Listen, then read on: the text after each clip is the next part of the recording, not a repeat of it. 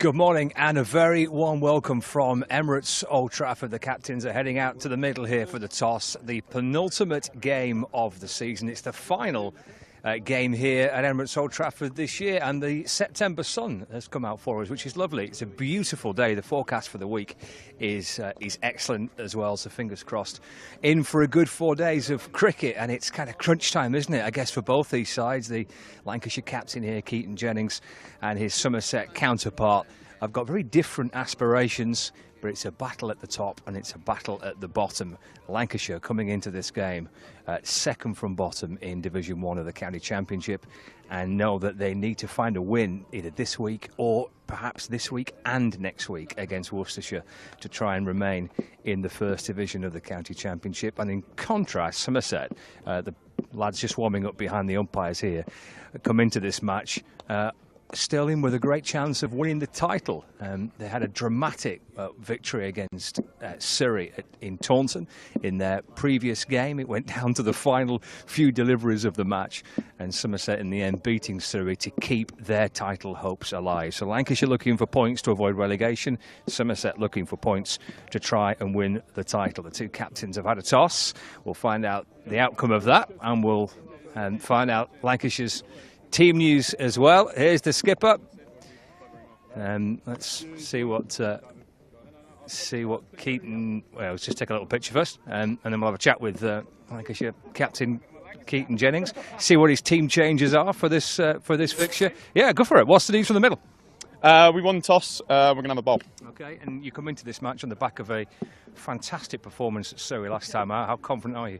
Yeah, obviously the guys are playing some fantastic cricket. So confidence is high, and obviously that counts for nothing last week if we don't rock up this week. So yeah, guys are switched on, ready to go. That victory at home to Surrey was pretty dramatic, wasn't it? I mean, it obviously keeps you in the chance of winning the title. What does it do for the whole team when you win a match like that? Yeah, it does a lot. Obviously not a lot happened for a long period of time, and then a lot happened in a very short space of time. So yeah, it was obviously a great win, and obviously a must-win game against Surrey. So yeah, obviously we're going in the same boat here with much needing a win. So yeah, fingers crossed we can perform. Any changes to your side? It was a killer question, isn't it? Yeah, there are a couple of changes. I can't tell you what they are. That's all right. We'll clarify that in the end. Good luck. All the best.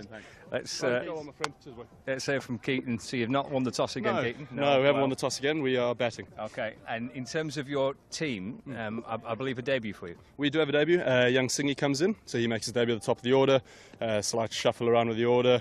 Two giraffes on together. So yeah, look, exciting. Slightly bit of a new look. Wellesley's our sort of sole spinner, and Singy, and then yeah, we go from there. Dropping Luke down and into that middle obviously brings a little bit of extra experience for you there, doesn't it? Did you feel like a change was needed? Yeah, probably also surface dependent as well. Wickets don't generally look like that at OT. They're more sort of rugged looking, look like they might take some turn. So without playing the frontline spinner, we've gone with Wellesley slightly low down, get the stretch of experience, and then just play seamers. 2 to go. Final game here. It would be great to get it to next week, wouldn't it? Absolutely. Look, both teams need a win. I mean, Lou's just said there they need a win to try and stand in the hunt. So do we. That's why we're playing on a surface that hopefully aids us in getting a result. It'll be a good game of cricket, so hopefully we turn up and play some good cricket. Good luck, Keaton. Cheers, Scotty. Keaton Jennings, a Lancashire skipper there. So he's lost another toss. That won't be a massive surprise. Lancashire going to have a bat first. Debut for Harry Singh at the top with Keaton. Luke Wells drops down the order just to give us a little extra experience in the middle there for Lancashire. Return for Will Williams as well. No Venkatesh Iyer for Lancashire, and Rocky Flintoff returns as well for the Red Rose. Conditions absolutely perfect. Underway at 10:30.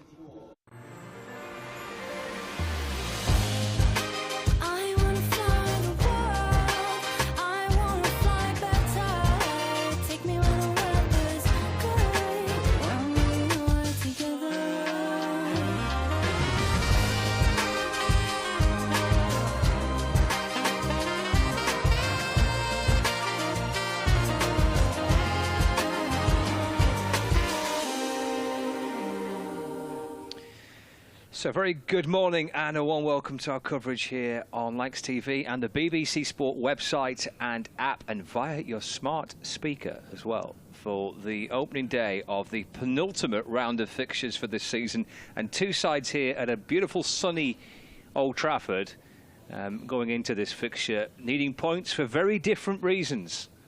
The Lancashire players are battling against relegation this year, and they start 11 points away from safety on the back of 3 successive defeats. Meanwhile, the Somerset players, well, they're eyeing up the possibility of a first county championship title thanks to a dramatic win in Taunton against Surrey last time out. The news from the middle, if you just missed the coverage on Lancs TV, or if you're with us on the BBC Sport website and app, is that Somerset have won the toss and they will bowl first. Scott Reed and Anthony Gibson with you in the commentary box this morning. Morning, Gibbo. Good morning, Scott. Lovely to be here on a typical Manchester morning. It was never in doubt. The Manchester weather never lets you down unless you're here for an international against Australia on Sunday. There isn't a cloud in the sky. No. It looks magnificent, I must say. It does. And Somerset then, Anthony, as we hear the bell chiming in front of the pavilion on the far side of the ground, come into this match on the back of that magnificent win. What a win! It was. I'm just going to say that here at Manchester, though, you can't be too careful. The groundsman has put out piles of sawdust at either end, despite the fact it's forecast to be warm and sunny for the entire duration. Yeah, I mean, it was a tremendous win. I'd virtually given it up at 4:30 on the last afternoon, and Somerset had virtually given it up as well. I think another over and they would have shaken hands. But then Ben Folkes was out, and that opened the floodgates. And 18 overs and 7 wickets later, Somerset had won a famous victory. It was a remarkable performance with the 2 spinners, Jack Leach and Archie Vaughan, taking all 20 wickets for Somerset, which is a very rare occurrence. It's not unique, but it's very unusual. So, yeah, great win. And it means that Somerset are within... Well, they have a reasonable chance, put it no stronger than that, of recording their first county championship win in their history. So a couple of huge games coming up for Somerset, the first here today and the next at home against Hampshire next week. Yes, so we're just top of that table, but the gap narrowed on the back of that excellent win. And in contrast, Lancashire needing points for survival. The 2 opening batters here are Keaton Jennings and Harry Singh. So Harry Singh's on debut. Lancashire skipper sprinting out to the middle. The Somerset players in their pre-match huddle, just on the edge of the outfield. And Harry Singh, who gets given a chance to open the batting alongside Keaton Jennings, with Luke Wells dropping down the order for Lancashire this week. So Lancashire's team in full is Jennings and Singh. In fact, I'll come back to that in a second, because Sports Extra listeners are about to join us in the next few moments. So we'll round up all the teams right now. The team news between Lancashire and Somerset here then, Sports Extra listeners are with us for this opening day. Lancashire go with Keaton Jennings and Harry Singh, so it's a first-class debut for Singh, and he gets the chance to open the batting. Luke Wells drops down the order. Josh Bohannon comes in at 3. Rocky Flintoff returns to the side. Matty Hurst, Luke Wells, George Bell, George Balderson, Tom Bailey, Anderson Phillip making his Old Trafford debut, and Will Williams is the Lancashire 11. What about the Somerset boys, Anthony? Somerset will open with Andy Umeed, who's into the side, replacing Tom Banton, who hurt himself playing football in the warm-up last Thursday morning.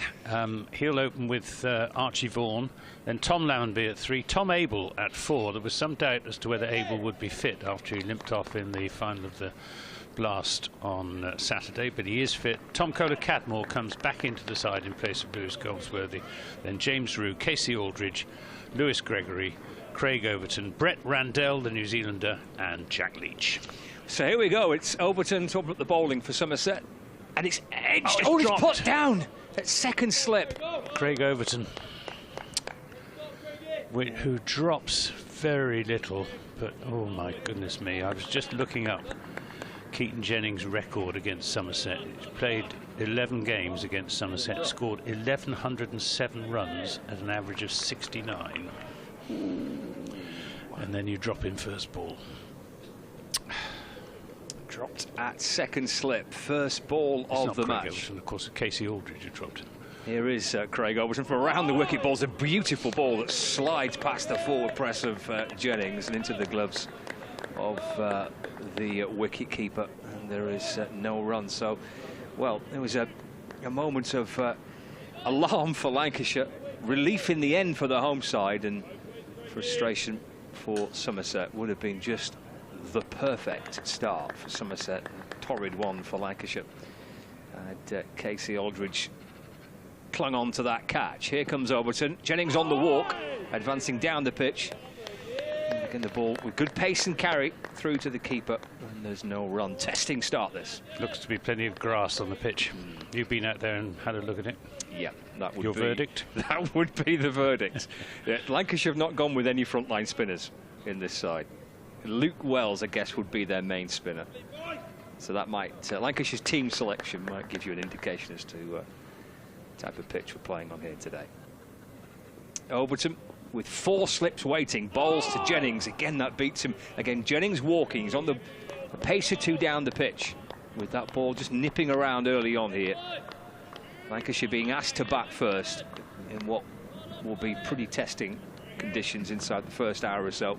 10:30 start on a pitch with a little green tinge across the surface. And they're using the Duke's ball again.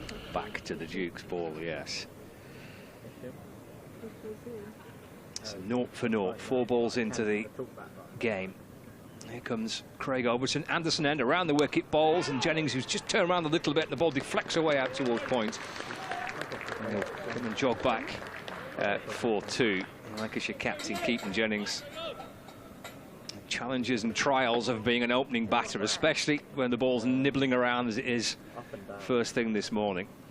But Lancashire's first innings is up and running. 2 on the board for Keaton Jennings. They've got 4 slips in place. Point, wide mid-off, mid-on, mid-wicket. As Overton comes stomping in and bowls again to Jennings, who's advancing down the pitch once more. Pushed away into the offside for a quick single. Jennings very kindly to his young debutant at the other end. Gets through for a single, and he nicks the strike as well, taking responsibility for the whole thing here. Lancashire skipper Keaton Jennings. First over gone then of this fixture here at Emirates Old Trafford on a beautiful, bright, sunny day. Lancashire 3 without loss. Yep, a drop off the first ball, and 3 plays and misses, and then the last 2 deliveries both skewing off the outside edge out into the offside. It's not going to be easy for these 2 Lancashire opening batsmen. It is not, no. I spoke to Lewis Gregory at the toss, and he didn't have any hesitations in electing to bowl first when he called correctly. So it's going to be Brett Randall to open up from this Brian Statham end, with the 4 slips in, backward point, mid-off, mid-on, mid-wicket, and a long leg on this beautiful sunny morning. Brett Randall yet to take his first wicket for Somerset. Played his first game last week against Surrey. He's in around the wicket to the left-handed Jennings, who gets into a bit of a tangle, but keeps the ball out. Jack Leach fields, and Tom Abel is at mid-off. Good to see Tom Abel out there. We feared the worst when he limped off on Saturday in the final against Gloucestershire, with a history of hamstring problems. But apparently he trained perfectly well yesterday afternoon and is in the side as Jennings is down the pitch and takes this on the pad, and it just rolls out into the offside. You've heard of batsmen coming down the pitch to kill the spin. Well, Keaton Jennings at the moment is coming down the pitch to kill the seam. He is, yeah. It's a familiar technique used by, well, certainly by Keaton Jennings.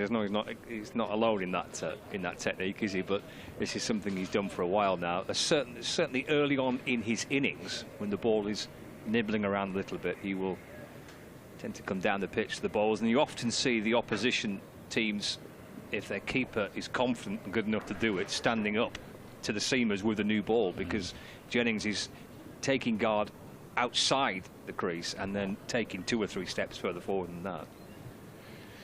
It's something that Tom Kohler-Cadmore has tried for Somerset when he's opened the innings without any conspicuous success, it has to be said.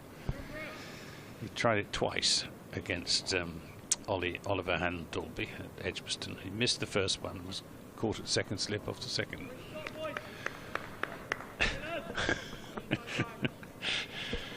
But I don't think he'll be opening the batting today, Kohler-Cadmore, but he's back in the side in place of Lewis Goldsworthy, which will surprise quite a lot of people. Goldsworthy finally given his chance in the last couple of games, but hasn't really taken it. And Kohler-Cadmore back into the side, although the pair of them haven't had a great season, other than in Lewis Goldsworthy's case in the One-Day Cup. Here's Randall in and bowls and beats Jennings with a really good one. Didn't come down the pitch that time. Keaton Jennings just hung back in the crease, pushed hopefully in the general direction of that delivery from Randall. Beat his outside edge. We've got a forward short leg in now as well. Under the helmet. Sure who that is. It might be Archie Vaughan. That's the youngest member of the side. Randall in and bowls, and Jennings this time is coming down the pitch and plays a defensive shot when he gets there. Not a big crowd so far. What's the sort of average first day crowd here at Old Trafford for a championship match? Maybe somewhere like 1,500 to 1,700 on a good day. People sitting at the far end of the ground basking in the September sunshine. It's a lovely morning as Randall comes sprint. Not time. It'll bring Jennings a single, comes off the bottom edge and runs down to long leg, which means that Harry Singh will finally get a chance to show what he can do. Jennings has taken every delivery so far this morning. Yes. Tell us about Harry Singh. Well, he's played a little bit of cricket for Lancashire. This is his first class debut, but he has played List A cricket. So made his debut in the One-Day Cup this year for Lancashire. But yeah, 7 List A games for Lancashire. But this is a first class debut. I must have seen him down at. Did he play at Taunton? I don't think he did play. No, I don't think he did. No, it doesn't ring a bell. Actually, no, he did. Yeah, he did. Yes, he did. Yeah, he got 14 in the match. He's on my list. Yeah. Here's Randall then to Singh. He's in bowls and Singh gets one on middle and leg. She clips off his hip down to long leg, and he's off the mark in first class cricket with that single. It's the end of the second over. It's 5 without loss, 4 of those to Jennings and 1 to Singh. That drop chance by Casey Aldridge, the first ball of the match, is a 13th drop catch by Somerset in the championship this year. Only Kent have dropped more. Kent and Northants rather have dropped more. That's 14. Surprising statistic, that, because Somerset pride themselves on their fielding. Always room for improvement, Anthony. Well, yes, I suspect. I mean, James Rue actually has dropped several to off the bowling of Jack Leach in particular, so that might possibly account for it. 5 without loss. Here comes Craig Overton bowling over the wicket to Harry Singh, who gets neatly and nicely, confidently in behind that and defends it with a full face of the bat. Just pushes it back down the pitch to Overton, who feels off his own bowling, and there's no run. 5 without loss then, 3rd over of the morning. Yeah. Lancashire battle at the bottom, Somerset's challenge at the top. And towards the final 2 rounds of the season. Overton to Singh, again hopping, running behind it and defending, just turns it out towards the leg side where it's Tom Abel that comes up from mid-on to field, and there's no run. Singh on 1 and Jennings on 4. We'll keep you across the scores from elsewhere around the country through the course of the next 4 days. Surrey are playing Durham at the Kia Oval today. Kent against Nottinghamshire. So the two of the key games.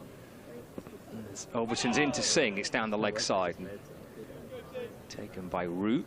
There's no run. Somerset keeping a close eye on matters at the Oval, and Lancashire likewise the goings on in Canterbury. Hampshire playing Worcestershire and Warwickshire playing Essex, so the other Division 1 games this week. And of course the promotion race in Division 2, Glamorgan Yorkshire, Gloucestershire Sussex, and Northamptonshire Leicestershire and Derbyshire Middlesex are the Division 2 fixtures this week. Everyone's playing. Here comes Overton, bowls to Singh, big appeal for LBW. Oh, he's pleading towards the umpire, Saggers, who says not out. Big shout by Craig Overton, backed up by the slips behind him as well. Good shout. Might be a little bit high. Hit him on the knee roll, didn't it? It's a good shout, wasn't it? Committed, sustained appeal by Overton, by Rude, by the slips. He doesn't hold back as a rule, Craig Overton. That was it was full throttle, that, wasn't it? That was a full kitchen sink job with that appeal. Inham getting balls to Singh, playing forward, squirts down towards the slips.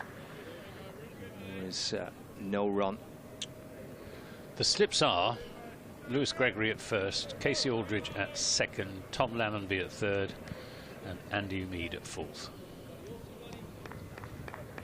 All waiting to pounce. Somerset, as usual, wearing their cable knit sweaters without the numbers on the back. It's actually quite, I mean, even though it's only just after 10-13 September, it's actually quite nice and warm outside. As Overton comes in and balls to Singh. He's just nudged that away off his hip and calls Jennings through for a sharp single. Well, comes in towards the pole as unnecessary from Archie Vaughan. See Jack Leach, who had to back up there. He's going, what's that about? Singh was comfortably home, and Archie Vaughan unleashed shy at the stumps, which Jack Leach had to take low down. He did it very well, but I think he showed the youngster exactly what he thought of that. Yeah, maybe a bit of extra adrenaline from young Archie Vaughan as he tried to run out Harry Singh. So he gets his second Singh. That's the end of the third over. Lancashire 6 without loss. Vaughan and Jennings on 4 at the other end. He's played quite a bit of second 11 cricket this year, Harry Singh, and in the 8 matches he's played in second 11 cricket this year, his average of 33. Somerset seconds, playing Warwickshire at Taunton Vale today, second day. Warwickshire scored a lot of runs yesterday, 479 for 8. Here's Randall in, bowls to Singh, who pushes this into the offside. Vaughan will field, puts it in the slide, and they take a single. Score moves on to 7 without loss. Will Smead is playing for Somerset seconds, which is an interesting development, because of course second 11 cricket is red ball cricket. He's only on a white ball contract at the moment, Will Smead, but lots of us are hoping that he may have second thoughts about that and do what Tom Banton has done and turn himself into a red ball batsman as well as a white ball one. As Randall is in bowls outside the off-stump. A shot from Jennings. Tom Banton is he's a big miss for Somerset in this game. He's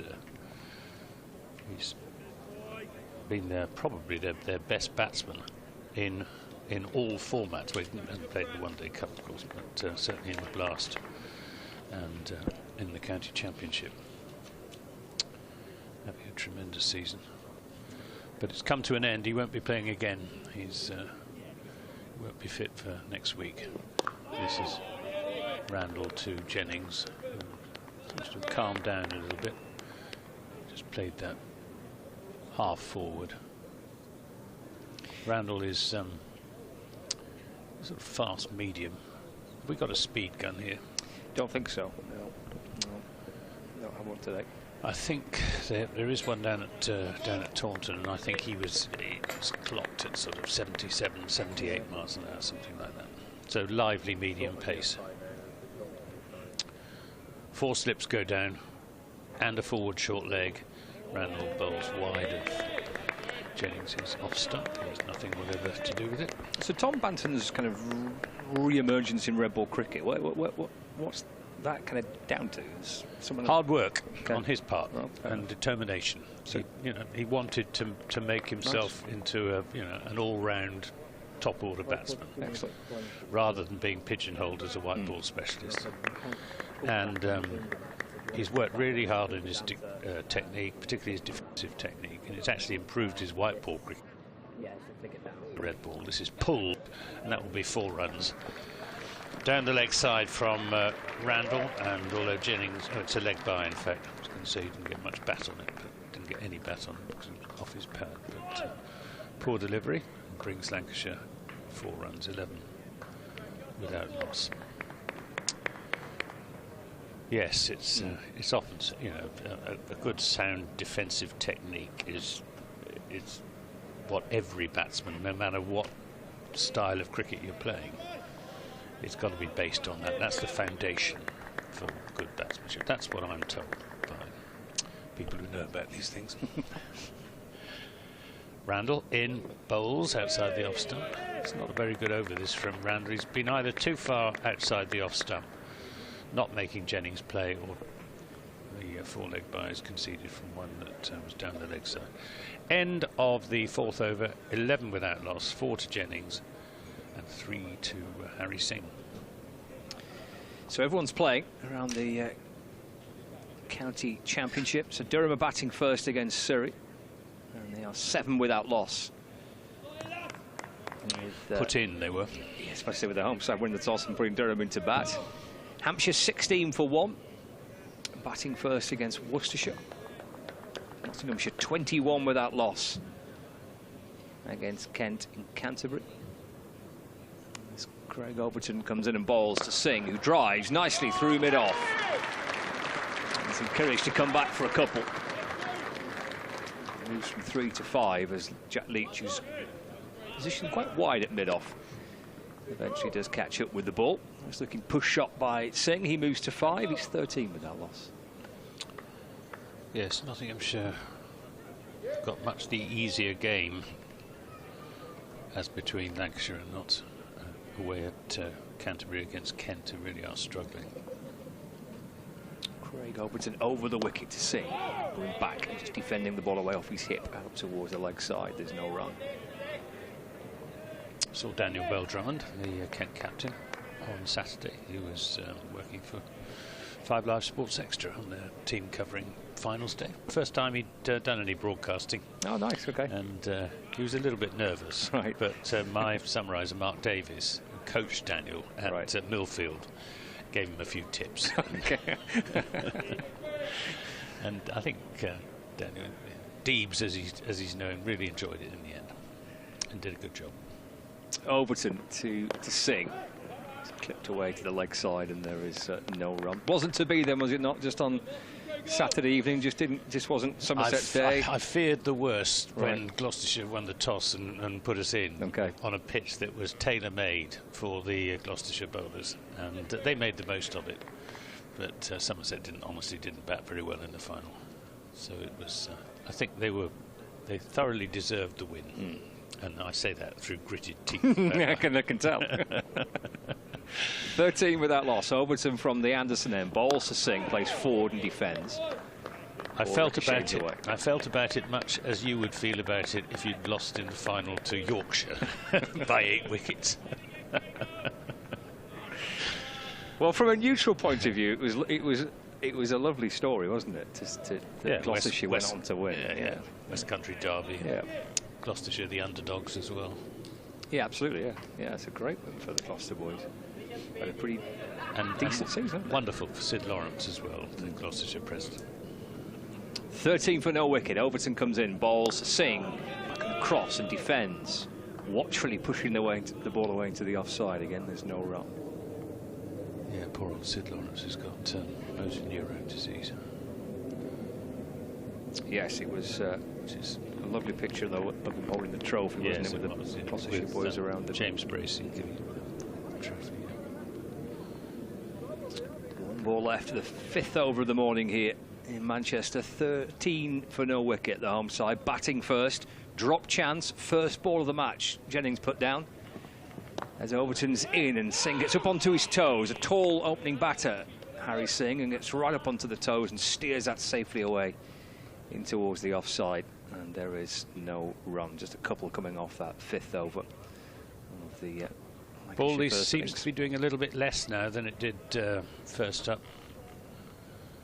The pitch is down at Taunton. If you get one that looks pretty grassy at the start, there's plenty of opportunity for the seamers to take wickets early on, but they tend to flatten out as the game goes on, and in the end become really quite straightforward to bat on. Lancashire, are they really going hard for a win here, or would they settle for a draw with decent bonus points? Come back to that after this ball from Randall, which is driven back to him by Jennings.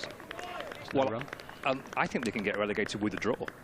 So I think a draw or a defeat could send them down, depending on what happens at Nottinghamshire. So they need the win, in other words. Yeah, yeah. So this is a result pitch rather than I would have thought a high-scoring draw pitch. I would be surprised if it wasn't. Yeah, the gap is 11 points.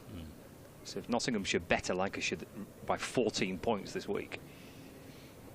Here's Randall in and bowls to Jennings, who comes down the pitch but then just lifts his bat out of the way of that delivery from Randall. Lets it go through to James Rue. Some surprise that Somerset have preferred Brett Randall to Josh Davey. Davey and Overton have always bowled very well in tandem. Brett Randall, well, he's signed for the last 3 games of the season. Hasn't taken a wicket as yet. He's in now, bowls to Jennings, who's cutting that away through the offside for 4 runs.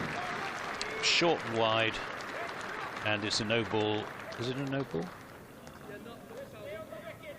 Steve O'Shaughnessy had his right arm extended, but I think it was probably just a precursor to the sweep of the right arm. Yes.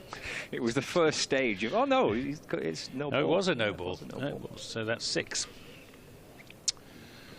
6 on the score. 4 for the boundary and 2 for the no ball. 19 without loss. Presumably that was the effort ball. Just trying to bang it into the pitch. Overstepping in the process, and a bit of a gift to Keaton Jennings into the bargain. Randall round the wicket, in bowls, and Jennings comes forward again down the pitch. Just plays an absolutely dead bat defensive shot, picked up by Randall.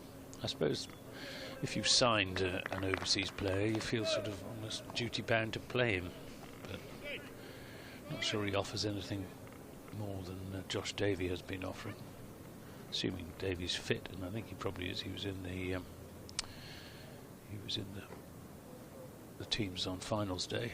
Randall in bowls outside the off stump, and Jennings again can just watch that sail by into the gloves of James Rue, whose younger brother Thomas is captaining England under-19s. At present, he got naught yesterday, unfortunately.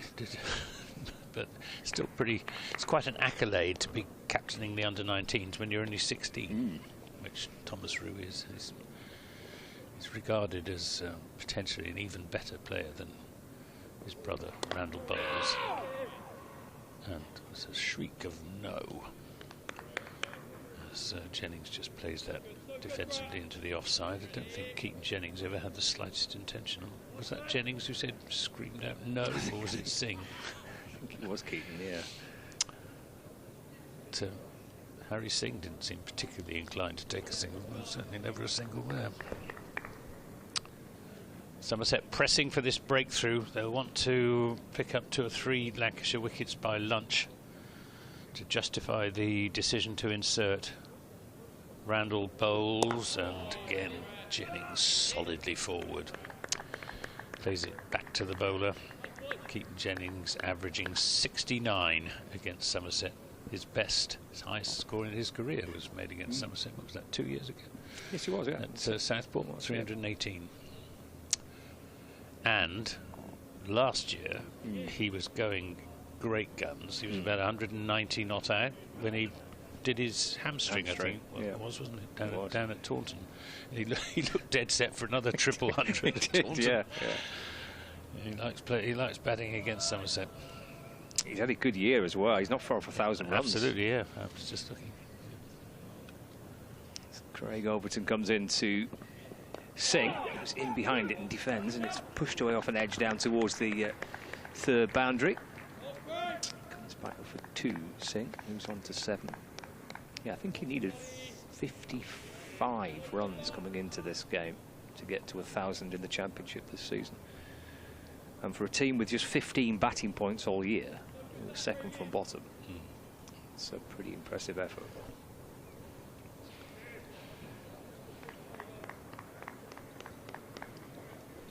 Yes. What's gone wrong with Lancashire this season? I mean, at the start of the season, they would have been regarded as one of the favourites for the championship. Yes. 21 with that loss is Overton into Singh down the leg side and taken by Aru. And there is no run, skipping a pace away to his left. Well, I'm only on for the 4 minutes, and I think Paul Allett's coming in, so I might deflect that one to Paul.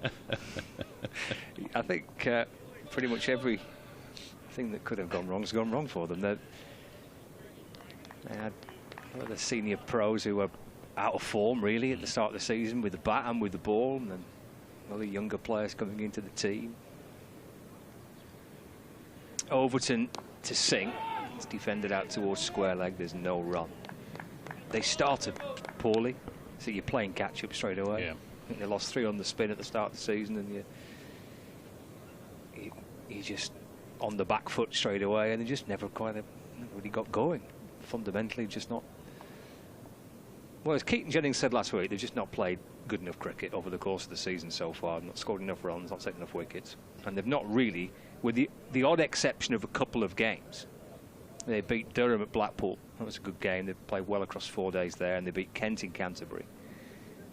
And with the odd little exception in sessions here and there, they've just been outplayed all season pretty much. And the last 3 games, Surrey, Hampshire and Durham, they've lost by an innings in all 3, which is a record that dates back to 1907.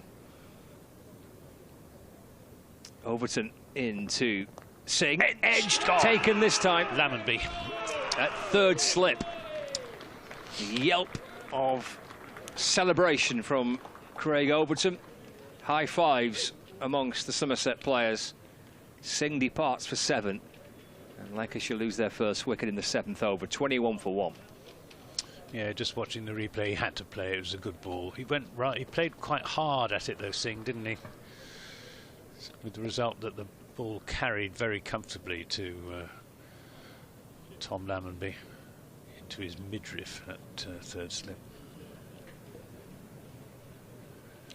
It'll take half an hour to prize that first wicket out. You mentioned before, Anthony, they probably want Lancashire 2 or 3 down at lunch here to feel as though that's the right call to make. Chance put down by Casey Aldridge, first ball of the match. Edge to Aldridge at second slip off Overton, Jennings surviving. But Overton gets his first wicket of the day. It was a good delivery, wasn't it? Absolutely in the right spot. Singh just had to play at it. Josh Bohannon coming out to bat at 3 for Lancashire. What sort of a season has he been having? Pretty, not bad. Averaging 36.5. But I should imagine he'd expect to do a bit better than that. His career average is, yeah, much better than that. Nearly 45. Yeah, he's had a score of 200 as well in that. Runs of 731, a double century in there as well. And I think Bohannon, little like Wells and one or two others, just started slowly, just couldn't really get going, struggled at the early on for runs, and two signs maybe it's coming back a little bit for Bohannon. 21 for 1 then, 2 balls left to the 7th over. Here comes Craig Overton from the Jimmy Anderson end, bowling over the wicket to Bohannon, but down the leg side. Taken by James Root, shuffling away to his left. And there's no runs at 21 for 1. Captain Lewis Gregory calling correctly, wanting a ball first. I asked him about his team changes. He said, I can't remember. So I said, fair enough. There's a lot of cricket happening. He went, there's some changes, I don't know what they are. Which I quite like. It was a refreshingly honest response. Here comes Overton to Bohannon. Oh, that slides past the edge of Bohannon's bat, just tucks it inside the line, through to Rue. End of the over, probing, testing from Overton, and it's got the breakthrough of Harry Singh. 21 for 1, 7 overs gone, Jennings on 8, and Bohannon on 0. Yeah, I mean, the Somerset selection is slightly unexpected on what looks like a seaming pitch. There's plenty of moisture underneath. Craig Overton's footprints clearly delineated in his run-up, and in that last over putting sawdust down. At Somerset going in, I suppose they got 4 seamers, but Lewis Gregory has been bowling himself sparingly as Paul Allen comes in alongside. It's Gregory to bowl to Keaton Jennings. He's in and bowls, and Jennings is down the pitch, turns this down to fine leg for 4 runs. Loose from Gregory and 4 to Jennings. Good morning, Paul. Morning, everybody. Morning, Anthony. Nice to see you. Nice to be here. Glorious day, not a cloud in the sky. Getting warmer. Pitch is helpful for bowlers, isn't it? Which is. You'd enjoy bowling on this well, one. I probably would have done 40 years ago. I don't think I would today. But there we are. Yeah, I mean, Lancashire have probably pressed the gamble button, haven't they? They've picked seamers, left out a spinner. And the pitch is helping at the moment. Gregory, they didn't want to lose the toss. No, it was a good toss for Lewis Gregory to win. Yeah. Yeah, so Lancashire pitched their hopes on winning the toss, bowling first, obviously. But having said that, they've got to knuckle down and bat well, which they've not done for weeks now. There obviously is moisture underneath, with Overton putting sawdust down in the bowler's footmarks. Is Gregory in and bowls to Jennings, who's down the pitch, turning this away through the onside. Archie Vaughan in. In fact, it's Brett Randall in pursuit, and they come back for 2 runs. 27 for 1. Jennings on to 14. Yeah, well, it was a dreadful day here on Sunday. The ground was covered virtually all day. Very disappointing for everybody. Yeah, it was T20, wasn't it? The T20 International, yeah. They took the covers off at one point, and the whole of the right-hand side of the square looked damp, which is, as we look at it, which is where they're playing today. And you could tell then there was plenty of grass on the pitch that was earmarked for play, and obviously that's the way Lancashire have decided to go. Keeper's up now. That's interesting. Gregory in and bowls, and Jennings watchfully forward. James Rue is he's a work in progress as wicket-keeper. He's pretty good against seam, but he's got a lot to learn against when the ball is turning. Well, it's going to test him today then, isn't it? On a green seamer, standing up now in the first 40 minutes, and then he's got a couple of spinners to contend with later. Gregory in the bowls, and this bounces on Jennings. He keeps it down well and runs it down to third man. Jack Leach will pull it in. They send in the return and keeps them down to just the 2 runs, 29 for 1. Very well played that by Keaton Jennings. He adjusted well to he did. Extra bounce, didn't he? Just bounced a little bit on him, didn't it? And he's patting the pitch down with the bottom of his bat now. May just have seemed a touch or stopped on him, but he rode it well. Stood up tall and just steered it past fourth slip. Gregory only bowled 2 overs in the last championship game, Lewis Gregory, against Surrey. This is turned into the onside. And there's no run. In fact, I don't think he bowled at all against Surrey. He bowled 2 overs against Durham, and I don't think he bowled a single ball against Surrey. End of that over, 30 for 1, 17 to Jennings, and Josh Bohannon yet to score. Well, he probably didn't need to against Surrey, did he? With no, it was, spinners dominant. Spinners all 20 wickets. Yeah. Yeah. Not unusual at Taunton. Well, it is actually unusual in the last 4 or 5 years. Well, yeah. Ever since it's Somerset probably were unusual to the get points. 20. Yeah, but you know, back in sort of 2015, 16, 17, it certainly wasn't unusual. With Leach and Dom Bess operating in tandem in those days. It's a good win though against Surrey, wasn't it? Fantastic win. Yeah. Fantastic win. Here's Overton in and bowls, turned into the onside. Yeah, it was proper cricket as well. Proper county championship cricket. With spinners wheeling away, lots of close catches, batsmen defending as if their lives depended on it. Well, Archie Vaughan's 11 wickets in the match were remarkable, weren't they? I mean, I knew he could bowl a bit. I've watched him in his formative years playing at Alderley Edge in the youth teams there. Overton in, and Keaton Jennings just stops him in his tracks because he's got a wasp, I suspect, flying around his helmet. Apologises to Somerset skipper for that.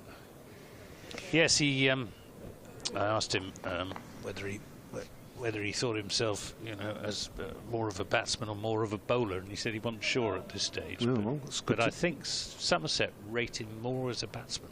Yeah.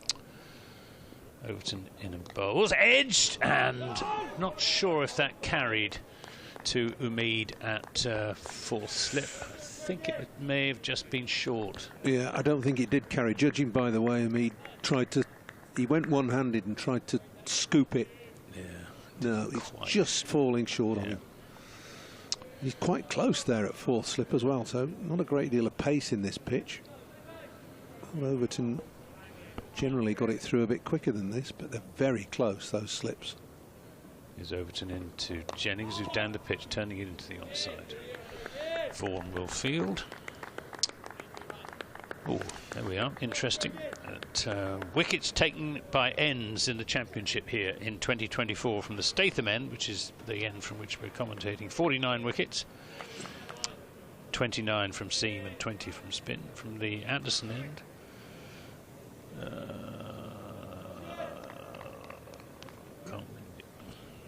32 wickets, I think. Anyway, here comes Overton.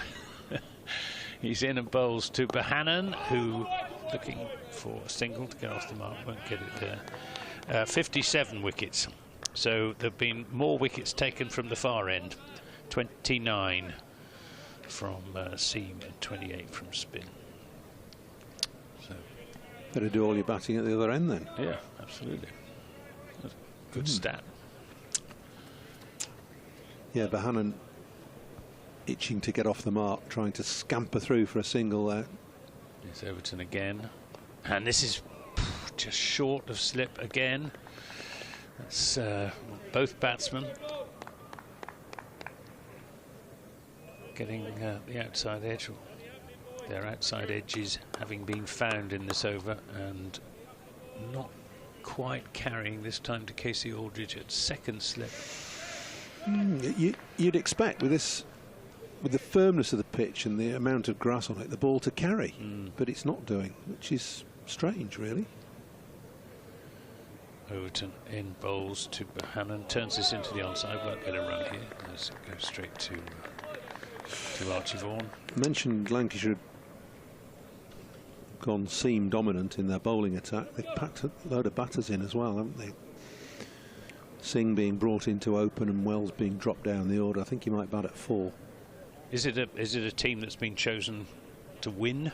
Because Lancashire really need to win. Yeah. I mean, there's a gamble. The gamble button has been pressed by leaving the grass on, and that helped for the bowlers in the first day. You don't see pitches this colour at Old Trafford very much at all.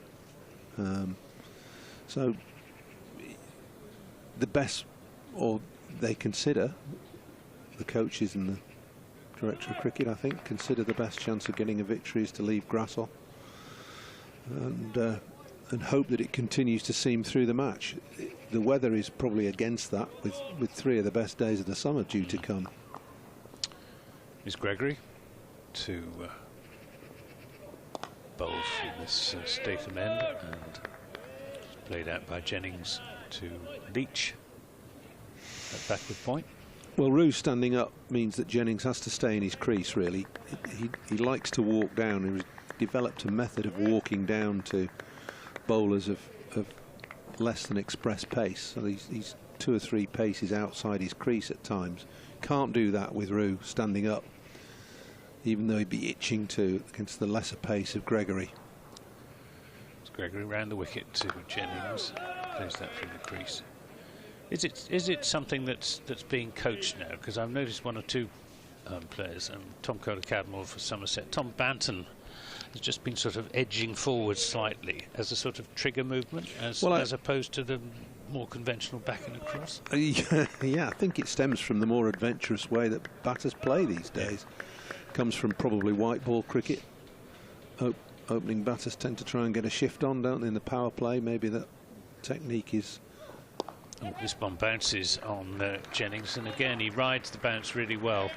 Just lets it come off almost the shoulder of the bat down to a third man, picks up 2 runs. So that technique is being adapted and brought into the red ball game. Must admit, I wouldn't like it if I was a bowler. No. And I've not seen a short ball bowled yet. I thought Overton, being of a moderately fiery disposition, would have taken exception to being walked down the pitch to by Jennings and let him have 1 round the ears, but we haven't seen it yet. It's Gregory to Jennings, who's forward, putting in a good stride this time to a good ball from Lewis Gregory. Lewis Gregory bowling low 70s, I think maybe mid 70s, something like that. Not as quick as he used to be. History, of course, of back injuries, and he's got a groin issue at the moment, which is restricting the amount he can bowl. But still, top class cricketer and a very fine captain. This is played slightly uncertainly by Jennings, but along the ground up to Kohler-Cadmore at mid-on. Yeah, I don't see Somerset an awful lot, but whenever I do, I think that Gregory stands out as a leader. I think his captaincy has been really good over the last few years. He's got that cool, calm authority. Absolutely. He contributes in all areas of the game, bowling, batting, fielding. Leads by example. He's in, bowls. Jennings, who drives handsomely down the ground, 4 runs. Just to the onside of straight, over pitch from Lewis Gregory. And the best shot of the morning so far from Keaton Jennings brings him 4 runs. Yeah, took the words right out of my mouth there. A sumptuous on drive from Keaton Jennings. And in these circumstances, tricky to play because you're waiting. You have to hit a ball that is very full like that. I mean, there is nothing down for trying to play expansive drives to something that's just short of a half volley. It has to be a long half volley for you to have the confidence to hit it down the ground, and Jennings did it beautifully. He's had a good year as Keaton Jennings, in amongst all the trials and tribulations. Nearly 1,000 runs, 965, averaging 50. Overton in and bowls to Bohannon, who edges, but through the slips. It was along the ground. It's going to be pulled in by Tom Lammonby, just about a foot inside the boundary rope down to our right, and Bohannon is off the mark with 2.39. We've got a rope today. We have, rather than the cushion. We haven't got the cushions, have we? Yeah. I've not seen a rope, a pure rope, for quite some time as a boundary. And we have those triangular cushions. Overton from the Anderson end, the Jimmy end. He's in, bowls, and Bohannon drives handsomely this time. Down the onside, didn't time that as well as the Jennings shot by any means, and it's retrieved by Tom Abel. Good shot from Josh Bohannon. It was a careful drive. By that I mean it wasn't a full flowing swing of the bat, almost a check drive, because that's what you've got to do on a pitch that's offering seam movement. Whereas Jennings, the ball that was slightly fuller in the last over, really gave it some umpty. This beats, he's gone. It certainly does beat Josh Bohannon. Takes his outside edge, and he's caught behind by James Rew. Another terrific delivery from Craig Overton. Again, Bohannon had to play at it, and it just did enough to find the outside edge, and a straightforward catch to James Rew. It's 41 for 2. Bohannon gone. Caught Rew, bowled Overton for 4. Top ball this from Overton. It's the classic leg cutter or seamer away from the right-handed batter. Just fractionally short of a good length. Bohannon in the crease. Thought he'd got it all covered, but just feathers it through to Rew behind the stumps. It bounced as well and carried. So bounce, movement and carry from Overton, and Bohannon could do nothing about it at all. Did pretty well to get anything on it at all. Well, he did, yeah. It takes a good player to nick one of those, and Bohannon is, but he's gone for 4. And 41 for 2 is the score now for Lancashire. They're in a spot of bother after about 47 minutes of play. Craig Overton 2 for 13 in his 6th over, and he deserves those wickets. He had Keaton Jennings dropped at second slip by Casey Aldridge off the very first ball of the match, and that is a miss that Somerset may very well still come to regret if Keaton Jennings goes on to score the sort of innings that he's become accustomed to making against Somerset in recent seasons. You were there at Southport 2 years ago when Jennings got his 300. Yeah. He loves Southport, does Keaton. Rocky Flintoff's in now, in at 4. I thought they might drop him down a place, but no, giving him the responsibility and the chance to bat at 4 again in testing circumstances. 16 years of age, just burst onto the scene this summer. Hugely exciting prospect. Overton is in and bowls to him, and he turns this nicely to Archie Vaughan, appropriately enough. Their fathers, of course, heroes of the Ashes series of 2005. I would imagine they'll both be here as well, somewhere. Michael came down to He was at Taunton on the 3rd day. Yeah. The day after the Test match finished.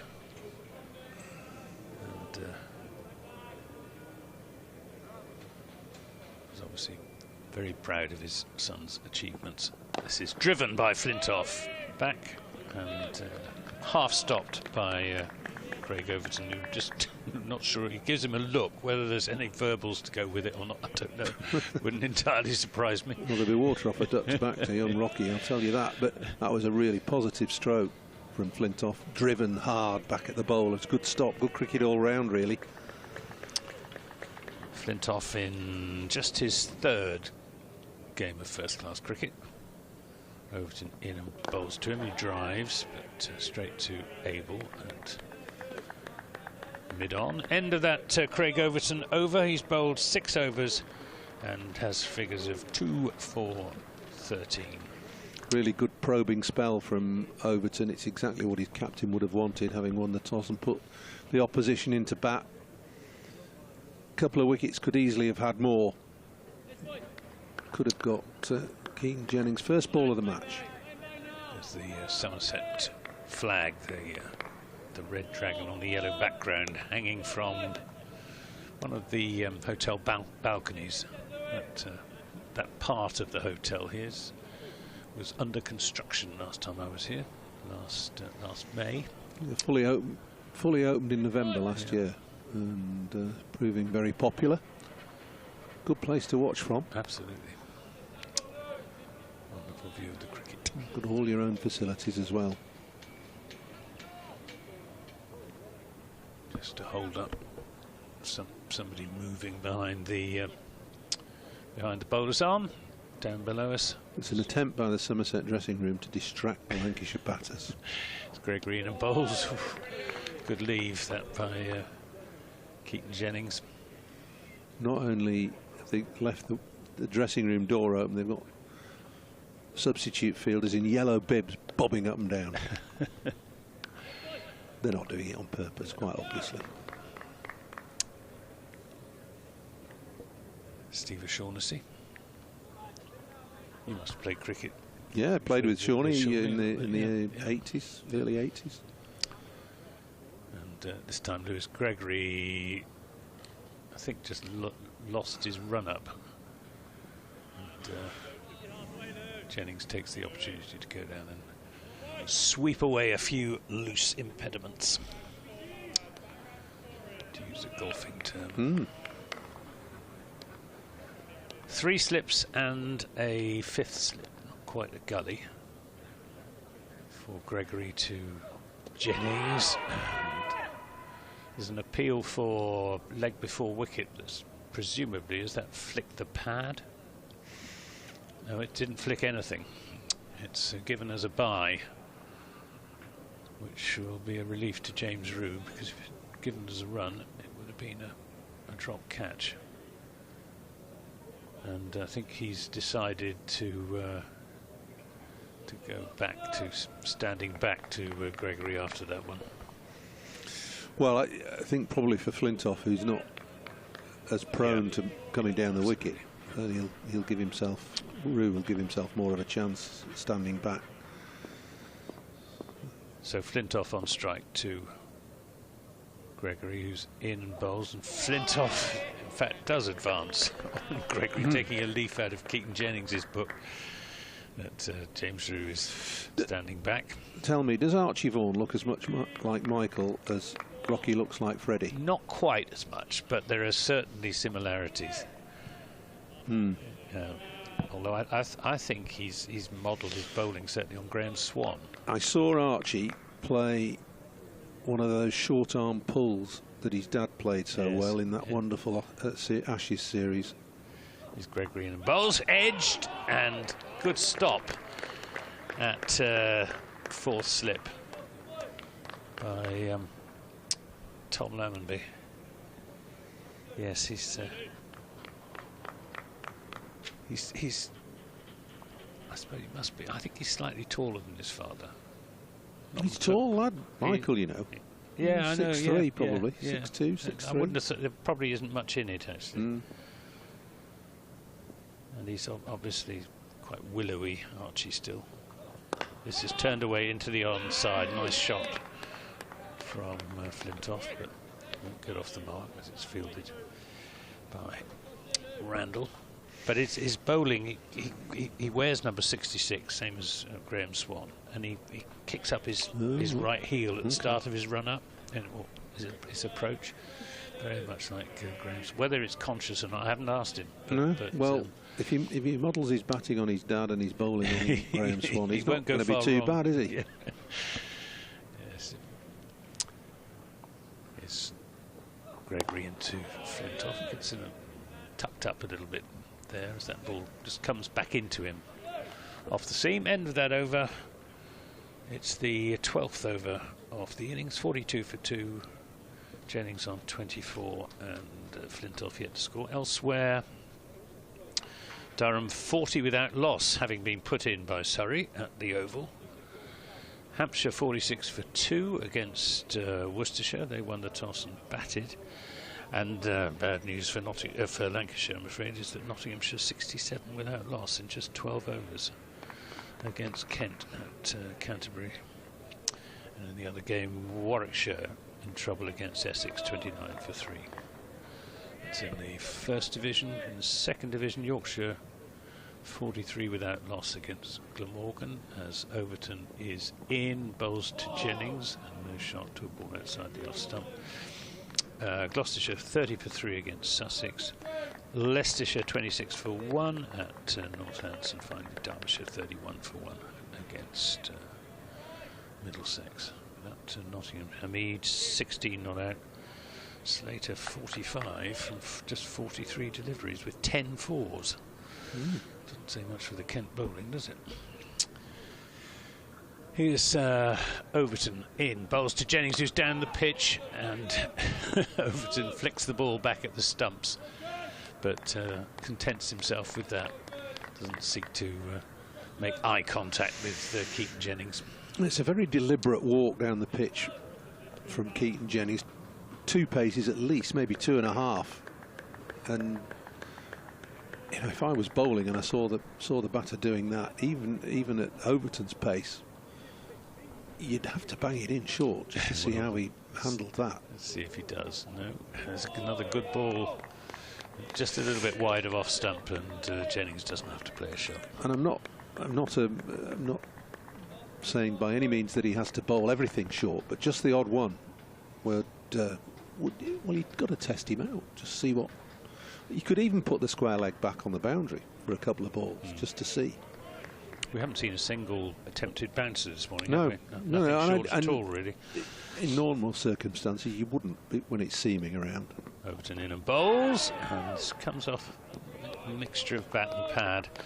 Just dollies out into the onside. If there'd been a forward short leg in, it might have been in business. Although whether there was any bat involved, whether it was just pad, hard for us to tell from our angle. Just watch the. No, I think it was just pad. Overton then in lovely Lancashire sunshine. He's in and bowls. Peel for LBW as Jennings looks to whip that away through the onside, but Martin Saggers unimpressed, and the shot that Jennings played suggested that it was indeed going down the leg side. He's bowled from very, very wide of the crease, and you've got to be moving the ball the other way to get an LBW from round the wicket. That was angled in and moving even further towards the leg side. Overton to Jennings, again advances, and again Overton doesn't engage in eye contact, gets a congratulatory or an encouraging pat on the bottom from Tom Abel. Tom Abel, of course, captain Somerset for 7 seasons. He's going off for running repairs, and Lewis Goldsworthy will come on as 12th man. Goldsworthy must be counting himself a little bit unlucky to have been left out after playing in the last 3 games for Somerset. Who's he being left out for then? Colin Catmull, who's come back into the side. He was dropped after the Warwickshire game and didn't play against Durham. So what's he done to get back in the team? Good question. Okay, fair enough. It's Gregory in, bowls to Flintoff, who plays that into the onside. It may just be Lewis Goldsworthy didn't get any runs in the game against Surrey. They tried him out as an opener, and he was out cheaply in both innings. It's a tester against Surrey, isn't it? Yeah, absolutely. Worrell get him. Yes, he did. Yeah, good bowler. But I mean, Archie Vaughan opened with Goldsworthy. He got 44 against against Worrell and Kemal Roach. Gregory in bowls outside the Austin. No shot from Flintoff. This is a test for Rocky Flintoff. He played well in the first innings against Surrey, then got a brute of a ball to get out for naught in the second innings, and then he got another duck against Hampshire when he got himself a little flustered after only a handful of balls and tried to hit the spin of Dawson over mid-wicket and didn't. Gregory in and bowls, and this one bounces on Flintoff. And just the odd delivery, a little bit of extra bounce, particularly from this end. Swung that as well, I think. Just moved a touch. He does kept swing going. it, does yeah. Gregory. So Rocky Flintoff being patient, which is good. Good to see. Faced 10 deliveries so far, yet to get off the mark. Still the 4 slips. With Umeed now at first slip. As Gregory is in, bowls to Flintoff. And again, a bit of away movement. Flintoff draws his bat inside the line. Well, it's the sort of bowling you'd expect from Lewis Gregory. Just nagging away on and around that line of off stump. Is Rocky Flintoff still at school? He's 16. Well, that's a good question. He'll have just done his GCSEs, won't he? Yeah, he's only 16. Gregory in a bowls to him, and again he gets himself in his feet in a little bit of a tangle as he looks to drive that. Doesn't time it, but picked up at mid-on by Kodakabmal. So I'm not sure what his A-level prospects are. Whether he's going to carry on or whether he's just going to become a full-time cricketer. Maybe a bit of both, I would have thought. Plenty of time to do a bit of A-level study, isn't there, through the winter? Gregory then in bowls, and Flintoff runs this off an open face out into the offside. End of that over, 42 for 2, and after some words from Paul Allott, it will be Scott Reed to take up the commentary. Well, if he is still at school, young Rocky, he's missed registration this morning.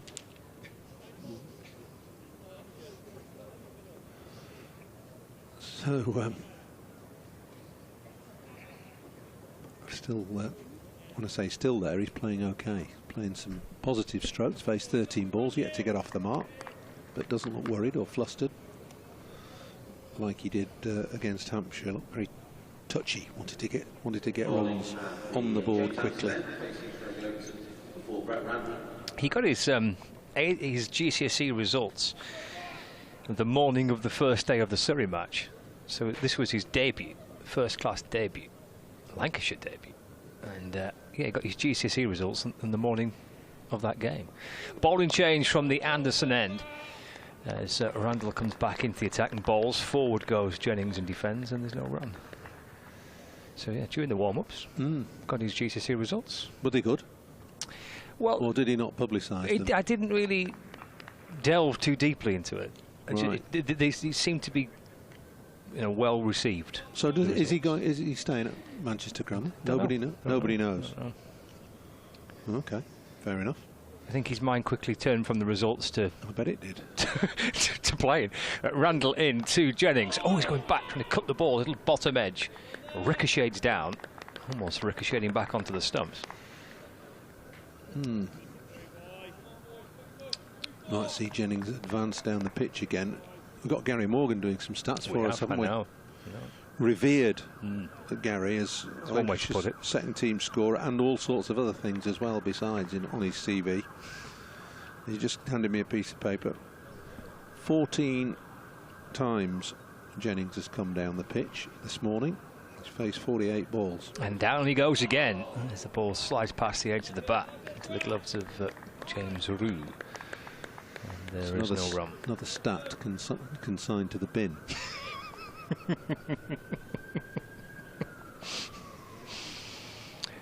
Well, you used it. I don't know. Yeah. Very good. Yeah. It's good stuff. I mean, he's got. Oh, here we go. Look, he's got lots of bits of paper. Oh, he's very good. And beautifully, all sort of part cut, part torn. Oh, well, we're talking about height of players and offspring and all that. Randall in to Jennings, just clipped away off his pads down towards fine leg for a single. He moves to 25, not out. Lancashire are 43 for 2 to bring Flintoff back on strike. We're talking about Archie Vaughan over or two ago, and I thought Michael was taller than 6'2", but Gary assures me he's 6'2". And Archie is 6 foot, but he's probably still growing, Archie. Rocky certainly is, I'll tell you that. Yes. And he's a tall lad, isn't he? Is he? 16. On strike with 4 slips in place. Here comes Randell from the Anderson end, balls to Flintoff, who just calmly leans onto the front foot and defends back down the pitch, and there's no run. New Zealand bowler Randall, isn't he? Central Districts, Northern Districts, New Zealand under-19s, not played many games. 31 first class prior to this. He's got an English passport. Was he overseas? I think he's overseas. I think Anthony said he was overseas, I think. Overseas. Final ball of the first over back into the attack for Randell, into Flintoff off the front foot and just jabs the ball back down the pitch. Gathered by Randell off his own bowling, and there's no run, just a single coming off the over. 15 gone, Lancashire 43 for 2. Jennings on 25 and Flintoff yet to get off the mark. He's faced 15 deliveries. Lancashire losing the wickets of Harry Singh and Josh Bahanan. Both batsmen bowled out, or got out. They didn't gift their wicket away. Bahanan had a beauty. Harry Singh as well had to play at his. Looked good, Harry Singh, even though he was only in for a short while, 6.5 overs or so. But looked composed and compact. It's first class debut for Singh, so Luke Wells dropping down the order. As Jennings plays off the front foot as Gregory comes in from the Statham end, defended away into the onside, no run. Begs the question, is Luke Wells playing as a spinner now, all-rounder I suppose? I don't know, maybe I'd be overcritical if I said it, I don't know. I just think Rocky Flintoff, talented, fantastic player that he is and is going to be. To ask him to bat at 4 is asking, maybe not too much, but asking an awful lot. And if you're going to adjust your side and have somebody like Luke Wells drop down the order, maybe it would have been better for him to come in at 4 and just allow the younger Lancashire batsman a bit more breathing space. Gregory over the wicket to Jennings, who drives away. It's in the air, up and over point. Going down towards the boundary, away from Jack Leach. It's 4 runs for Jennings. He moves on to 29, 47 for 2. He's hard at it this morning, Gary. He's got his tape measure out. Andrew Flintoff is 6 feet 3 inches and 3/4 of an inch. Don't forget the 3/4. And Rocky is 6'2", but he'll probably be 6'4" by the end of the day.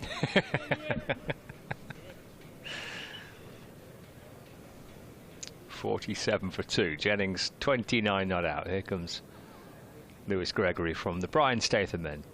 Comes over the wicket to Jennings. That's pulled out towards square leg. It's just actually in front of square. And it races along the grass out towards the boundary for 4 to bring up Lancashire's 50. 51 for 2. Well played, Keaton Jennings. Had a let off the first ball of the match, dropped at second slip, but it has barely put a foot wrong since. And good shot to bring up the 50. Pulled across this square here at Old Trafford and then running out over the boundary. Outfield looks in reasonable nick after all the rain at the weekend, or on Sunday anyway. Gregory to Jennings.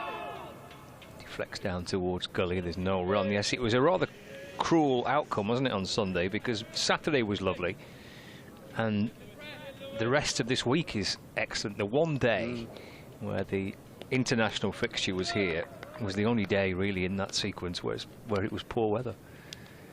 A little bit unfortunate that the weather wasn't kind on Sunday when it was lovely on Saturday and it's beautiful this week. 51 for 2. Here's Gregory. for Somerset comes back into Jennings, who drives powerfully down the ground. And that'll be 4 through mid-off. Thumped firmly back from where it came from by Keaton Jennings. He moves on to 37 not out, 55 for 2. It's a good shot. First time that Jennings has really taken anything like a risk this morning. That wasn't there really for driving. But Jennings hit through the line of the ball nicely. Through to long on for 4. Straight of Kohler Cadmore. Yes, he's knocking on the door of 1,000 runs this season, Keaton Jennings. Trying to become just the 4th player in Division 1 to reach that mark. Carved away through the offside. That'll be 4 more. Out towards the hotel. It's in front of square. And Jennings pulling through mid-wicket, driving down the ground, carving this one out through the offside for 4 more. 59 for 2. 3 very assured strokes from Keaton Jennings. He's being kept in his crease by the fact that Rue's standing up, but that's making no difference. As Gregory just pitches fractionally short and wide. Short to get pulled through mid-wicket. Then driven straight and then cut square. All with authority and power by Keaton Jennings. He was up to 41 from 56 balls, 7 fours. Rocky Flintoff still to get off the mark, 15 balls faced. It'll be Randell in from the Anderson end to Flintoff, playing and missing. It's a good delivery that nips past Flintoff's outside edge and into the gloves of the keeper, James Root. Testing spell for Rocky Flintoff. Remains on 0 from 16 balls faced. Good skiddy delivery that from Randell. 59 for 2. We're in the 17th over here on Lancs TV, 5 Sports Extra and the BBC Sport website and app. Somerset against Lancashire, day 1 of the penultimate round of fixtures this season. Randell to Flintoff. And a reassuring defensive shot from Flintoff up onto his toes and plays it with a straight bat. Deflects up towards mid-off. And again, there is no run. 59 for 2. Faced 17 deliveries. His 4 slips, all catching, waiting for an opportunity. Backward point, kind of wide mid-off, mid-on, mid-wicket, and fine leg. Randell in to Flintoff. That's deflected away off his thigh pad. I'm not so sure there's much bat on that. It's just trickling down towards the fine leg boundary, and he'll jog back for 2 leg byes. So Flintoff remains on 0.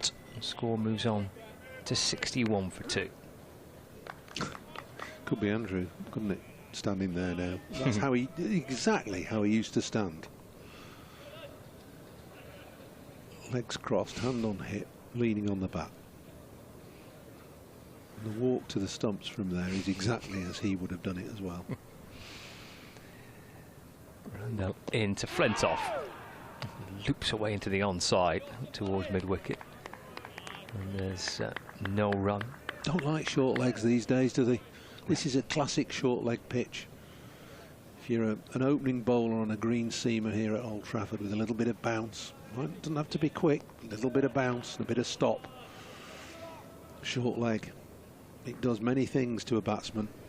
They're wary of nicking it there, but they're also wary of pushing too far forward because it would nick there. That brings your slips into play because you're not committed. Into Flintoff and loops away in towards the onside.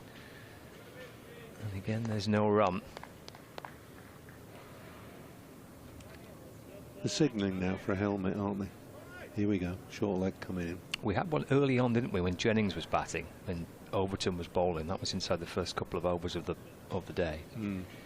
But the way that those 2 previous shots have been played would encourage that man to get in there under the helmet on the leg side. Yeah, well, if you're bowling straight and the ball is nipping, everybody's in play, aren't they? It always amazes me that, you know you're going to have a helmet and whatever, and there's a delay here now. But surely these things are obvious and pre-planned. Get your kit sorted.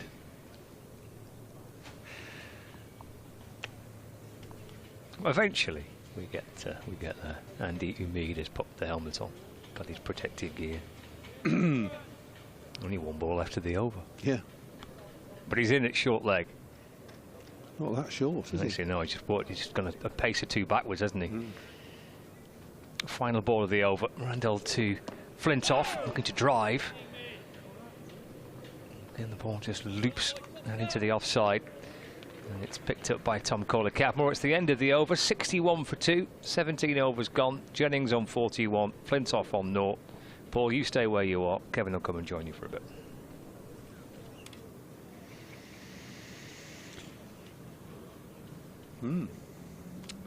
Well, Jennings is looking good. 41 from 56 balls. Flintoff yet to get off the mark. 21 he's faced. But everything is bright at Old Trafford weather-wise, that is for sure. Talking of which, hello, Paul.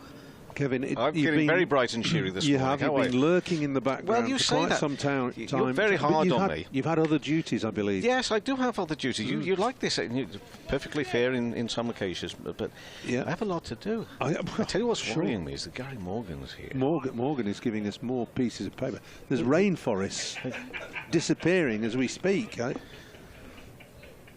Got pieces of paper all over, confetti everywhere. Aldridge into Jennings and into the pads and out into the offside. The bit that worries me, are you paying it? Because I'm not. Who's paying it? Well, I'm personally not. No. I don't know. Because, I mean, if he's charging by pieces of paper that he's passing across here, I tell you, we're already past the budget. We are. Well, I thought he was on the BBC books, is he not? No, he's freelance, is he? Not those books. No. There is a book he's on, but he's not that book. 61 for 2 in the 18th over. And this one is carved away out there on the offside for 1 run for Keaton Jennings. That'll be more use to you. You're talking about Jennings. What is it? It's hieroglyphics. What is it? It's Jennings' wagon wheel. Oh, beautiful. Yeah, I like that.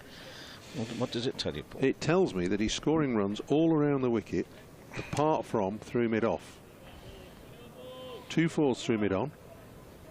20 of his 42 behind square. 8 on the offside, 12 on the leg side, and 11 through cover. So he's doing all right. Flintoff facing again, got 3 slips, but it goes nowhere near them. It races across square on the offside, and therefore he is off the mark with ball number 22 that he's faced. And he's on to 2 and takes Lancashire to 64 for 2 on this first morning, penultimate round of matches. Last lose track of Thursday. It was about 20 past 5 Thursday afternoon. All booked up for a nice few days in London town. Watching Surrey perhaps lift the title, who knows, against Durham this week. Oh, yeah. 15 minutes later, it was all change. As this one is driven, but for no run in the offside. Destination Manchester, all of a sudden. Who told you that? Well, it's a mixture of people. Have you got a boss? Well, believe it or not, yes. Oh, I see. I didn't think. To answer your next question, all that sort of thing. To answer your next question, I've no idea, because I presume your next question is, well, how on earth did you get away with it then? I've no idea, but. God, were you able to follow that at all? No, you weren't. But well, you were supposed to be in London, but you're in Manchester. No, the last hour at Taunton, yes, the game. Yes, Next ball, it's worked up to dawn and no run. That was just amazing, absolutely breathtaking. I couldn't believe it, to be honest. I was sort of watching it half on feed and listening to it in the car, all that sort of stuff. And this is what they do: take 8 wickets in the last 70 minutes or something. 70, was it 70? It felt like 10 minutes. It might have been the last hour then. Oh, definitely, yeah. As this ball is drilled, or worked away, should I say, really, behind square lakeside. So there's no stopping Rocky now. He's moved on to 3, and the score is 65 for 2 after 18 overs. But it was, but I mean, because I was driving then from Taunton up to Birmingham, I had to do something the following morning, and I was sort of going through. Why was it that I think that game was dead? Why were we convinced that game was pretty much over? And it was the famous or infamous. All of a sudden, somebody needs some gloves or drinks being taken on, and basically on, as people know, on that day, it's usually a message from the coaching staff, or maybe even the skipper if he's not on the field, to say, this is how we're all going to reach that bit where we shake hands and say thanks very much, everybody. Everybody's played very well. 4 or 5 overs, and we'll call it a day. One of those. Well, possibly. I got the impression, because we did a chat with Jason Kerr the following morning, that I think Surrey were at that stage not certain as to whether the message was, why don't you have a bit of a go at it, the run chase. Anyway, it all went wrong from their point of view. This is edged, and there's 3 slips, but it's in between they and backward point. That's over on a short boundary, down to third and 4 runs. So the score will move on to 69 for 2 as it turned over. Yeah, so and of course, not only has it made it very exciting for Somerset, because it's, you know, still their chances of a very first championship title are alive, but for the neutral, it sort of blew it all open again. And for just maybe 10 or 15 minutes, you just wondered if Hampshire got a big run chase on down at Canterbury. If they'd won that one, they could have really put their hand in the mix as well. But it's come down to 2 teams at the top, and we all know what's going on down the bottom as well. And Lancashire, of course, very much in trouble here. Flintoff is on 7, and off the bottom end, toe end of the bat, that's into the offside. With Randall bowling from the far end, the Jimmy Anderson end. There has been a breakthrough down at the Oval. Durham are 60 for 1. That's actually a good start from Durham, when you're bearing in mind who Surrey have up their ranks. Although I will say this, it's not in defence of Surrey, because it did look as if perhaps it was just going to be a bit of procession to the title, and, you know, an amazing achievement, and they still could do it. Though it should be 3 on the bounce. Flintoff 7 here and into the offside for no run. But they did sort of flag up back in July time. They were not certain, Paul, and you'll know all about this, about player availability. Well, and they're missing Ollie Pope. Yeah, he's been allowed to play in a Pro-Am golf tournament instead of Surrey this week. But, you know, so players be missing, white ball players, red ball players rested ahead of Pakistan, that sort of thing. Next ball bowled and pushed for no run to mid-on. It's the biggest challenge facing counties these days, is the availability of players. You look at Lancashire's 11, for example. You've got what you need, in my view, you need a bit of pace in your attack here. And if you've got a left-arm pace bowler, all well and good. So Lancashire have got Luke Wood on the books, but he doesn't really favour red ball cricket. And that move has come about over the last... Randall in past the off stump, no run. Couple of years. The move towards player, I can't say player power, but player choice, and their decision to play wherever they seem to want to play has come about very quickly. Now, I can't blame the players for this to a degree, because, you know, they get well rewarded for playing short form cricket. But the challenge for the counties is how you manage to sustain a number of players, a sensible squad or squads. Randall to Flintoff. Well, he looks as if he was going to leave that, and actually came onto his bat. He looked as surprised as anybody, but it's all safe. End of the over, so it's 69 for 2. Jennings on 42, Flintoff on 7. So that's the challenge. You know, you've got additional international commitments as well. Saki Mahmood is playing at Lancashire, but he's been in the England squad, so 2 key bowlers there for Lancashire. We're always aware that if your players play well, they're going to play for England, or they've got a chance of playing for England. Play really well. But now you've got the additional challenge of the Caribbean Premier League, Major League Cricket. There are tournaments and competitions all the way around the world, all the way through the English county season now. Yep.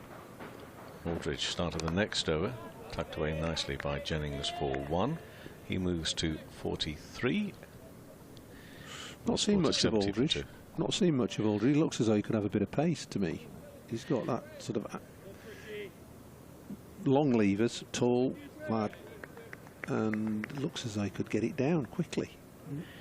I always have to refer to my learned friend who knows far more about Somerset players than I do, Anthony, at the back of the box. But I remember One Day Cup seeing Casey just 2 or 3 seasons ago. It probably is goes back a couple of seasons now, doesn't it? And he did look to have an awful lot of natural skill. But as is the case with with players everywhere, it takes a little time to settle in. I believe his batting has really come on, and he's still working on his bowling. But yeah. He's got 3 slips. He's bowling 2 at the moment with Flintoff on 7. Was that a low full toss? It's hammered back at him, gets his hand down. He's got a long way to get down as Aldridge, but he gets down there and stops the ball from racing away, so it's no run. Well, it was a full toss that was asking to be hit, and Flintoff didn't disappoint, but he drilled it straight back at the bowler. You know, you've been talking about this body shape and language of Flintoff Jr. It's doing my head. Should I tell you which bit that does my head? It's when he looks back at the slips like his dad used to. Yeah. Everything about him. Yeah. Aldridge up on his toes is Rocky. And I really do want to move on from Sunsoft, because they're lads in their own right, players in their own right, Correct, and all like that. But it's wrong of us to keep going on about it. But it's you a bit can't spooky. help it, can It's you? spooky. I know. You cannot help. Look at him now. I know. Archie, I think, doesn't quite have that. No, he doesn't. No, he doesn't. No. There's little bits I can see. The odd shot. Yeah. As I say, I saw that short arm pull that Father Michael played to such great, with devastating effect in Australia all those years ago, 20 odd years ago. Aldridge to Flintoff. Bowled him. Middle stump out the ground. Aldridge wins that one. Flintoff's out for 7, and Lancashire 70 for 3. Problems building here for Lancashire, and Somerset working hard. Conditions favour them, and they've got 3 wickets to show for it. Well, it was never there to be driven. That the middle stump goes out of the ground. I think it's an inside edge. It is, but it's a loose stroke from Rocky Flintoff. Just a little bit of perhaps overconfidence. He played well to get off until he got off the mark, then played a few good shots, but that one wasn't there for driving, and he's paid the penalty. Yes, he has. He makes his way off. Interested in not just the team selection for Lancashire, but you say the dropping down. Well, I'd say the dropping down of Luke Wells, but I mean, I'd say it as I see it, and others might disagree, but looking on from a distance, I've seen quite a bit of Lancashire, but early season more than just recently. But you have the top 3, and if 2, if not all 3, are out quite cheaply and easily, you're looking at that middle order with a lot of talent. I mean, there does look to be a lot of talent in this Lancashire team. You know, there's still either very young players or still young players making it, but it doesn't have to make that middle order look so vulnerable.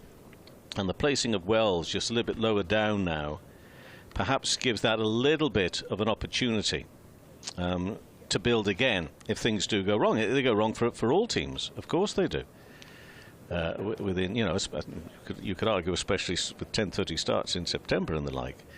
But to me, that seems a really good move. I know perhaps from Wells' point of view, he'd love to have been contributing even more where he was as an opener. And you know, the top 3 as a collective, as a unit, would have liked to have been doing a little bit more. But that looks to be a very sensible move to me. One perhaps they could have thought about a little bit earlier, possibly. Well, yeah, no, I don't disagree with you. What I don't quite get is if you're going to drop him down, don't drop him down too far, because you've got... Aldridge into Hurst, by the way, is the new batter, and that is angled away. Races again through the gap. Just wide a slip and backward point. Goes towards the boundary. It's going to be pulled up just inside. So Hurst is immediately off the mark. He's to 2. Lancashire 72 for 3. I've just finished. You've got the likes of Hurst. You've got Flintoff at 4, Hurst at 5. Then you've got George Bell. But he's still essentially a young batter and all-rounder. Now you need to split that up, in my view, by protect them a little, if you like. Protecting isn't such a bad word in the circumstances. Well, there are 4 slips in now. Hurst on 2. Worked away to short leg. Is he caught? No, come off the pad. End of the over. Well, eventful things happening again. 72 for 3. Jennings on 43. Hurst on 2. Aldridge has that wicket now. From his 2 overs, no maidens, 1 wicket for 7 is the wicket of Flintoff. The sun may be out, but there's a chill in the air as well, Paul. 3 wickets down. There is in this commentary box, I tell you, with come on. air conditioning on. But no, there is. I mean, You know, Hurst has been a success story for Lancashire this summer, no question about that, as wicket-keeper, but primarily as a batter as well. 635 runs now at 35s with 105 50s. That is a really good first season for the young man. And he's been batting at number 5, round about 5, maybe 6 most of the summer. And he looks a fine performer, done well in white ball cricket as well. It's Jennings who comes down the pitch to smother the ball really from Randall onto the onside. I tell you, this is an attacking field. It's not quite as attacking as we saw at 5:20 last Thursday, but it's still pretty much front foot forward. I was interested, very interested in one of those many pieces of paper that Gary's passed away, but about catches that Somerset had put one down early on. I don't know if you can find it somewhere. But are they the worst, second worst, the worst for drop catches? I think it was about 13 for the season. And I know Anthony, our colleague from BBC Somerset, was quite surprised because not only do they pride themselves on their fielding, but they give off the impression, Somerset, that they really are good at fielding. And Jennings is on 43 round the wicket in the bowls, and Jennings will push that for a single into the offside. He moves to 44 and the score up to 73 for 3. The only thing I could think of for why maybe their numbers are quite so high, you do have to create the chances to put down, don't you? Yeah, it's there's a slightly warped approach from some statistics, isn't there, that can lead to perhaps falsehoods. I don't know. 209 drop catches in the Championship this year, 14 from Kent and Northants. Hurst on 2. We'll be back to that in a second if we may. That's past the off some through to the keeper. Carry on, yeah. And 13 Somerset, Surrey and Derbyshire. It doesn't sound that many actually, 13, but I remember Lancashire dropping 5 in a session once. All off yours? I dropped 3 of them off Philip de Freitas at second slip. Oh dear. Anyway, but it's a bit like golf and saying that Scotty Scheffler he has trouble putting. Well, if you're hitting the ball to 15 feet every time, you're going to miss a few. Yeah, and that's what he does, you know. Hurst, meantime, here on 2, up onto his toes. He's not the tallest, but he manages to keep that one down in the offside. But having said that, Kent, I wouldn't have thought Kent would have had the most opportunities to take wickets this year. That doesn't work, does it? No. But I can see Somerset and Surrey, who would get the chances to drop. Anyway, there we go. Maybe Kent aren't as good a fielders as the rest of them. That's the conclusion you can draw. If Somerset were to go and win the title, and they've got that stat alongside them, they say, well, it shows how important it is or not. Driven out to extra cover, no run. But good stats, it's seriously from Gary. Many thanks to Gary for joining us. Yeah. It really adds. Even if he's not getting paid. Well, yeah, it looked a bit of a shock to him, actually, to be honest. But then I looked at Scott Reed and I thought he'll sort it out. Yeah, Mr. Fixer. Yeah, he's on now. He'll be on to accounts. Yeah, it's only over there. It's a stone throw away, isn't it? Oh, his account's up at Blackburn. Oh, is it? Oh, yeah. Oh, well, I see Radio Lancashire. Yeah, so bit further away. Diversity. That's what it is. Hurst on 2, 73 for 3. We've got 1 ball left of this over. Randall in, bowls and no run. But you know, Hurst. You were mentioning this earlier. I think I'm really thrilled by Hurst. You've seen a bit of him, can't you? Yeah. I saw him early season. I mean, I do have a dreadful memory and all that, but I seem to recall he came out after tees. Lancashire were not in a good position, and he'd sort of been pushing a bit just before tea, and he came out and he just played it all so differently. And I can't remember if he turned anything to a very different match position, but it looked to me as if he got something. And then, of course, he's gone on in the 100 as well. He's performed well there. Also, Aspinwall, I'm keen to see how he progresses as well. I think he's a terrific bowler. But you know, at the moment, it's all about them trying to stay in Division 1. Aldridge in bowls and driven out there through extra cover, whipped away by Jennings to the boundary for 4, and that brings up a half century. No, takes him to 48. They are too quick on this board. They're never too quick. They're brilliant. Takes him to 48. And the score is 77 for 3. But yeah, Bantry takes him to 48. There's a defiance in that from Keaton Jennings, isn't there? It's been a defiant innings all the way through. The way he doesn't just stride down, he marches down the pitch, and he did it again there and thrashed that through extra cover off the back foot. A little bit of width from Aldridge. It's a stunning boundary. There's still 3 slips going down as he comes in and bowls and up onto his toes to guide it, really. Quite sharpish down to the fielder coming in off that boundary on the offside, and it's 49 to Jennings now, 78 for 3. You look at the Lancashire team, and you've got Harry Singh making his debut today in Championship cricket, batting 2. You've got Rocky Flintoff batting 4, Matty Hurst batting 5, 116 and 120. George Bell coming in next, probably, who's 21. George Balderson, who's not much older than that. Aldridge. Did it get a little nick on that? No, it goes forward. Didn't look at all certain about that one, but it goes through to the keepers. These are all young players. However, there are some, and I'm not challenging what you just said there, Paul, but when I maybe put that point to coaches or directors of cricket, they come up with this line of, if they're good enough, it doesn't matter what age they are. No, and I suppose I'm being, in inverted commas, old-fashioned in that it's great having the youngsters in, and I championed Aldridge to Hurst through to the keeper. That when I was director of cricket, get the young, give them an opportunity. But if you give too many of them, and you still need a solid core of experience for them to learn from and play around. And if you've got too many youngsters in there, then it can cause you issues. But where else do you go? You've got this talent. You've got talent here, and you have to give them an opportunity at times. Aldridge bowls and defended out by Hurst into the offside. No run.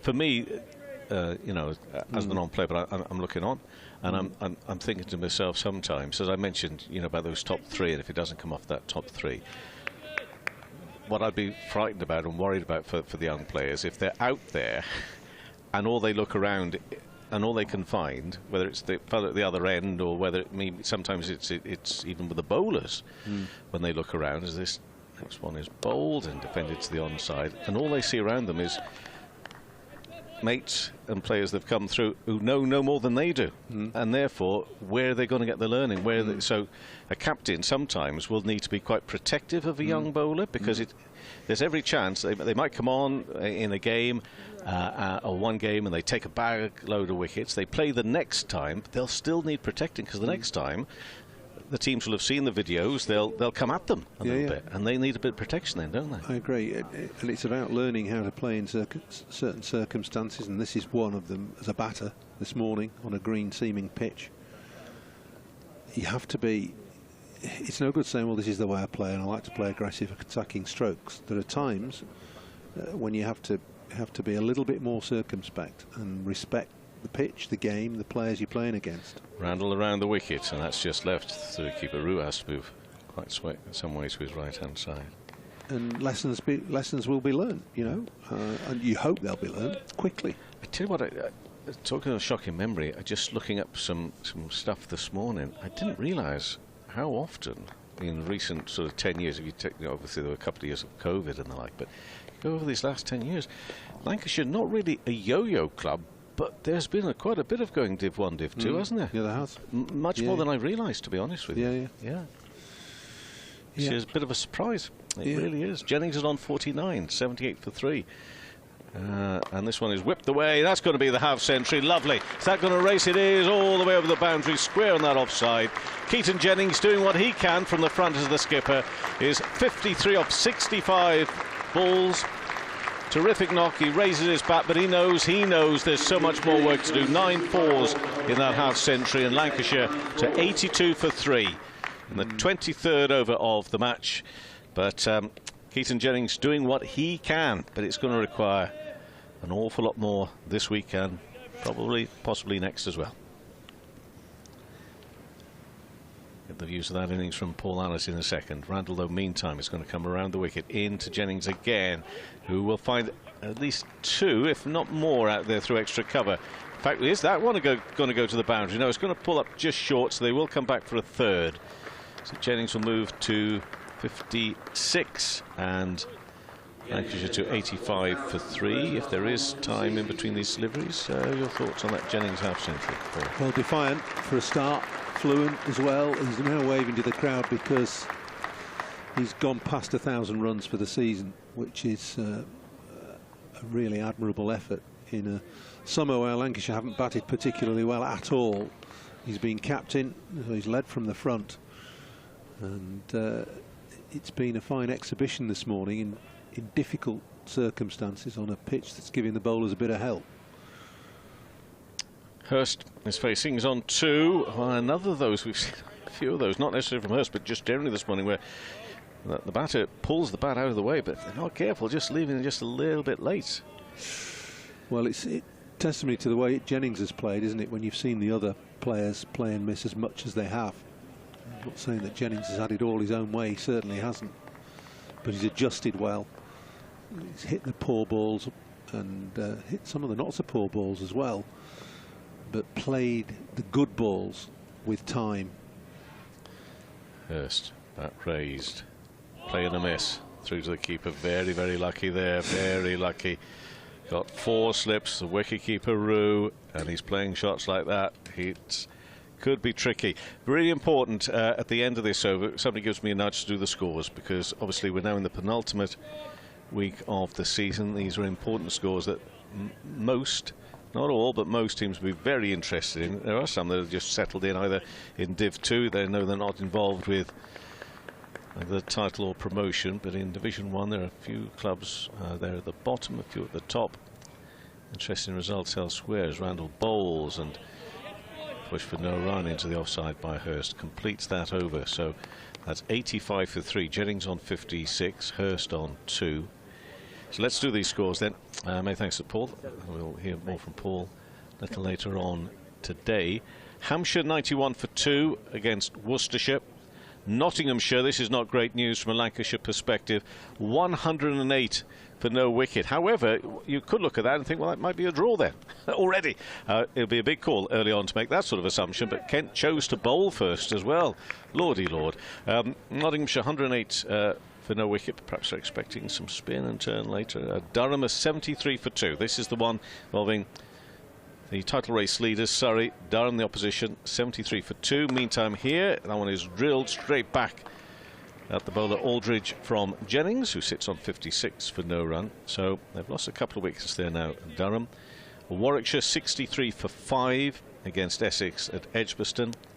In the second division, it's Sussex who lead at the top of the table, and the Gloucesters, who had the better of them in the T20 at the weekend, but not so this morning. You're very excited. Do you want to read that one out yourself, Reid? No, sir. You keep on pointing at it. Aldridge in, bowls. Oh, chopped on, he's out. Jennings has gone. Can't believe it. Looks back. It's the middle stump that's gone. It's another wicket down. It's 4 down, Lancashire, 85 for 4. And Jennings is the latest to depart. He's gone for 56. Take a look at this again, but there was definitely bat on this back into the stumps from the left-hander. Take a look at that. There was width and he dragged it right back on. When it's not going right, it's not going right. And he's on his way back to the pavilion, back to the dressing room. The skipper is out. How often am I going to say this? We're going to say this and think it over the next day, 2 or whatever. The problem's piling up for Lancashire. Well, of all the wickets that Somerset have got this morning, that is the biggest by a mile. And he has been the prime scalp for opposition bowlers for some time. For most of the season now, he's Lancashire's most important player, Keaton Jennings, this season with the bat, backed up by the fact he's got runs in a team that struggled all year. That's a huge breakthrough for Somerset. The reaction from Jennings himself would reflect just how potentially significant that could be. And the celebration from Somerset likewise. It's a big, big wicket for Somerset to get on the stroke of lunch as well. We're only 50 minutes away from lunch, and to have lost Keaton Jennings for 56 is a huge blow. Certainly is. And we were all light and fluffy before. We were about to tell you that Gloucesters were 56 for 6 against Sussex. You want to say that again? Hold on. We'll do it. 56 for 6. Goodness me. And Middlesex at Derby, where Derbyshire 77 for 2. Middlesex lost last week to the Gloucesters. It's almost as if this is scripted. So Middlesex lost to the Gloucesters last week, and that sort of was a bit of a dent, and they went from 2nd to 3rd out of the promotion places. But 77 for 2 at Derbyshire. Yorkshire, who seem to be finding form, consistency and results just when they need it most. Yorkshire 85 for 2. Oh, you're going to want a sound effect for this as well, are you? I just like doing it now. Yorkshire 85 for 2 against Glamorgan. I talked all of you again. We're going to have to work on this. Leicestershire 75 for 2 against Northamptonshire. So we got all the results out there. So can the Yorkies can win promotion this week, can't they? They can do that this week, I think, the Yorkie boys. Is it, well, depending on Middlesex's results. Middlesex, Yeah. right. Next ball. Bold. Oh, very nearly gets an edge. This is Wells, who's now come out. So this is Wells dropping down the order, but a bit of experience, bit of know-how into the middle order here. Middle towards, not the tail, but middle order towards the lower. And this is exactly the scenario that you might need a bit of experience. Just a bit, yeah. You've got, the exciting young talent of Hurst. You've got the massive experience of Wells. But you've also got a team at 85 for 4. Aldridge bowls, ducks out of the way while Wells through to the keeper. Got some lovely Keaton Jennings stats as well. From our Gary. I don't want to waste them.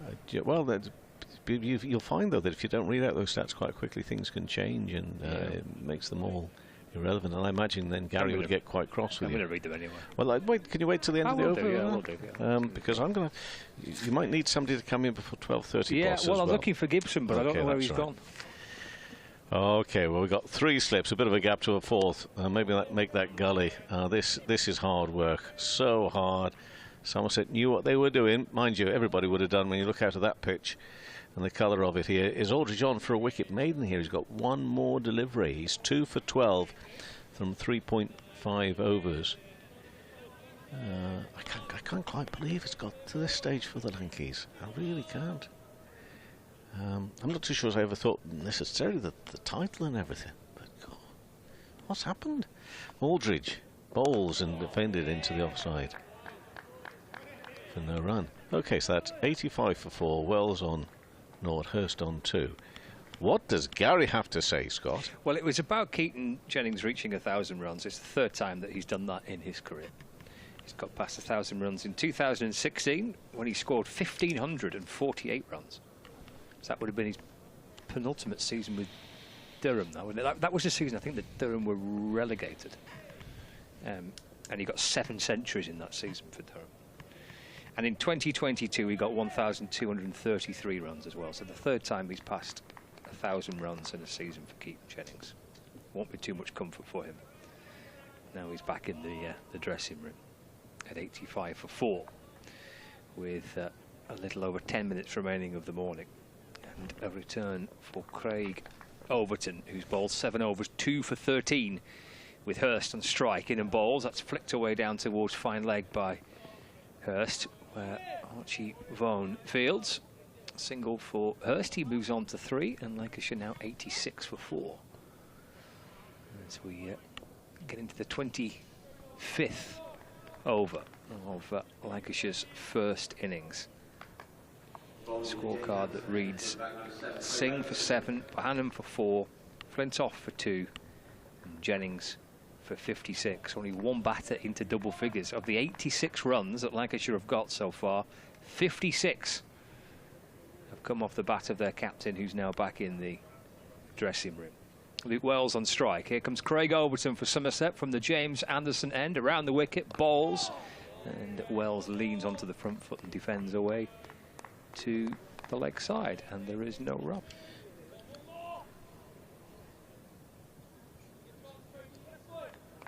I say, perhaps couldn't really see Lancashire being in this predicament at the end of the season. At the start of it, thought it'd be a better one for them. Somerset had a pretty bad start to the season. They've really come good, so that in itself is a bit of a turnaround. Overton bowls to Wells, gets in behind it and defends away towards the offside, where Tom Abel Fields comes up from mid-off and there's no run. Shall I tell you how confident I was that that game last week at Taunton was going to be a draw? Yeah. I might as well use the word. I stole 3 Sedgemoor Council pens from the comms box, which I think belonged to Gibbo, thinking I'll never see him again this season. And here I am. So look, I'm afraid I'm guilty. He's got to find out, isn't he? Overton balls. Wells plays forward. The ball slides past the edge of the bat, I think, or maybe just a little. It's gone to first slip. It's bounced in front of Lewis Gregory at first slip. So it wasn't, even if it did just flick the edge of the bat, it's bounced in front of Gregory at first slip.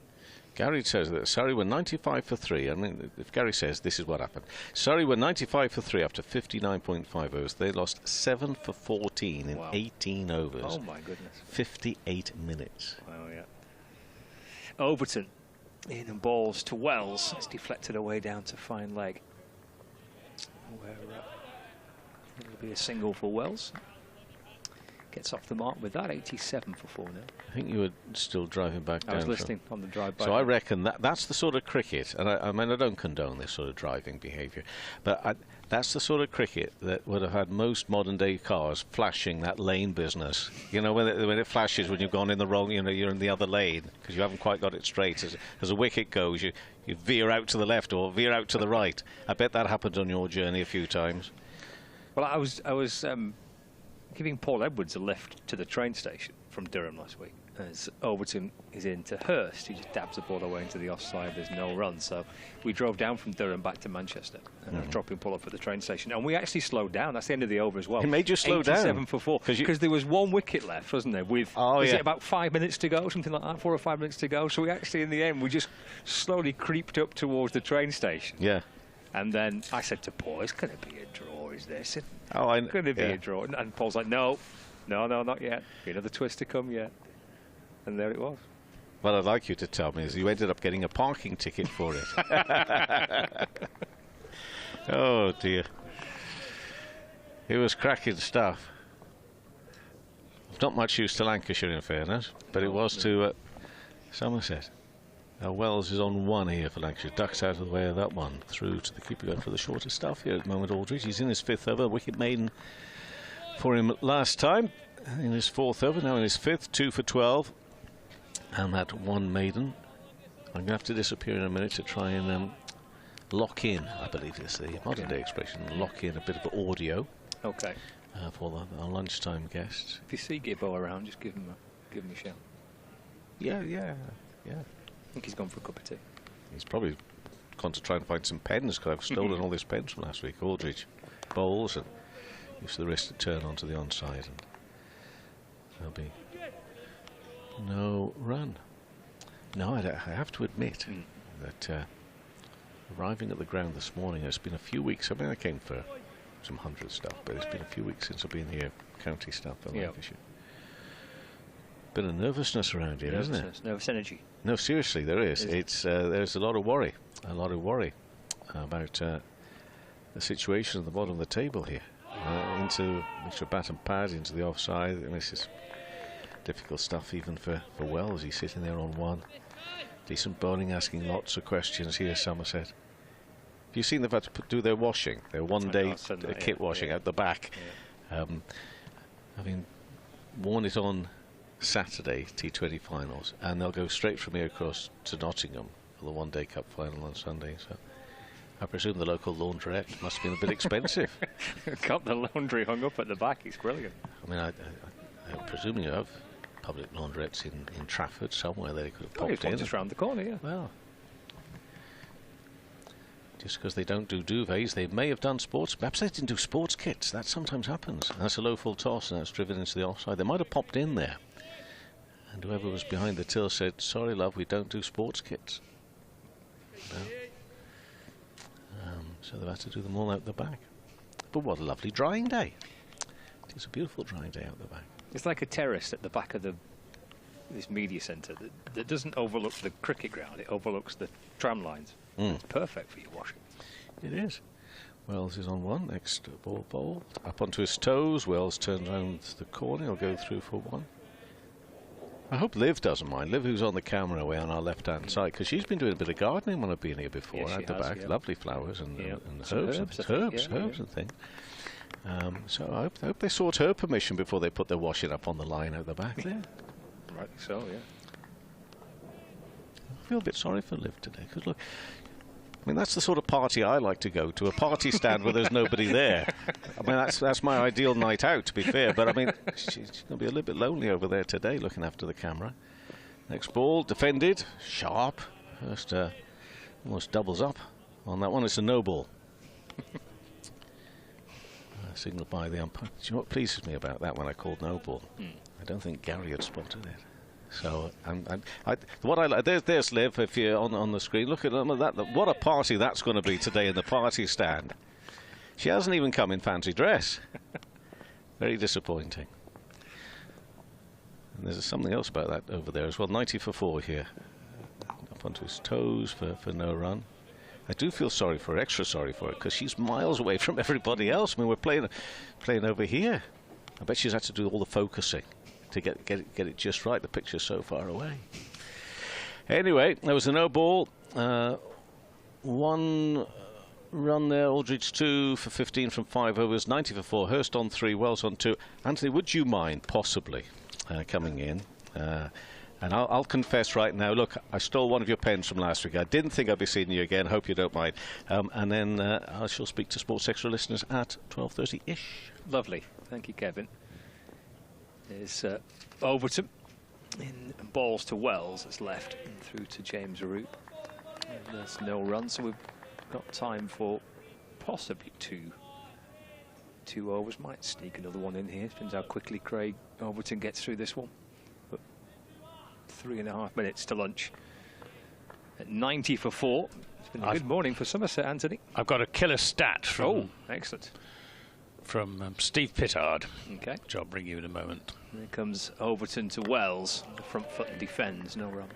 Steve Pittard, the retired joint landlord of the Rose and Crown at Hewish Episcopi, better known as Elias. Anyway, when James Rue caught Josh Bohannon off the bowling of Craig Overton, it was his 100th dismissal in first-class cricket. 97 catches and 3 stumpings in 31 games, and that's the fewest games of any Somerset wicketkeeper to reach 100 victims. Punched away by Wells off the back foot. Lovely shot through the covers. That's going to race along the ground for 4.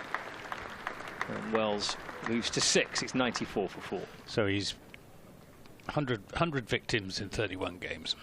A Somerset record for reaching 100 victims. I could tell you came back into the commentary box with a little extra step in your stride. You knew you had a belting stat to bring us. And you've not. Well, it wasn't it was Steve Pittard's stat, but well done, Steve. Anyway, thanks, Steve. 94 for 4.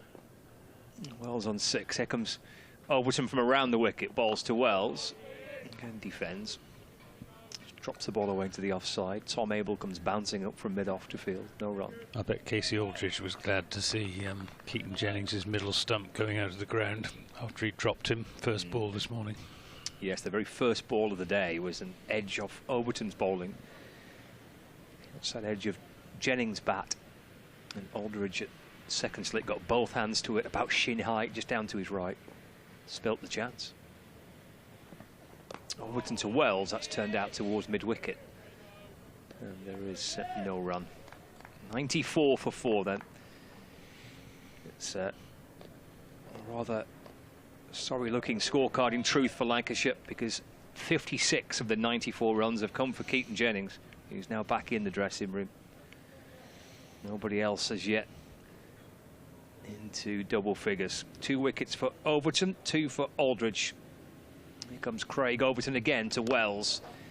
Punched away down the ground to the left of Abel, who's at mid-off, quite wide at mid-off.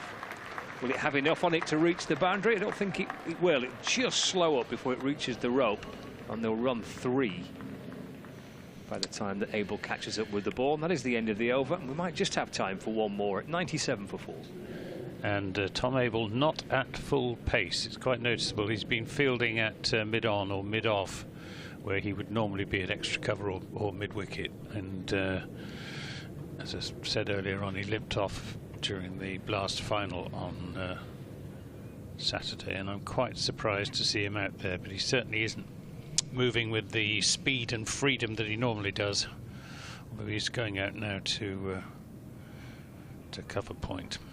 So Casey Aldridge will bowl the last over of the morning. He's bowling to Luke Wells, who tucks this away down to backward square leg, where Archie Vaughan fields. There's who are those? Is that the cricketers on the far side filing out of the pavilion and taking their seats in front of the point? All looking very smart in their navy blue tracksuits, as Aldridge is into Hurst, who turns this into the onside and won't get a run. A good morning for Somerset, 98 for 4, Lancashire. Lewis Gregory will feel that his decision to ask Lancashire to bat first has been fully justified. There's been plenty in this pitch for the seam bowlers. Aldridge, tall, strong, in bowls, and this is pulled for 4 runs, short from Aldridge, looking for the bouncer. But Matty Hurst isn't very tall, and like a lot of shorter batsmen, is very strong. Square of the wicket. And, well, he dispatched that absolutely model hook shot. Rolled his wrists on it, kept it down, and it flashed away through the onside for 4. 100 is up for Lancashire, 102 for 4. In the 28th over. Aldridge in and bowls to Hurst, who takes his hand off the bat as he runs that down to backward point for a single, 103 for 4. Haven't seen much of Matty Hurst, but he's been pretty much ever present for Lancashire this season, Scott. He has actually, yeah. Yeah, he's been full breakthrough season for him, really. He made his T20 debut this season, played in the bulk of Lancashire's championship matches, if not them all. And of course, got 100 gig with the Manchester Originals as well, so he's had, personally for him, a very good year. Aldridge bowls to Wells, who drives nicely.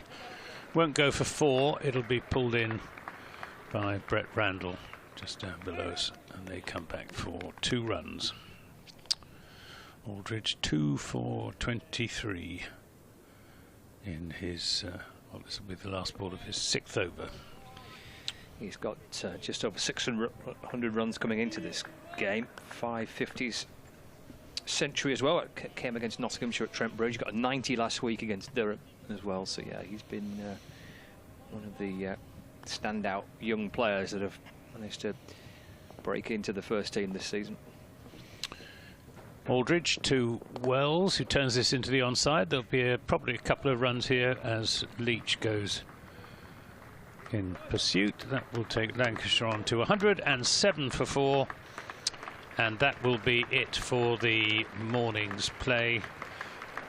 Somerset will be very satisfied to have taken 4 Lancashire wickets, the 4 being Harry Singh, who was caught in the slips by Tom Lammonby off Craig Overton for 7. Josh Bohannon caught behind off Overton for 4. Rocky Flintoff clean bowled by Casey Aldridge for 7, and finally the biggest fish of all, Keaton Jennings, bowled off an inside edge by Aldridge for 56. 107 for 4 at lunch. Thanks, Anthony. For listeners on 5 Sports Extra, here's Kevin Howells. For our viewers on Lancs TV, a chance to fill out that survey and win a prize as well. If you just follow the QR code on screen, if you fill in the Lancs TV survey, a chance to win a prize as well. And we'll be back with you. Likewise for our listeners across the BBC Sport website and app in around about 40 minutes time.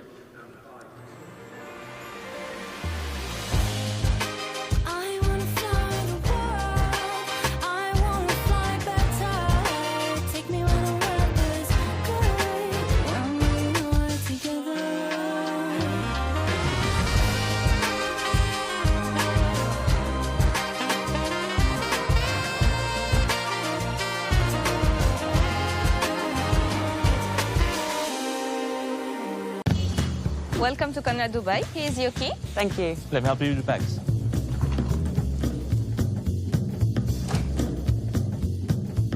Nice room. How's that?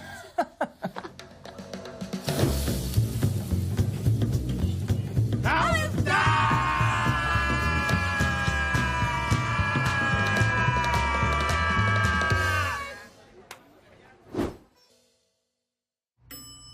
How's that?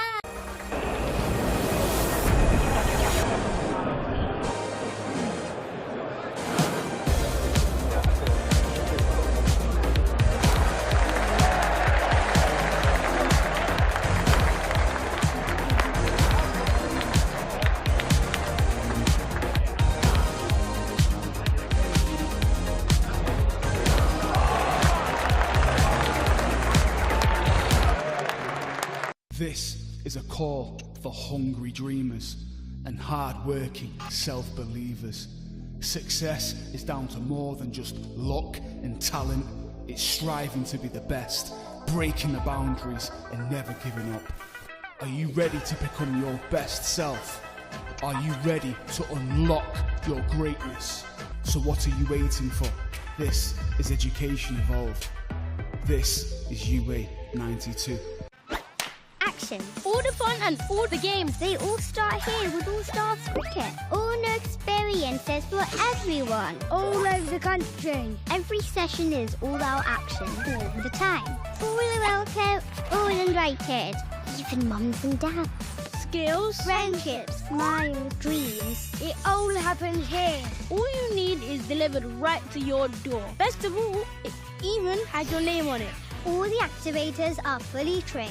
And all they want is for us to have a great time. Always. Surf, board, catch, throw, try it all. It's time to go all in, all together. And it all starts with All Stars. All you need to get started is at allstarscricket.co.uk.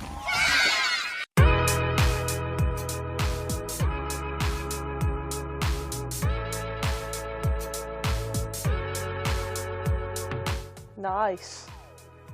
I remember this being like debut days, like back in the day, playing in white, red ball cricket. It's been a while. What are your memories of kind of that time of first kind of coming into the Lanc setup, and did you find it quite daunting coming in at like such a young age? Yeah, I think I definitely did. I think the reason I sort of played so young, I think, was because the wicketkeeper got injured. So yeah, that was my first sort of taste of senior cricket. And yeah, I remember coming into an environment with the likes of Kate Cross and a lot of people her age and feeling really young. Yeah, I actually remember one of my first games playing, I had my helmet behind me, stood back, and off one of Crossy's first balls, straight through the legs, hit the helmet, however many penalty runs, brilliant, good start. But no, I feel like obviously sort of found my feet after a few games and yeah, played ever since really, so yeah. And obviously coming through like the Lanc setup as well, were there quite a few girls that you've kind of played all the way through up until now with that kind of started at the same time? Yeah, definitely. I think remember the likes of Emma Lamb, Kate Cross, Sophie Eccleston being around then, so it's nice to sort of have continued that journey with all of us together really. And yeah, then the likes of sort of Laura Jackson and players like that introduced as well. So yeah, we've had the same sort of core group of players for a while now, which has been really nice. And number 21 on the back of shirt, any reason behind that, or was that just the number you were given at the time? This is actually all down to Alex Hartley. So there was a really random tour to Dubai when I was really young, probably around the same time, and she chose the number 21 because she was 21 years old, classic. And then she didn't end up going and I ended up going, so I just got given all of her kit and then sort of stuck really, so thanks Alex. I remember this shirt as the year we won the double trophy. So we won both the 50 over and the T20 Cups that year, both in the same year. And I remember the last game of that season, it was all down to that game. We'd won our game, but there was still a game going on and we were relying on the results a little bit. So on the way home, we were all in the car, like checking WhatsApp, checking all the scores. And then, yeah, we found out we'd won the league, but it was a bit of an anticlimax really, because we were all just in the car on the way home. So then we all came back to Manchester and yeah, celebrated pretty well. So that's quite a special shirt, I reckon.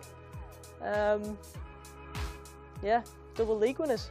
Obviously, you were still very young at the time of winning that. Did you feel kind of your age didn't really matter and you settled in quite quickly to be able to cope in like those situations where you were going for trophies, such as those?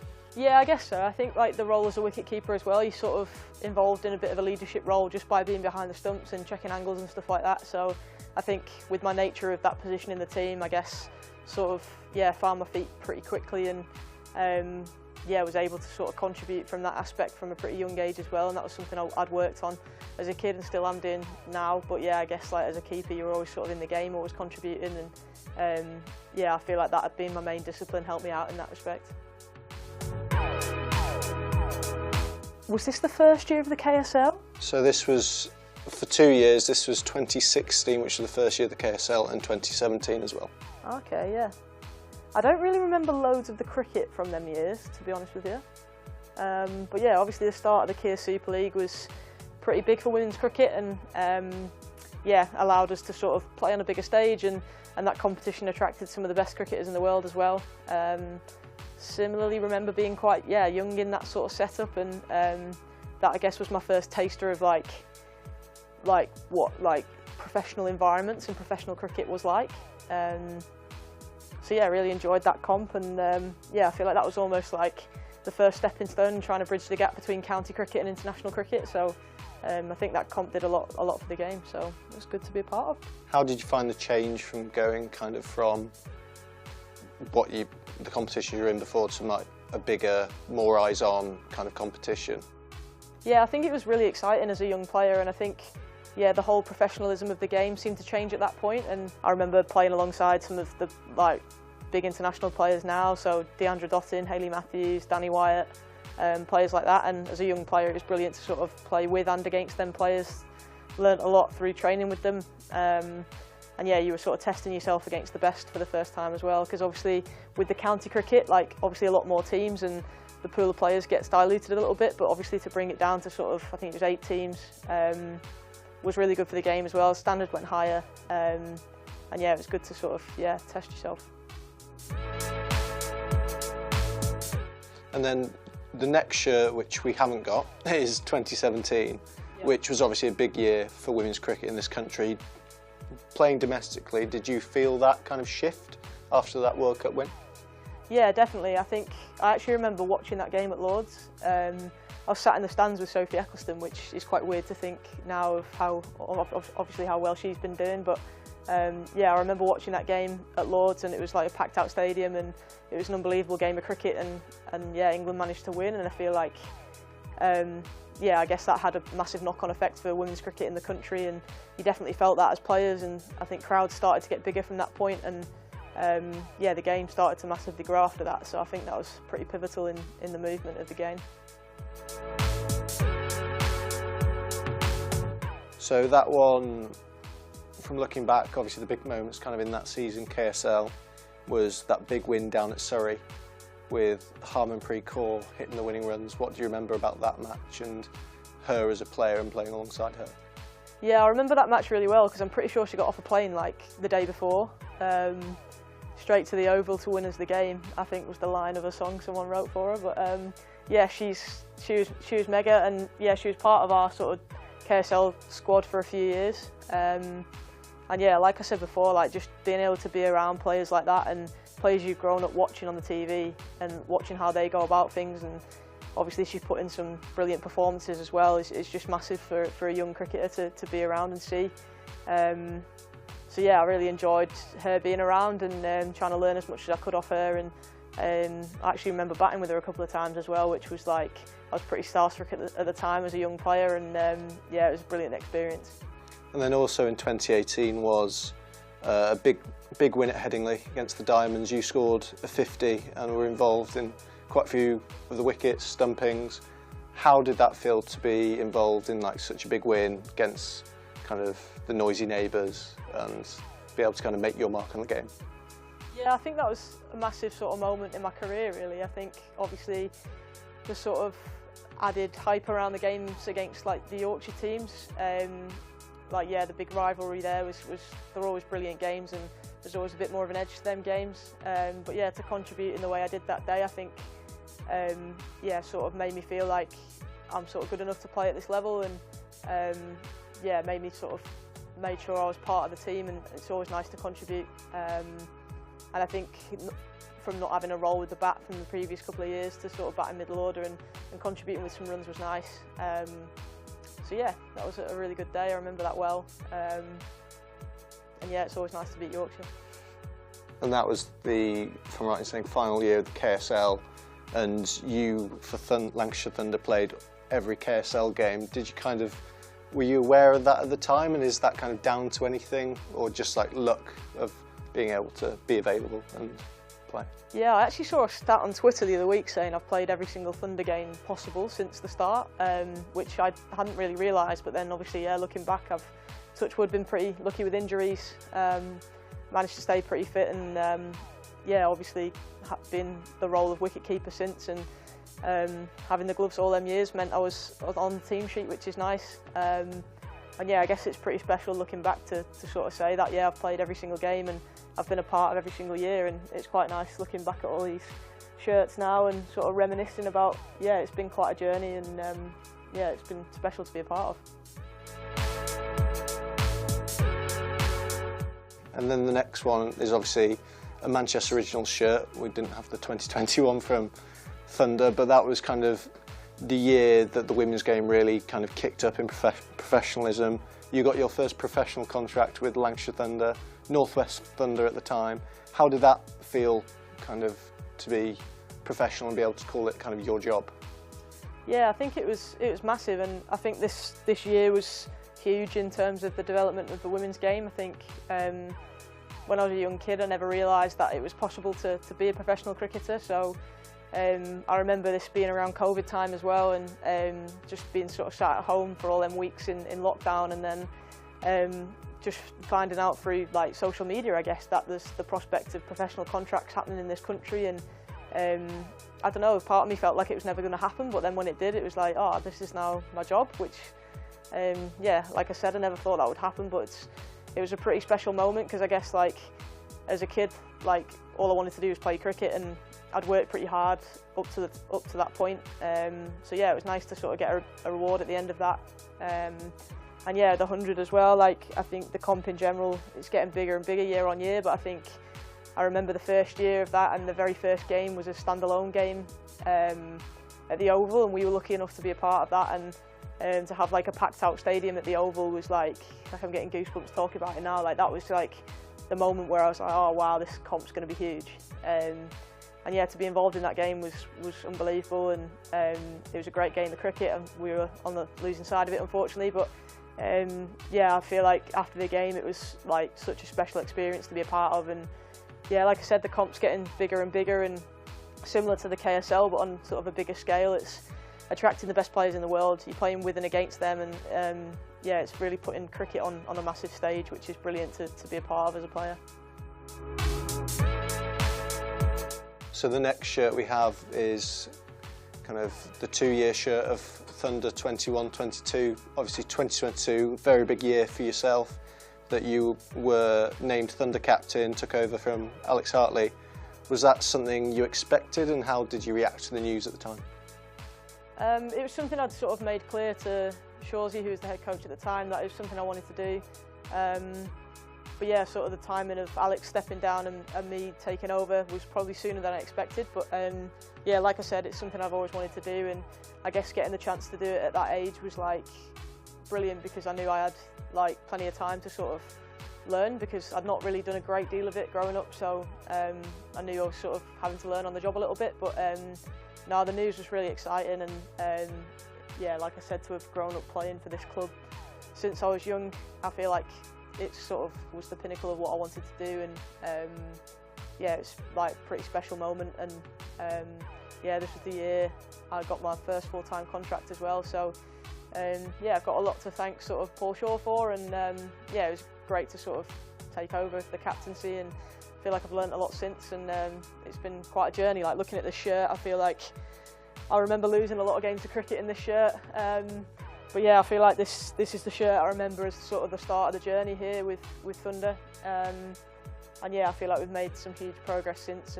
And yeah, looking back at this time, it was like a time of, we knew we had to do some real sort of development and almost lay the foundations for the future. And I think that's exactly what sort of Paul Shaw did when he was in charge here. And yeah, like, it's nice to actually stand here and look back at what we've sort of achieved and how much better we've got, because I feel like, yeah, things are in a really good place at the minute. You mentioned how tough that season maybe was for you. How did you find kind of that to cope with from a leadership point of view, and that dynamic of suddenly going from like keeping and just kind of a batter in the order to then being kind of the main figurehead, working with Shawsey to make sure this team were going in the right direction? Yeah, I think it's obviously tough at times. It's never easy when you're losing games. But I think there was always bits we were doing really well, and that was what it was about, sort of focusing on the positives and just trying to learn as much as we could from our mistakes and get better as quick as possible, really. And yeah, from a leadership point of view, again, it's sort of tough when you're losing, and it's tough when you're not contributing all the time when you want to. But yeah, I think like the sort of opportunity excited me more than anything, because I knew there was a lot of work to do, and I felt like I was really sort of motivated to do it. And I think, yeah, we've seen some real shift in sort of like us as a team, and I think it's brilliant. But yeah, I feel like at the time we knew it was never going to be easy, and the squad we had at the time was really young. But again, like that was something that was really exciting, because we knew we were going to have a similar core of players for the next few years. So yeah, it was about just trying to like do what we could and get us get better all the time, and it was like more about development. And I guess like that's quite hard when you're in a performance environment, but I think we definitely did that. And I think, yeah, like I said, we've seen some real shift in the girls and us as a team over the last few years, which is brilliant.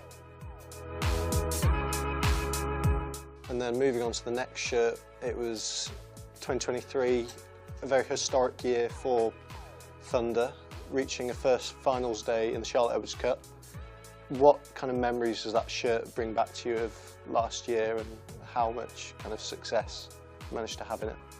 Yeah, I think like obviously reaching our first finals day was massive for us as a team and the club, really. And again, like it probably wasn't just as easy as reaching finals day. I remember us having a really tough start to that competition and hardly winning a game. And I remember we played Sunrisers here, and we had a really big win, and then we went on to win quite a few games in a row. And I feel like shows probably how important momentum is in a competition, but also I guess like how good we were at turning that around as a group. And I think obviously a testament to the people in the dressing room and the coaching staff to sort of be able to do that. Showed some real fight and some real character to get over the line in some scrappy games. And yeah, like I said, we built some momentum, and next thing we were sort of at Blackpool, and it was a win at all costs game to get through to finals day, and we managed to beat Diamonds really well there.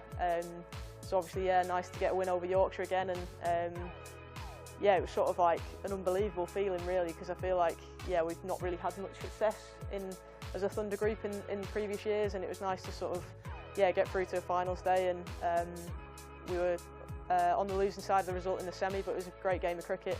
And yeah, sort of again shows how far we'd come in the last few years, and sort of how much potential this team's got. You mentioned previously the progress kind of you've seen that the team and the club go on. Obviously there was kind of that quarter-final-esque game at Blackpool against Diamonds where you need to win with certain permutations, and then it ended up you were the one in the middle to hit the winning runs.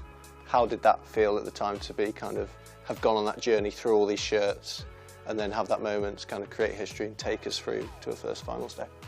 Yeah, I guess it was really special, but I feel like a lot of the hard work that day had been done by other people. So yeah, it was obviously nice to be in the middle at the end, but I remember Lammy, Fee, etc. batting so well that day that like it almost felt like I shouldn't have been taking the credit.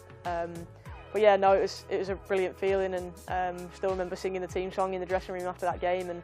And yeah, like I feel like that game, like I just never thought we were going to lose. I just sort of, from the moment I turned up to the ground, I felt like everything sort of went our way, and yeah, it was just a really nice feeling to be able to get there. And yeah, like I said, there were some brilliant performances that day, but yeah, nice to be out in the middle at the end. and then at the end of the season back to the 50 over comp, and you achieved your maiden list day century here at Emirates Old Trafford against Western Storm. How was that on a personal note to kind of reach that personal milestone? Yeah, that was really special. I feel I had quite a few starts with the bat that season but not gone on. And yeah, like I said, it's always really nice to contribute, but that was also our last game of the season. It was Alex Hartley's last game with us, and it was Paul Shaw's last game with us, so to sort of get over the line and have that massive win was really special to finish the season like that as well. So there were some brilliant performances that game, and yeah, it was nice to sort of finish off with a win for Shaw's now. So your 11th year in Lancashire colours. Yeah.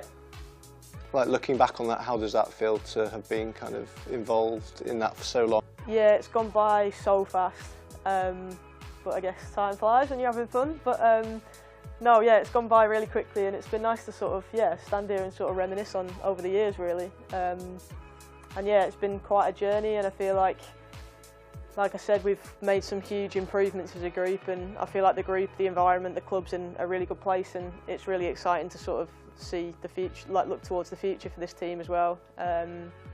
I reckon this year we've probably underachieved, to be honest. We've got a really good squad, played some really good cricket at times, but yeah, not quite got over the line in some games, but we're still in the mixer for this 50 over competition, so we've got 3 big games to go, and yeah, if we get 3 wins, we'll be in finals day, which again probably will be the first time we'd reached a finals day for this club if it happens. But to still be in the mixer at this time of year, again, something we've not achieved before, and probably shows that we're playing some really good cricket in this format, so it's exciting. And now towards the end of the season, you're kind of in that position of in reach of getting to 100 games for Thunder. If you're to make it, how would that feel to be kind of the first player to achieve that?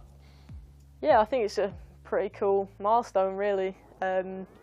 Again, it doesn't feel like I've played 100 games.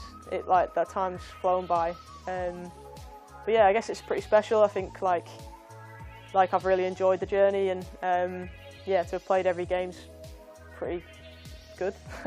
So yeah, no, if and when that happens, it'll feel really good, really special. And then which one kind of means the most to you as a season, looking back on it? I think this one.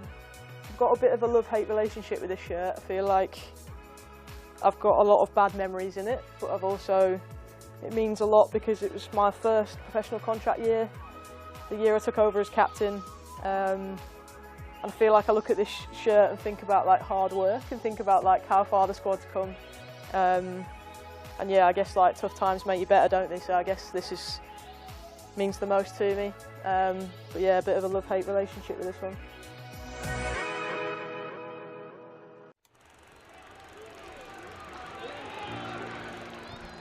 "1864. We were first class then, and we're first class now. With a dream to spread cricket through Lancashire's towns, where girls and boys, with willow and leather, become more than a badge, but the red rose together." A club where more than legends are made, But friendships, obsessions, moments replayed on our screens, in our minds, in our hearts forever. 'Cause it's who we are, our DNA, the red rose together. Statham, Briggs, Jimmy, Freddie and Joss, Chappie, Sir Clive Lloyd, Carol Hodges, Kate Cross. What a roll call. It's a hard one to measure, with future names still to be written on the red rose together. We're all about people. It's what the red rose really means. Yeah, the ones signing autographs, but the ones behind the scenes. Our community, grassroots, the ones that feel tethered. Whether you're from here or belong here, we're the red rose together. And what about this place? Talk about world-class venues. Internationals, gigs, events.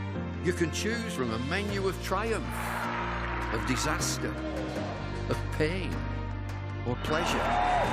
We've seen it all at Emirates Old Trafford with the Red Rose together. Red ball, white ball, lightning and thunder. Have you ever sat back? Have you ever just wondered how far we've come?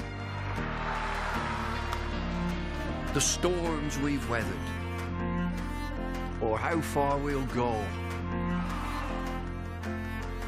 as the red rolls together.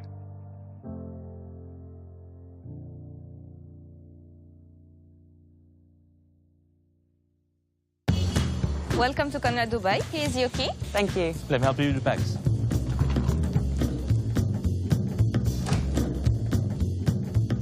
Nice room. How's that?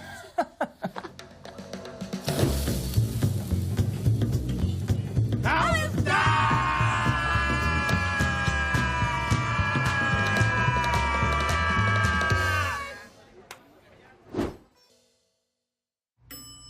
How's that?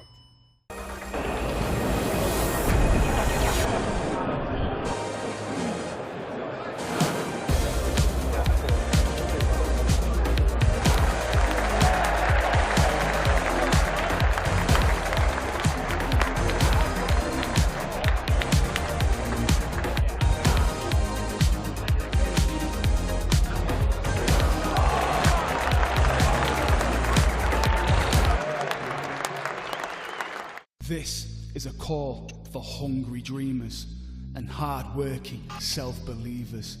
Success is down to more than just luck and talent. It's striving to be the best, breaking the boundaries and never giving up. Are you ready to become your best self? Are you ready to unlock your greatness? So what are you waiting for? This is Education Evolved. This is UA 92. Will these two stay out there after a drink? And that's a huge sip. Over to the Hilton review system. 3 reds, no doubt at all. And up goes the finger. When it has to be absolutely plum, it matters where you stay.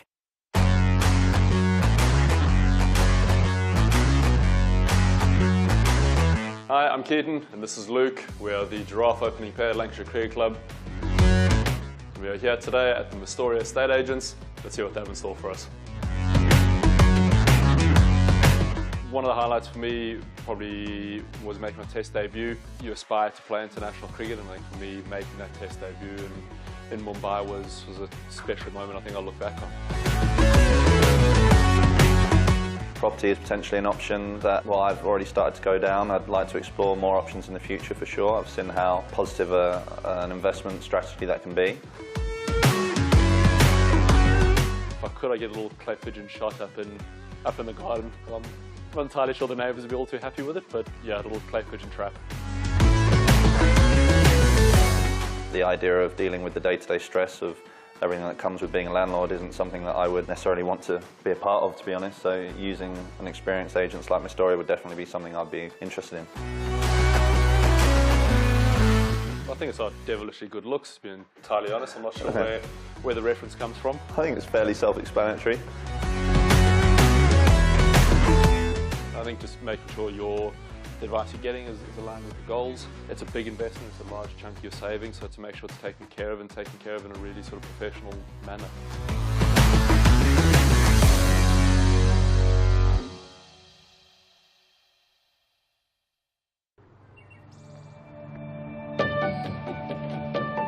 There's certain bits of it, but the heritage of it is actually everywhere you look. So there will be a new heritage of being that was over last year. So many people say they're both.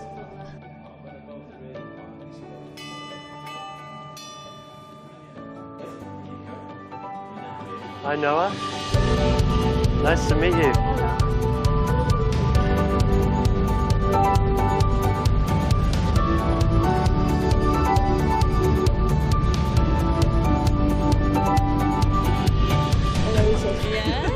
Can you believe it? No. I can't stop smiling. I'm trying not to.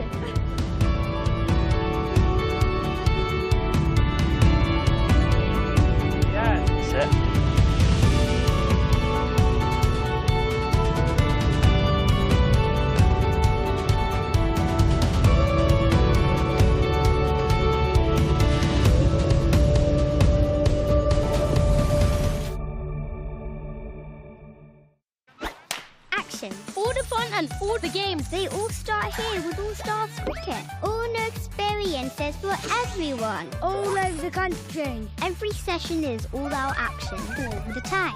Fully well kept, all invited. Even mums and dads. Skills, friendships, smiles, dreams. It all happens here. All you need is delivered right to your door. Best of all, it even has your name on it. All the activators are fully trained, and all they want is for us to have a great time. Always have fun. Catch, throw, try it all. It's time to go all in, all together. And it all starts with All Stars. All you need to get started is at allstarscricket.co.uk. 2 local favourites are staying at the Hilton Garden Inn. She's gone for the chip. My goodness me. It's over to the Hilton review system. A big bite. Gone. When lunch is the best part of the day, it matters where you stay. 1954, Cyril Washbrook became the first professional captain of the county. Lancashire have won a tremendous victory here. Indeed he has. What a moment. He don't play.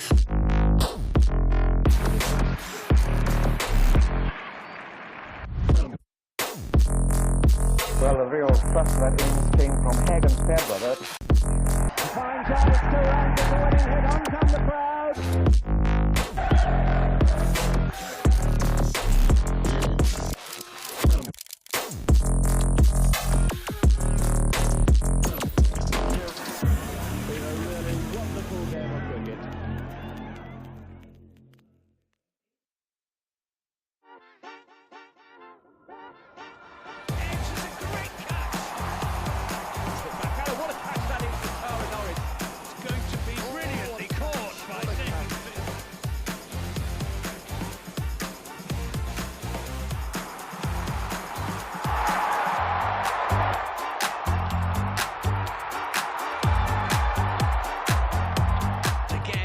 That's a big hit.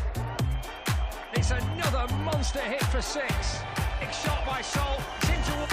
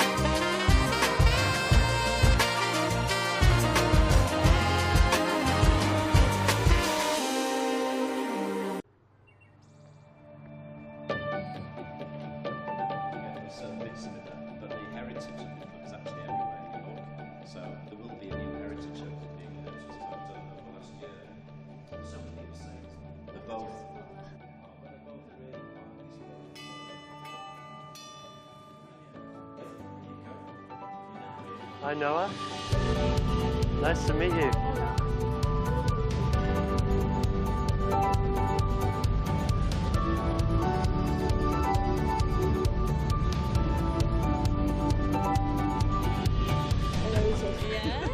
Can you believe it? No. I can't stop smiling. I'm trying not to.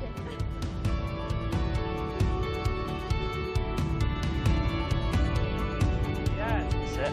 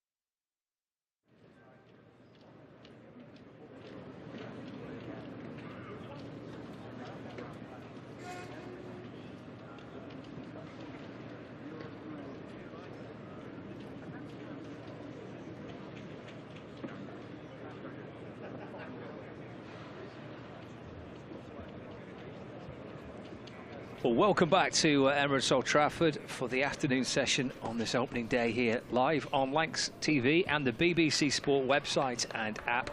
Our 2 umpires heading out, and the 2 not-out batters are Luke Wells, striding out to the middle, and then just behind him, Matty Hurst, with Lancashire 107 for 4 at lunch on the first day, and a pretty good morning session. Anthony Gibson for those Somerset lads there just in their team huddle. Yeah, I think they'll be very happy with the way things went, particularly after Keaton Jennings was dropped off the very first ball of the day by Casey Aldridge. Aldridge eventually getting, I wouldn't say his revenge, but earning himself partial redemption by getting Jennings bowled off a pretty big inside edge, but out came the middle stump, and that for me was the crucial moment of the morning, because Keaton Jennings in great form, and he reached 1,000 runs in the County Championship season when he scored 55, and he's got that tremendous record against Somerset, averaging 69, 318 at Southport 2 years ago. So there would have been huge relief in the Somerset ranks at seeing the back of Keaton Jennings. Yes, and you could see the reaction from the Somerset players as to what that dismissal meant, and indeed the frustration, the visible cries of "oh no" from Keaton himself as he saw that inside edge back onto his stumps.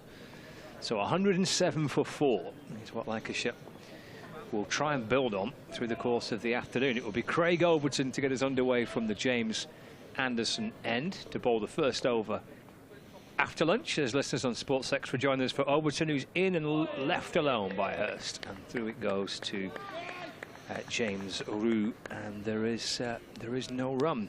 Yeah, just Jennings getting into double figures prior to the arrival of Luke Wells with a little burst before lunch. He'd beaten them 14. 4 slips in, Somerset still attacking. Yes.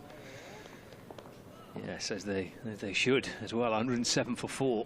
Spin doing the business against Surrey, and Seam doing the business this morning here at Old Trafford. 2 for Overton, who's setting off again, bowling to Hurst, who plays forward, and that's defender, just pushed up towards Jack Leach, who's not had a go yet. He's at mid-off, and there's no run. It may be some time before he does get a go. Although I think it would be sensible just to, at least give him a couple of overs, just to see if there is anything in this pitch for the spinner. Maybe he's still resting his shoulder from last week against Surrey. Well, he has bowled a huge number of overs in the last 3 games.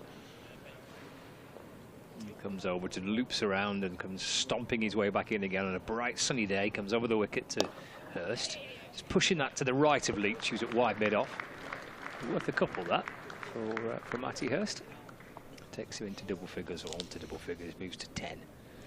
And Lancashire now with their first runs of the afternoon are 109 for 4 to the 29th over of their first innings. So I suppose with 4 wickets falling in the morning, it was a relatively slow morning. It's a little bit behind on overs, Somerset, but nothing that can't be made up through the course of the next couple of hours. Overton bowls again to Hurst, who's driving. It's in the air, but running out towards point for a single.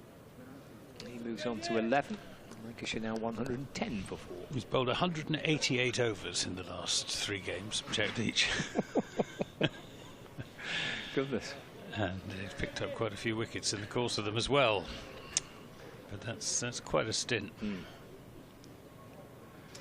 And he's been chosen for the England touring party to go to Pakistan in 3 weeks' time. So Luke Wells on strike. Final ball of the... Actually, no, two balls left of this first over after lunch. A left-hander around the wicket this time. Overton to Wells. That's clipped away off his toes out towards Leach, who is at mid-on. Chosen at the expense of Lancashire's Tom Hartley. Was that a surprise? Yeah, Tom's not in any of the England squads, having started the year making his Test debut and then being called up for the T20 World Cup. Now finds himself out of the Test squads and the white ball squads as well.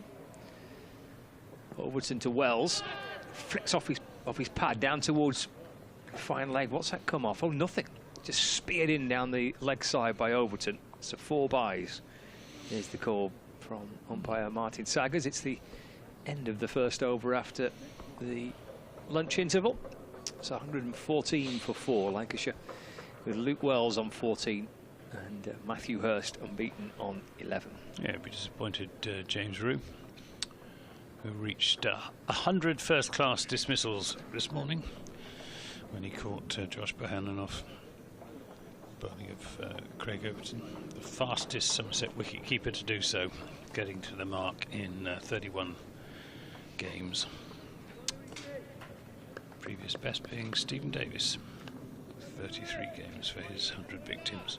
So Gregory's going to open up from this Statham end once the movement behind the bowler's arms has stopped. He's bowling to Matty Hurst, who's on 11. He's in bowls outside the off stump. Still got the 4 slips in. Andy Mead at first, Casey Aldridge at second, Craig Overton at third, and Tom Lammonby at fourth. It's about half and half between the Somerset fielders, those wearing a sweater and those not, with Mead at first slip in shirt sleeves and his 3 co-slips still in short sleeve sweaters. This is, oh, it's an appeal for LBW and gone. That's the 5th wicket, 114 for 5. A tremendous appeal from the Somerset slip cordon. And let's just watch the replay. It looked pretty plumb, didn't it? And Steve O'Shaughnessy with no hesitation at all in giving that out. Yep, fair call, isn't it, by Steve O'Shaughnessy? Even though Hurst has got a decent way forward, but no hesitation from the umpire to raise the finger. Hurst out for 11. Lancashire lose a wicket early on into the afternoon. 114 for 5. How far down do George Bell, will he be next in? I would think so. Yeah. He obviously bats pretty well. Alderson can bat, Tom Bailey can bat, so bat down to 9. And actually Anderson Phillips, I don't think it's got a bad batting average from what I remember. They've strengthened their batting with bringing Singh into the team and Bell coming in at 7 now. Yeah, Phillip has a best of 63 not out in first-class cricket. So. Balderson's in next. I mean, he's got a couple of first-class centuries last year. I'm pretty sure those centuries came at 4 for Lancashire, and he's finds himself batting at 8 this week for the Red Rose. So they have strengthened their batting, yes, with the balance of their team. Seam heavy: Williams, Phillip, Bailey, and Balderson. The 4 seamers plus some spin from Wells and potentially from Singh as well if required. But I'm gone with the extra batter, the Red Rose this week. There's Gregory's first wicket of the game, 1 for 31 he has. He's in to Bell in and bowls. This has turned very pleasantly into the onside, but I suspect he was playing around his front pad, judging by the oohs and ahs from the slips. Turning a straight ball into the onside. Is George Bell, who's keeping wicket now? Is it Hurst or Hurst? Hurst. Yeah. So Bell is played purely as a batsman. Yep. Down at number 7. He's batted at 4 for quite a bit of this season as Bell. 4 slips go down as Gregory is in and bowls a full length outside the off stump, giving the ball a chance to swing, and he does swing it. Lewis Gregory, although it's not really a day for swing bowling. Well, I was going to say that there's not a cloud in the sky. There are in fact very few high clouds away on the far side of the ground, and 1 vapour trail up to the right. As Gregory's in and bowls. And another defensive shot from George Bell, who is How tall is George Bell? 5'6", 5'7", something like that. Yeah, probably about that. Yeah, 5'6", 5'7", something like that. Not the tallest.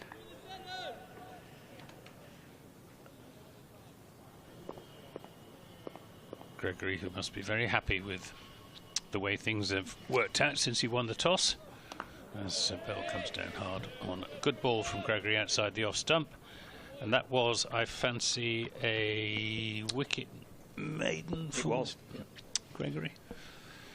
And he's bowled 6 overs, 1 for 31. Yeah, it's gone pretty much to plan, hasn't it, for Lewis Gregory. Called right at the toss, wins the toss. I don't think he could get the words, "We'll have a ball out quick enough." He was pretty happy with that outcome. So, and then these teams backed it up in the morning, 4 wickets in the morning, and 1 straight away after lunch. 114 for 5. It's Craig Overton. Left alone by Wells. Shits back in as Rue just takes it a pace or 2 to his right. And there's no addition to the score, 114 for 5. How's Luke Wells been going this season? Yeah, well, I think probably he would be down certainly on where he would expect to be. He's at, what's he averaging? He's averaging 25, scoring just under 500 runs. 1 big score, got 150. Overton to Wells, that wraps him on the pad, and he's got him. 3rd wicket for Overton, and Wells goes for 14. Lancashire lose their 6th wicket here. And the story of their season really summed up in the final home match of the campaign. Yeah, pitched right up, wasn't it? Struggling for runs, struggling for first innings scores. And up against it once again. Wells departed for 14, 114 for 6. Another easy one for the umpire to give, easier than the previous one really, because that was pitched right up. Hit him low down on the pad. Wells playing all around it. Nowhere near it, really. 114 for 6. Well, perfect start to the afternoon session for Somerset. Yeah, and again, Lancashire struggling in their first innings once more. Struggling for partnerships. Nothing really that stands out. A couple of high 20s. Jennings and Flintoff, Hurst and Wells, but nothing beyond that so far in this game. In fact, Lancashire through the course of this season have only had 14 50 or more, 50 or higher stands in 84 outings for their top 4. Gracious. It's only 14 times where they scored 50 or more in a partnership in 84 outings for the top 4. That's a very telling stat, isn't it? Because partnerships are the bedrock of good scores in county championship cricket. You just have to put them together. I know it's stating the blindingly obvious, but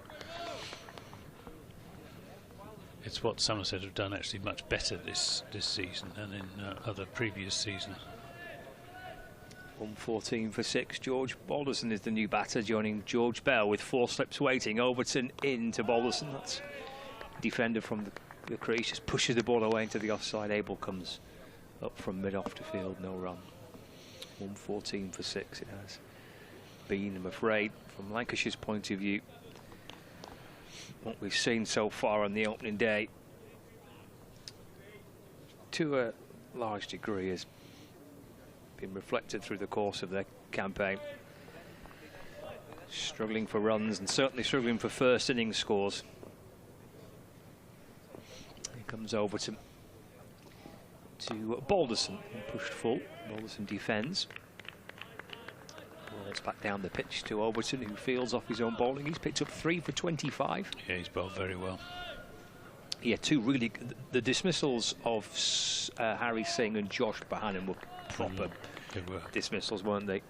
They were good balls that both batters got out to. Well, the one that Bohannon got out to, he did jolly well to get anything on it at all. In again to Balderson, left alone from around the wicket to the left-hander. Ball slides past the off stump. James Rue, the keeper, takes it in both gloves, tumbling away to his right. produces a few oohs and ahs again from the Somerset slip fielders, of which there are still 4 waiting to pounce on a chance. And there's been a few chances so far. It's only one carried, 2 carried to the slips. One caught by Lamberby, the other one put down by Aldridge. Yep. The other next to the slips have all fallen short. Final ball of the over. Overton to Balderson.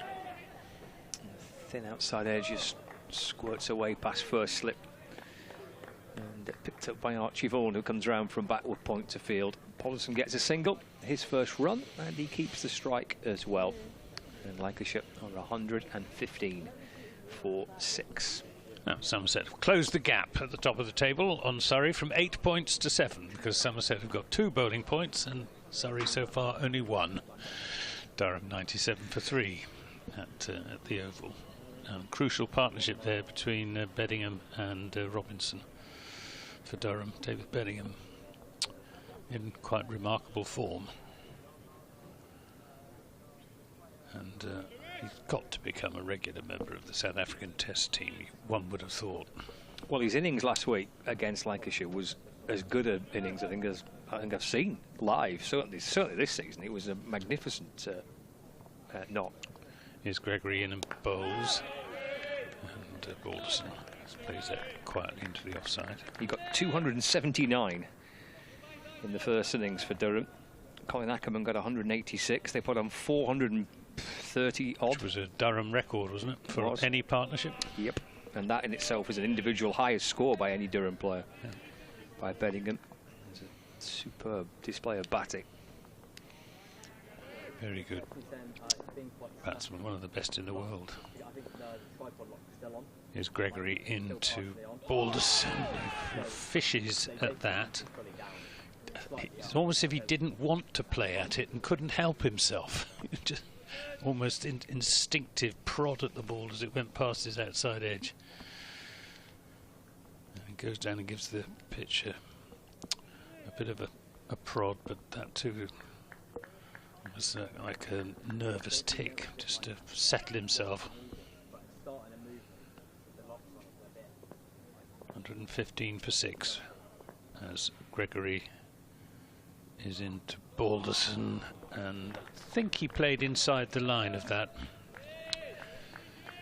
Just played the line, and Gregory bowling over the wicket to the left-hander, slanting across the left-hander, so he's got to get it to cut back off the seam if it's going to make the batsman play. 29 plays and misses so far in 32 overs. This is a square cut attempt. As it was there for the shot, to be fair to George Balderson. It was short and wide from Gregory. There was nothing wrong with the conception. It was the execution that was at fault. So 29 plays and misses in 32 overs, very nearly 1 and over, isn't it? And that, you know, that's a fair reflection of this pitch. Yep. Yeah, it has been seaming around, particularly I would say for Gregory and Overton. Gregory in and bowls, and Balderson gets the inducker there and gets back on his stumps, manages to keep it out,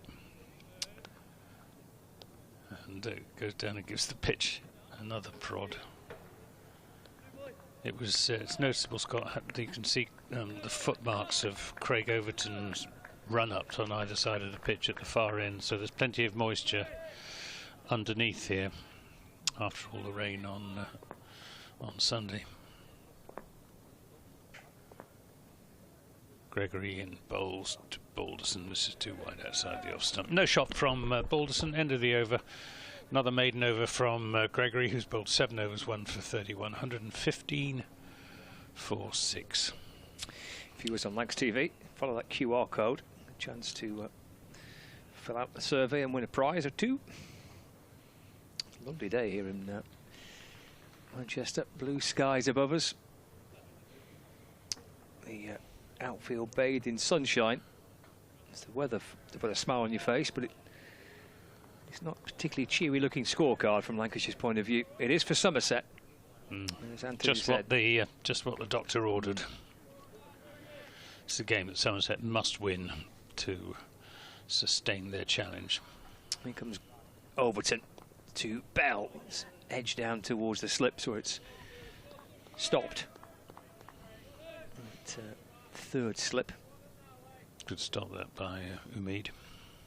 Yeah, probably bounced 3 or 4 yards in front, low down to his right. Could have easily squirted underneath his hand, that couldn't, and trickle down towards the boundary. Stopped it going for runs. 115 for 6. Bell on naught. Here comes Craig Overton, towering in over the wicket to Bell. Oh, bowled him! It's an absolute beauty by Overton. His 4th of the day. 7 down now, 117 for 7. It's a snorter of a delivery from Craig Overton. And Bell has to turn and head back towards the Lancashire dressing room without able to score today. But he's got an absolute beauty from Overton here. Yeah, speared in at middle stump and then just going away off the seam to hit the top of off. A perfect seam bowler's delivery, isn't it? It's the sort of delivery you dream of.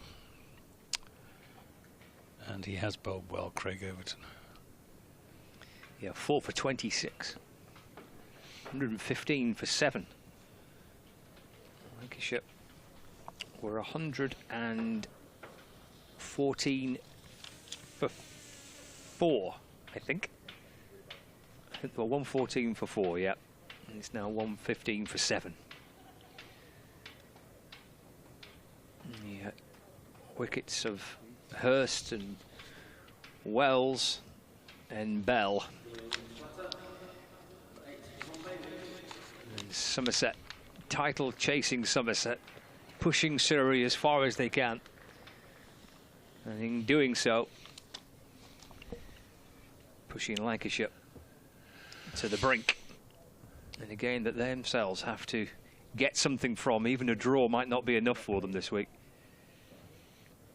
Well, the it's only win or thing bust for both, really. Yeah, but the only thing that occurs to me, and it occurred to me almost as soon as that wicket, well, straight after that wicket fell, is that if Somerset bowl Lancashire out in the next hour or so, Somerset are going to have to bat on this. That's very true. Yeah. And that's not going to be easy. No. 115 for 7. So Tom Bailey, the new batter. Here comes Overton in, balls to Bailey. Fended off down towards the slips, and there's no addition to the score. Somerset with yet another makeshift opening partnership. This time Andy Umeed and Archie Vaughan. Umeed has the lowest average of any opener in domestic first-class cricket at the moment. I can't remember what it is, but Steve Pittard told me it's about 19, I think. Overton to Bailey. He's come for the Yorker, fires that in, does well to dig it out. Bailey just jabs his bat down on the Yorker that was speared in. He's got the worst batting average by an opener in Division 1, minimum 25 innings, 18.84. He's a good player as well, but better off in the middle order, I think. 2 balls left of the over. Here comes Craig Overton for Somerset, looking for a 5th. And Bailey just nudges this ball away off his hip, back down the pitch towards Overton, who decides against picking that up. He's a long way to get down to scoop the ball up, and Tom Abel says, "I'll do it for you." Coming up from mid-on to field. Lobs the ball back towards Overton. Shadow follows him as he gets to the top of his mark, turns and follows those footprints back in again. Bowling to Bailey. Bailey defends towards the leg side. And there is no run. It's a wicket maiden for Craig Overton. I think that's the 2nd wicket maiden since lunch. The dismissals for Overton. Little feathers behind. And LBW of Wells, and then a beautiful delivery to get rid of George Bell. clipping the top of off stump. Lancashire from 70 for 2 to 115 for 7. They've lost 5 for 45 in 13 overs. Here comes Gregory then. To bowl to the left-handed Balderson, who's caught by Craig Overton at third slip, and that's the 8th Lancashire wicket going down with a score on 115. Balderson came uncertainly forward to a swinging delivery from Lewis Gregory, took the outside edge, and as slip catches go, that was pretty comfortable for one of the best slip fielders in the country. Low down, well, knee height to his left, two-handed catch from Craig Overton, and the 8th Lancashire wicket. Yeah, from Craig Overton's standards, which are pretty high, that is quite straightforward, isn't it, for him at third slip. Lancashire crumbling apart here in their first innings. 6 for 45 they've lost now. What did they go? 107 for 4 at lunch? Has become 115 for 8. Quite a collapse. And Somerset are through to the bowlers now. Yeah. Anderson Phillip, who's making his home debut. And Will Williams, the 2 remaining batters. Will be Anderson Phillip heading out to join Tom Bailey.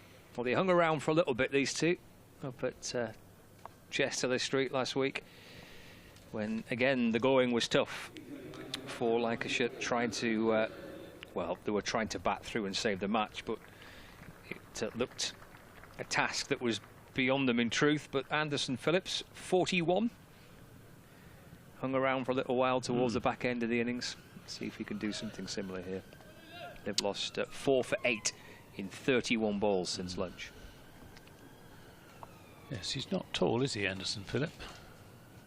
As quick bowlers go. Tom Bailey a good bit taller. We've got 4 very colourful cranes on one side of the ground. What used to be the Warwick Road end. Got 2 bright red ones and 2 bright blue ones. But they're not operating on the ground. I think they're neighbouring buildings. Right. Here's Gregory to Phillip. He's there, bowls, and Phillip comes down on the ball outside his off stump, keeps it out.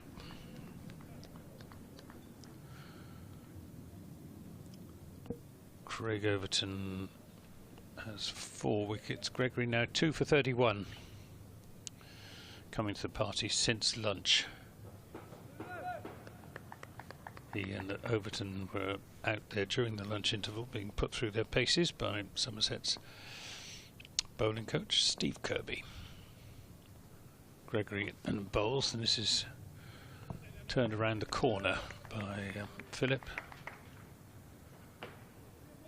for a single. He's off the mark with that. 115 for 8.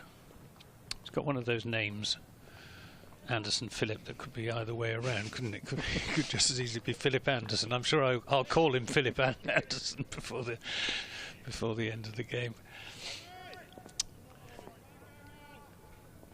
I wonder if he's named after Andy Roberts, because he was Anderson. This is driven nicely by Bailey. 4 runs away through the offside. Over pitch from Gregory. Half volley really, outside off stump, and Bailey got across well to that. Drove it away powerfully through the offside. He did, didn't he? Crunched that one away, did Bailey? Yeah. A couple of steps down the pitch as well to turn it into a half volley. So Tom Bailey deciding that attack is the best form of defence, maybe. We will see as Gregory's in and bowls and beats him with a really good delivery. Well, play that if you can.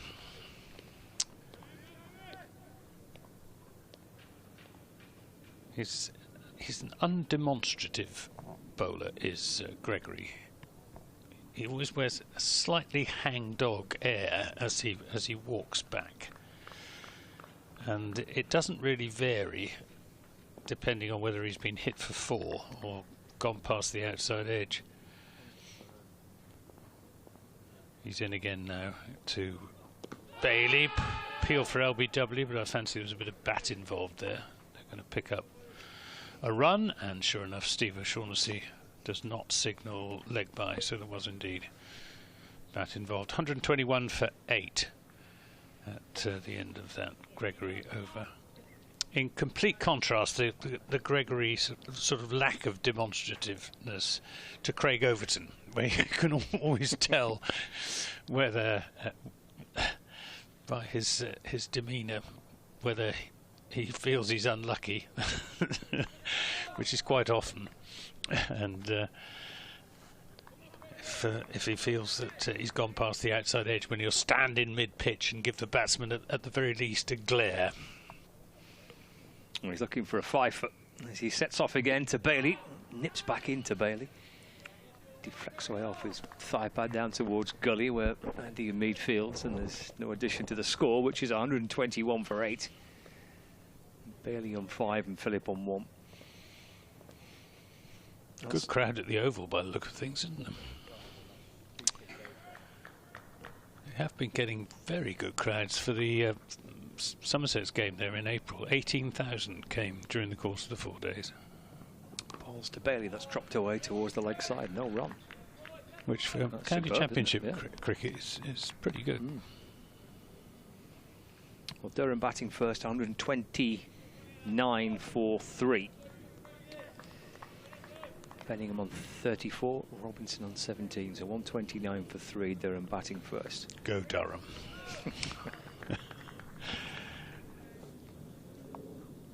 121 for 8, here comes Craig Overton again, into Bailey, playing and missing.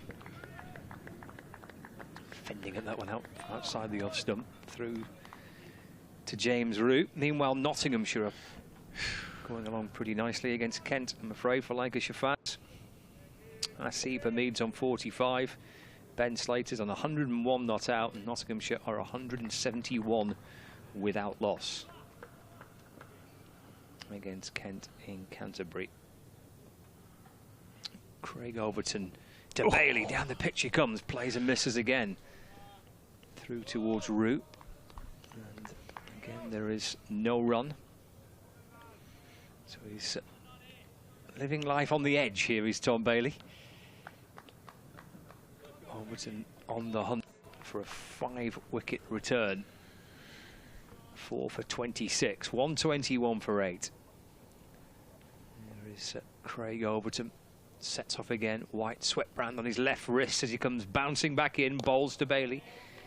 He's on the walk, just advancing half a step forward to Overton, and defends up towards Jack Leach, who's at mid-off, and there's no run. Quite a high-risk strategy for Lancashire to prepare a pitch like this, isn't it? I mean, it may come off, you know. I mean, if Lancashire get bowled out cheaply, then the same could very easily happen to Somerset. 121 for 8, final ball of the over. Overton to Bailey, that's a beauty. Spins him round, and somehow Overton stands there with his hands on his hips, looking back towards Tom Bailey to say, how have I not picked up my 5th wicket there? It's a lovely ball. Pete Bailey all ends up 121 for 8 at the end of the over. It was a maiden that from Craig Overton. He's bowled 13 overs, 3 maidens, 4 for 26. Anthony, I shall leave you, and Paul will join you. Thanks, Scott. That's Scott Reed. And it's 121 for 8. And Lewis Gregory's going to bowl another over from the Statham end. Here's Gregory then bowling to Anderson Phillip. He's there in bowls, and Phillip drives nicely, but straight to Archie Vaughan. What have you made of things since lunch? Well, Paul? I've got to be honest with you. I went downstairs to have lunch with Warren Hegg, and I looked up, and we'd lost 4 wickets. So I can't say I'm staggered, but I'm a bit disappointed. Here's Gregory to Philip. He's there in bowl. Philip drives and misses through to James Rue. I was just asking Scott about the sort of Lancashire strategy of producing a real result pitch like this one. Do you think they've overdone it a bit, or Well, do you think it's justified? We'll have to qualify that. You're not allowed to prepare result pitches, are you? What they've done is left grass on in the hope that that it'll be a bit more bowler friendly. The surfaces at Emirates Old Trafford are usually slate grey. The one next to the one we're playing on is a more typical surface. It's Gregory to Philip, who draws his bat inside the line of that one. I suppose you could always declare, couldn't you? 121 for 8, get them in. You could. I know it sounds bizarre, but these things used to happen, didn't they, when it was on uncovered pitches and whatever.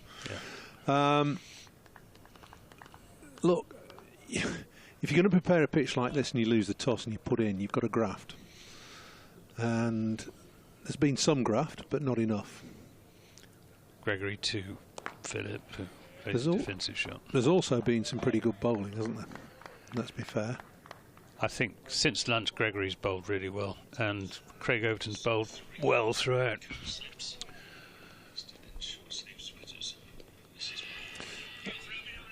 I mean, Lewis Gregory is basically the it's the way you should bowl on this pitch, and I thought he was a little bit unlucky this morning in his spell. He's in again.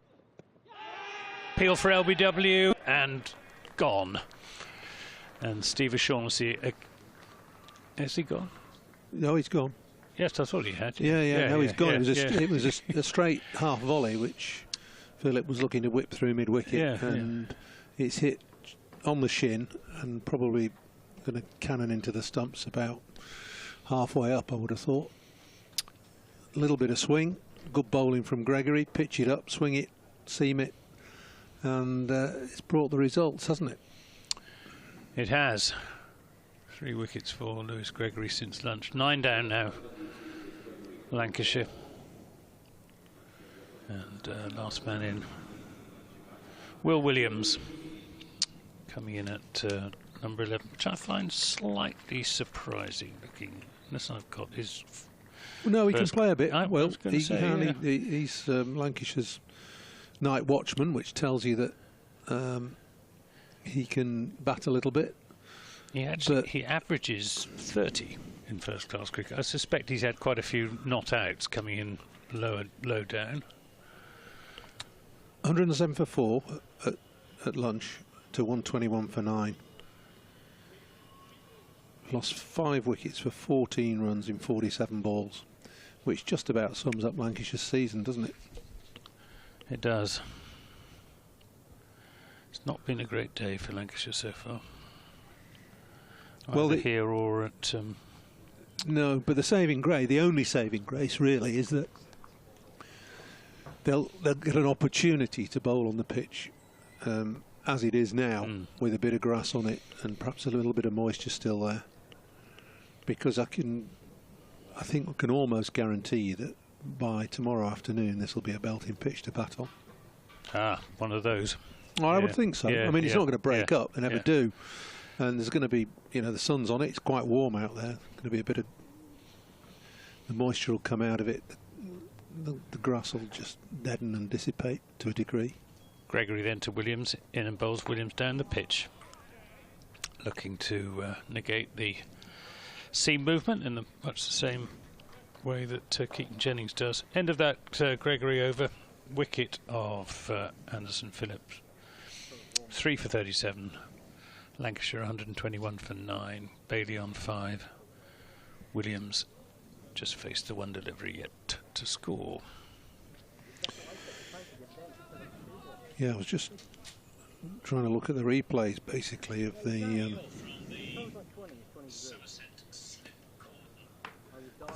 Lancashire wickets, and been some pretty good bowling. Here's Overton in and bowls to Bailey, who plays this on the bounce back to the bowler. One or two not very good shots, but well, yeah. I mean, early, you know, Keaton Jennings perished to a shot that he'd played successfully 4 or 5 times prior. Rocky Flintoff driving at one that probably wasn't quite there.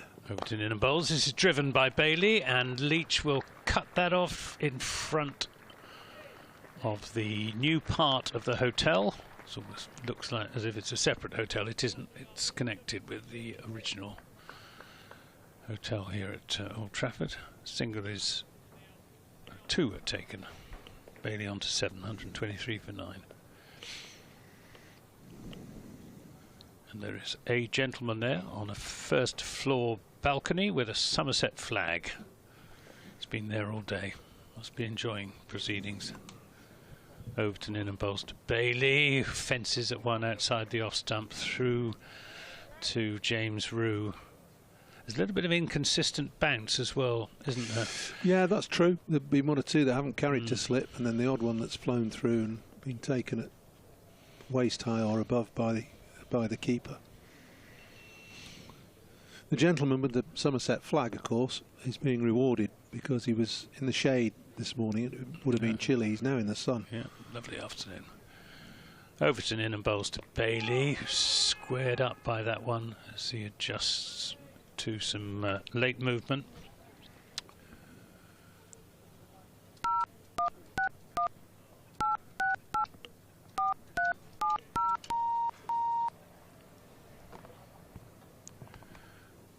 Apologies to those of you on the listening on the BBC Sport website app and on your smart speakers for that loss of transmission. The line just went down momentarily. It's Overton in and bowls, and Bailey down the pitch.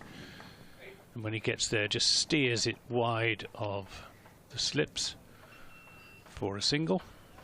124 for 9. Bailey on to 8. Williams on strike. Still the 4 slips. I'm looking forward to see how Somerset bat on this. I'm not sure I am. No, I am. Overton in and bowls, and this is pushed into a big gap on the offside by Williams, which means he will keep the strike, which is probably what Somerset had in mind when they left that big gap on the offside. End of the over, 125 for 9. Well, I think they know that Tom Bailey plays his shots, so the field's set back a bit in the hope that he'll loft one into the outfield. Can't think that they're trying to give him a single to get him on strike, but it's come to a pretty pass if you're doing that between numbers 10 and 11. But the way Somerset play will be interesting, whether they try and chance their arm a little or they graft and look to bat what I would call properly, stroke sensibly. I suspect Umeed will come out all guns blazing. Yeah. Gregory into Williams, who's down the pitch and driving this away through the offside for 4 runs. Well, handsome shot. Well, Tom Bailey can play. I mean, both these two as tail enders can give it a hit.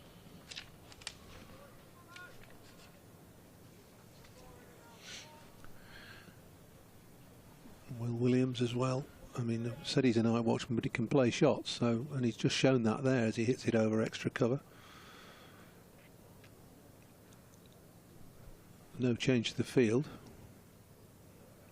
And 4 slips in just about throughout the day. Gregory into Williams, who's down the pitch and swinging. Well, they've obviously decided that they might as well score some quick runs and get Somerset out there sooner rather than later. Williams is wearing a black armband. I don't know. Well, at least it looks like a black armband. But I think he's the only Lancashire player so to do.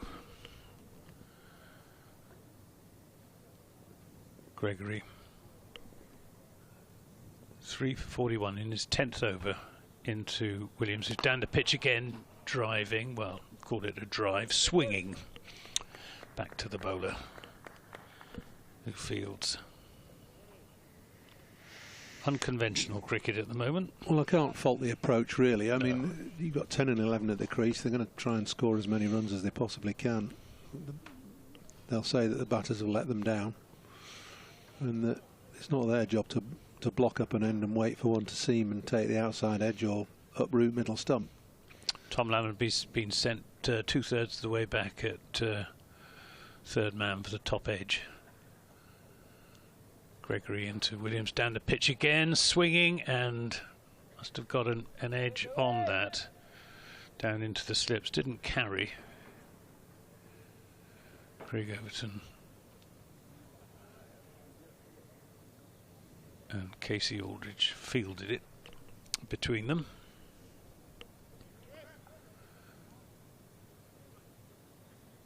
Will Williams giving it everything he's got at the moment. Tell you what, those 3 slips are close now, especially second and third. And if Williams flashes at one and gets an edge, it'll take some hanging on to. Here's Gregory in to Williams, down the pitch driving, and a very good half stop by Lewis Gregory. Looks slightly ruefully at his left hand, but saved his side 3 runs there. That would have gone for 4 if he hadn't got his hand down onto that. As it is, it's just a single, 130 for 9. Somerset with 3 bowling points, and Durham have lost another wicket down at the Oval. 134 for 4, but David Beddingham is still there. So Somerset 3 bonus points, Surrey just 1. Gap reduced to 6. Gregory in, bowls to Williams. This is clubbed over the offside, and it rather plugs as Kola Cadmore. Sorry, it was Bailey with that shot. Kola Cadmore fields, and 2 runs are taken. 132 for 9, 10 to Tom Bailey and 6 to Will Williams. Lewis Gregory 10 overs, 3 for 44. Well, quite a productive intent, if not in terms of runs in that last over. So no doubt about what Williams and Bailey are trying to do for Lancashire, trying to get as many runs as quickly as they can. The field is set back a little bit now. Williams on strike with mid-on back a touch, square leg, 2/3 the way back.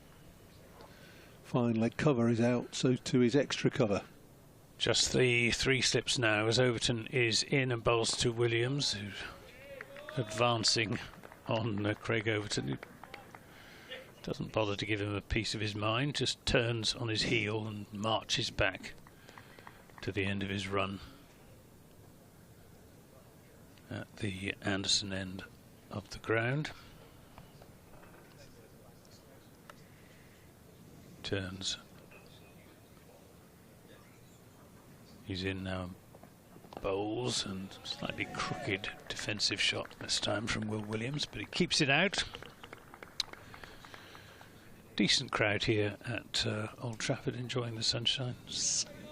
Spectators scattered all around the ground, except in the big temporary stand that went away to our left, which is closed off. Well, that's because they're taking it down, and you wouldn't want to be in there if they're taking it down. Here's Overton in bowls, and this is Williams down the pitch, playing that up to Leach at deep extra cover. Jack Leach, who has bowled 190 overs in Somerset's last 3 games, but I don't think he's going to be bowling many overs in this one. Certainly not in the first innings.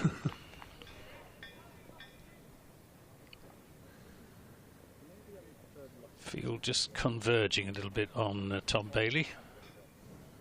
Overton into Bailey, who plays a solid looking defensive shot out into the offside. Tom Abel's foghorn voice. Well bowled Craigo. Abel is fielding at mid-on, which is not where you normally see him. Suggests suggests he's not 100% fit, but fit enough to play and to bat. Overton in and bowls, and Williams thinks there might be a single there, but Bailey's having nothing of it, sends him back. And policy that these two have adopted is working out quite well so far. 133 for 9.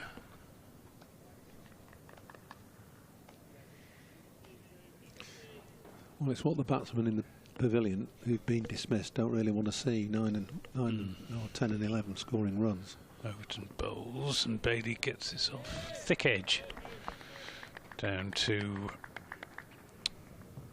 deep backward point, where Tom Kohler-Cadmore picks it up and walks in, polishing the ball on his short-sleeved sweater as he goes. Single is taken, 134 for 9, 11 to Tom Bailey, 7 to Will Williams. Decent run rate, 3.44 runs and over, but wickets have fallen, I was going to say at regular intervals, but they haven't really. Well, they have if you regular intervals about every 2 minutes. Well, I was just thinking, I mean, they've fell at sort of regular intervals this morning, but since lunch. It's been an avalanche, hasn't it? Yeah. 5 in 50 minutes, basically. Gregory then to Bailey, who is the less aggressive of these two tail enders. But not much he could do with that one, as Gregory's bowling from wide of the crease, angling the ball into the right-hander and across the bows of the left-hander. And I regret to say for Somerset listeners that David Beddingham is out at the Oval. Gregory bowls a full toss, which takes Bailey a little bit by surprise. He picks up a single to deep mid-on. Durham 134 for 5 now. They've lost wickets quickly and regularly as well, haven't they? They have. It's the Beddingham wicket that is the Tom Law's got him caught behind. Promising young quick bowler.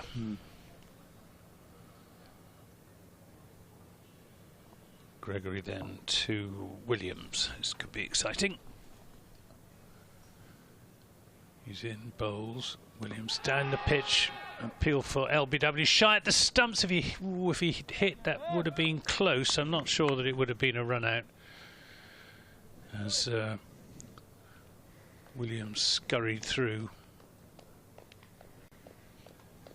Just saying, Tom Bailey's batting in the more correct way than when Will Williams. Just intrigued, Gary's dug up a few stats on him. Nearly, he's got 2,350 runs in 108 matches. Average is very nearly 20. He's got 1150, so it's not bad. Gregory in and bowls, and this is thumped down the ground by Tom Bailey for 4 runs. Over-pitched by Gregory and got the treatment. Well, that's the way he plays. I mean, he's a good hitter of a ball, Tom Bailey. That's his shot. It's a stand and deliver, straight back past the bowler. Very uncomplicated. Nobody back either now, is there? Oh, there's only deep square. Well, deep square leg. Yeah. Gregory in, bowls, and this time forces Bailey back onto his stumps.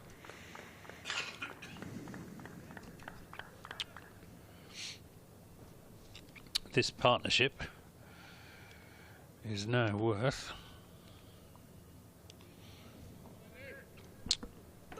$19, which in the context of what's happened since lunch, it's mammoth. Yeah. Clatter of wickets in the first half hour after the lunch break. 5 going down. This is swung away down the ground. Kohler-Cadmore's underneath it, takes the catch. That's Lancashire all out for 140. It's a fourth wicket for Lewis Gregory, who finishes with figures of 4 for 50 in exactly 11 overs. It's Tom Bailey who's gone for 16, leaving Will Williams not out 8, and Lancashire have been bowled out. Well, it's a sorry end, really, to a sorry innings for Lancashire. Tom Bailey looking to hit that over the top. Can't really blame him at all. Been let down by the batsman above him. It's been a desperate collapse since lunch. From 107 for 4 to 140 all out in less than an hour. And as I said earlier, it just about sums up the Lancashire season so far. Put into bat on a greenish pitch here at Emirates Old Trafford. No great demons in it. There's help from the bowlers, or for the bowlers should I say. Jennings the only man to stand out at all with a half century from 68 balls. Singh on debut out for 7, Bohannon 4, Flintoff 7, Hurst 11, Wells 14.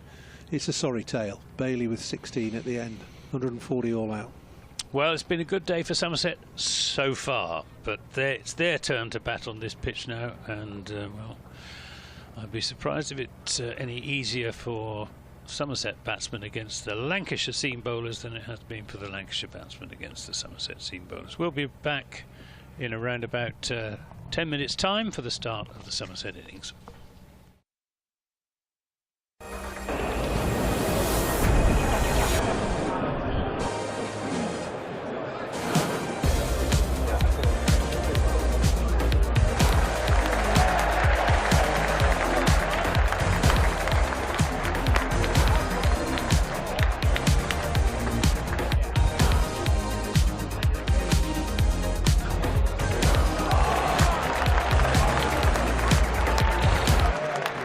This is a call for hungry dreamers and hard-working self-believers. Success is down to more than just luck and talent. It's striving to be the best, breaking the boundaries and never giving up. Are you ready to become your best self? Are you ready to unlock your greatness? So what are you waiting for? This is Education Evolved. This is UA 92.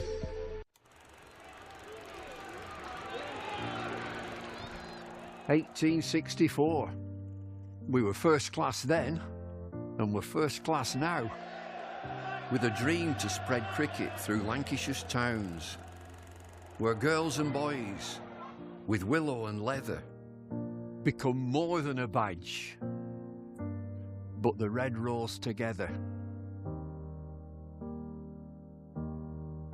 A club where more than legends are made, but friendships, obsessions, moments replayed on our screens, in our minds, in our hearts forever. Because it's who we are, our DNA, the red rose together. Statham, Briggs, Jimmy, Freddie and Joss, Chappie, Sir Clive Lloyd, Carol Hodges, Kate Cross. What a roll call. It's a hard one to measure, with future names still to be written on the red rose together. We're all about people. It's what the red rose really means. Yeah, the ones signing autographs, but the ones behind the scenes. Our community, grassroots, the ones that feel tethered. Whether you're from here or belong here, we're the red rose together. And what about this place? Talk about world-class venues. Triumph, of disaster, of pain, or pleasure.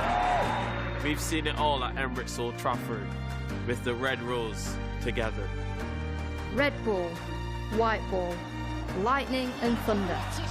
Have you ever sat back? Have you ever just wondered how far we've come? The storms we've weathered, or how far we'll go as the red rose together.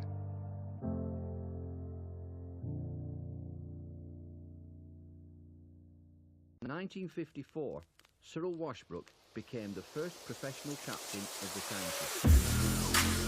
Lancashire have won a tremendous victory here. Indeed he has, and he's great. What a moment.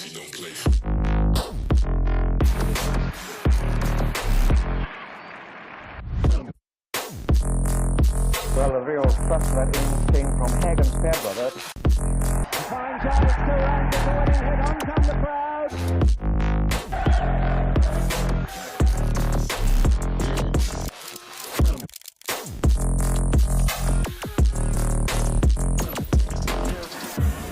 A really wonderful game of cricket.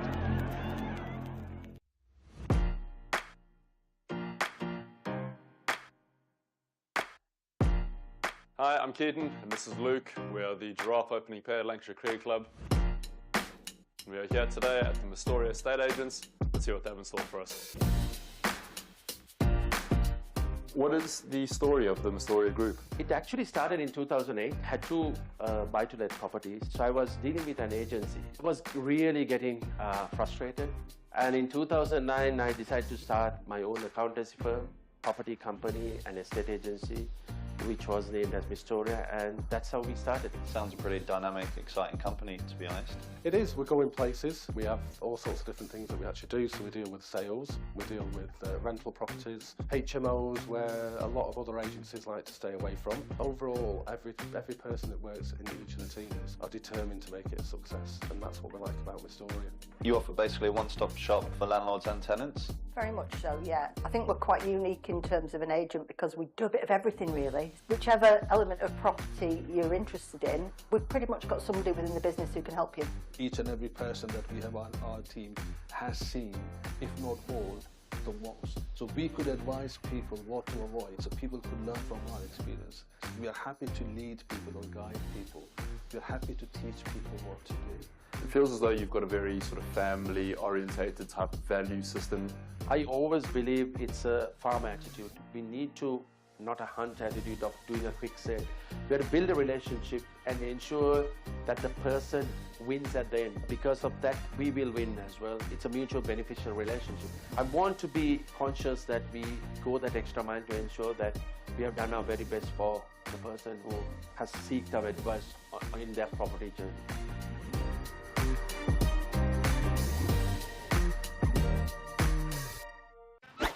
Action. All the fun and all the games, they all start here with All Stars Cricket. All new experiences for everyone, all over the country. Every session is all-out action, all the time. Fully welcome, all invited, even mums and dads. Skills, friendships, smiles, dreams. It all happens here. All you need is delivered right to your door. Best of all, it even has your name on it. All the activators are fully trained, and all they want is for us to have a great time. Always. Have ball, catch, throw, try it all. It's time to go all in, all together. And it all starts with All Stars. All you need to get started is at allstarscricket.co.uk.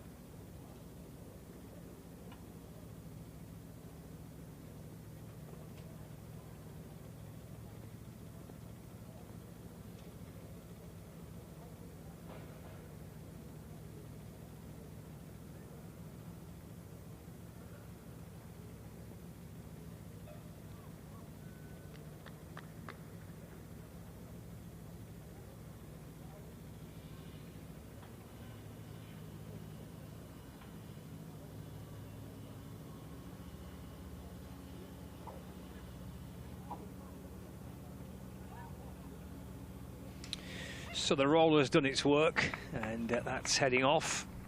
Somerset's opening batters, new look opening pair of Andy Umeed and Archie Vaughan are out in the middle, as indeed are the Lancashire fielders. It's 140 all out, Lancashire. And now we'll see Somerset's reply in the sunshine of Manchester. All wrapped up pretty quickly after the lunch interval.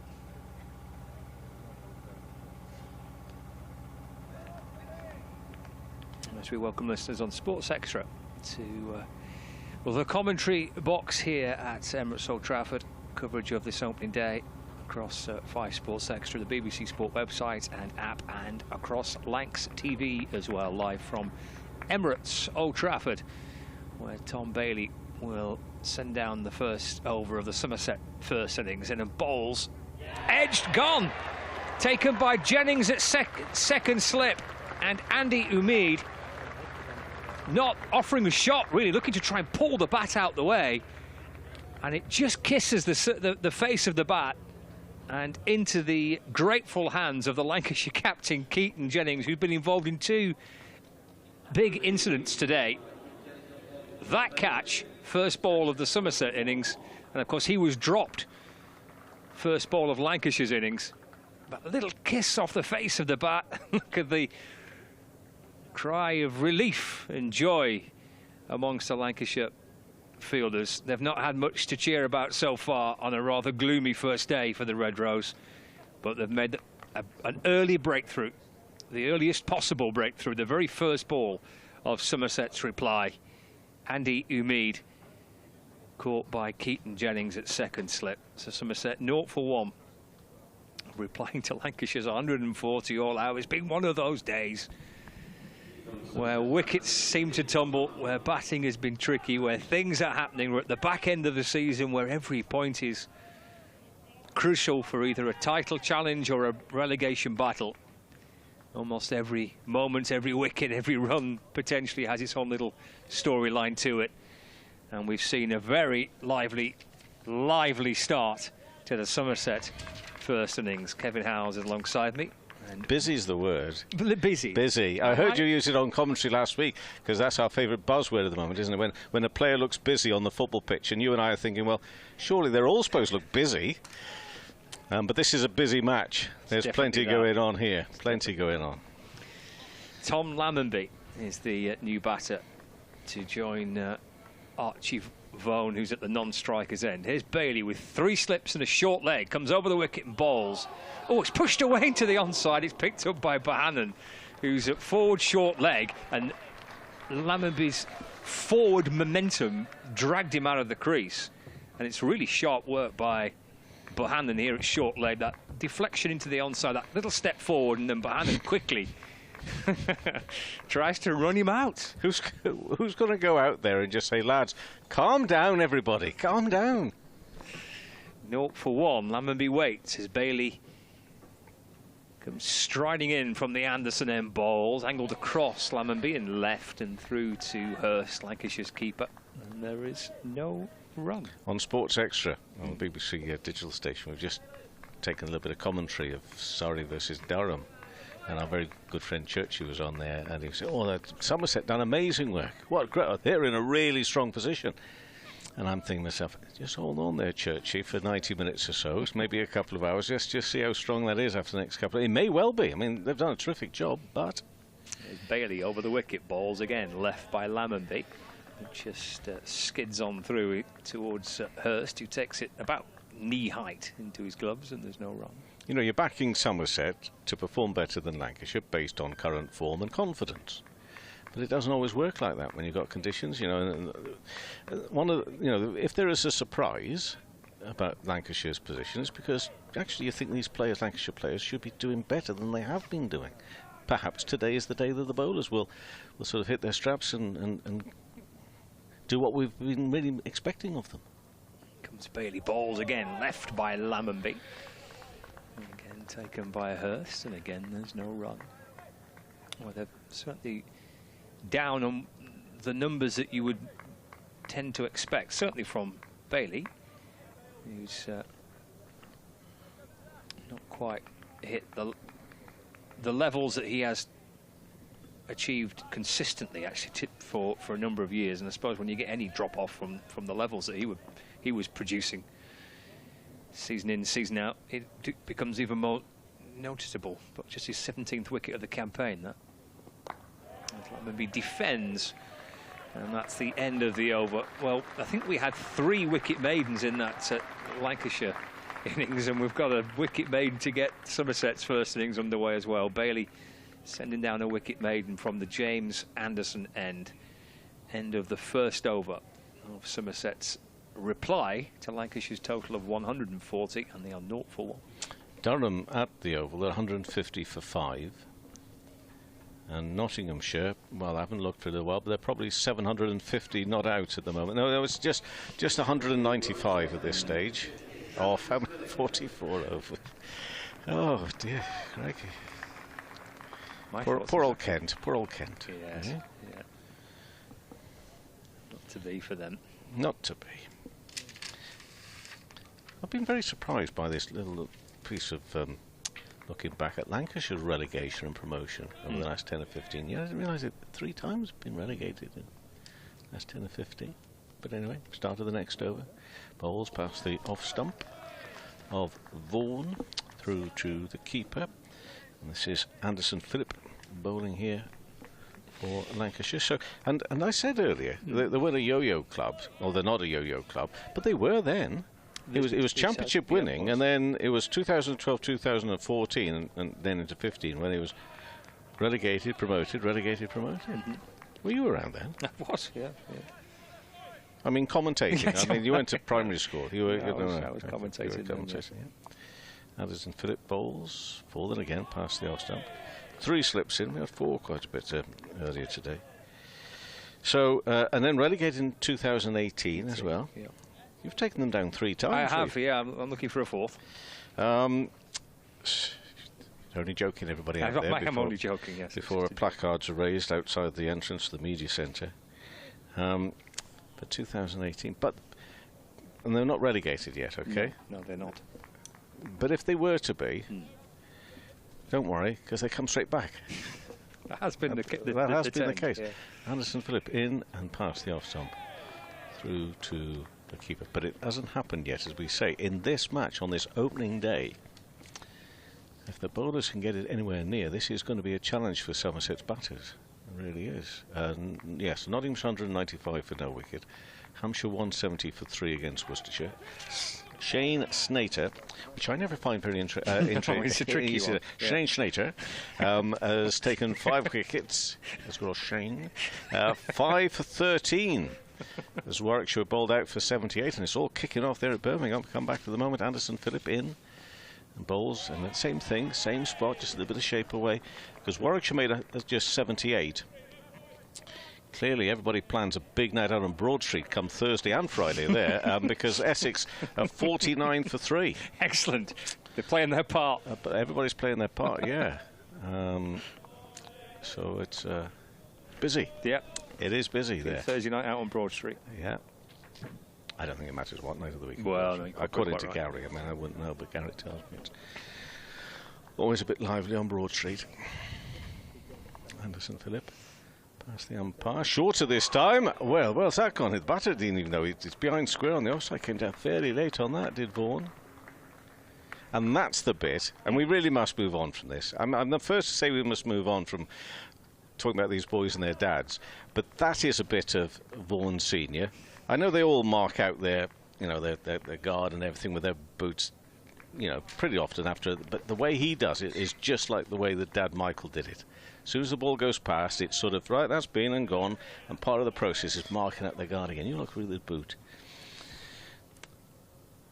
So Phillip again, bowls, width, and that's away. That's away on the offside, and that's going to be 4 runs. So Archie Vaughan is there with 4 off 6 balls faced, 2 overs gone, 4 for 1, after Lancashire made just 140. Gloucestershire all out for 109.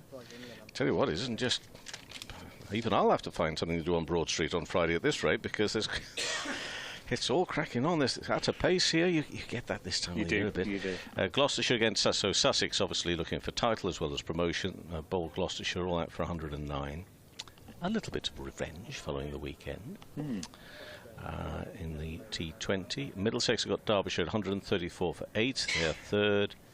And the Yorkie boys 178 for 3. They're in Cardiff after Glamorgan chose to bowl first. Here comes Bailey from the Anderson end. Forward goes Lammonby, calmly in defence, and there's no run. You do get some of the weird-looking scores, don't you, this time of the year? Well, I guess it's inevitable when so much is at stake and teams are trying to gamble to lose matches in a bid to try and win them, I suppose.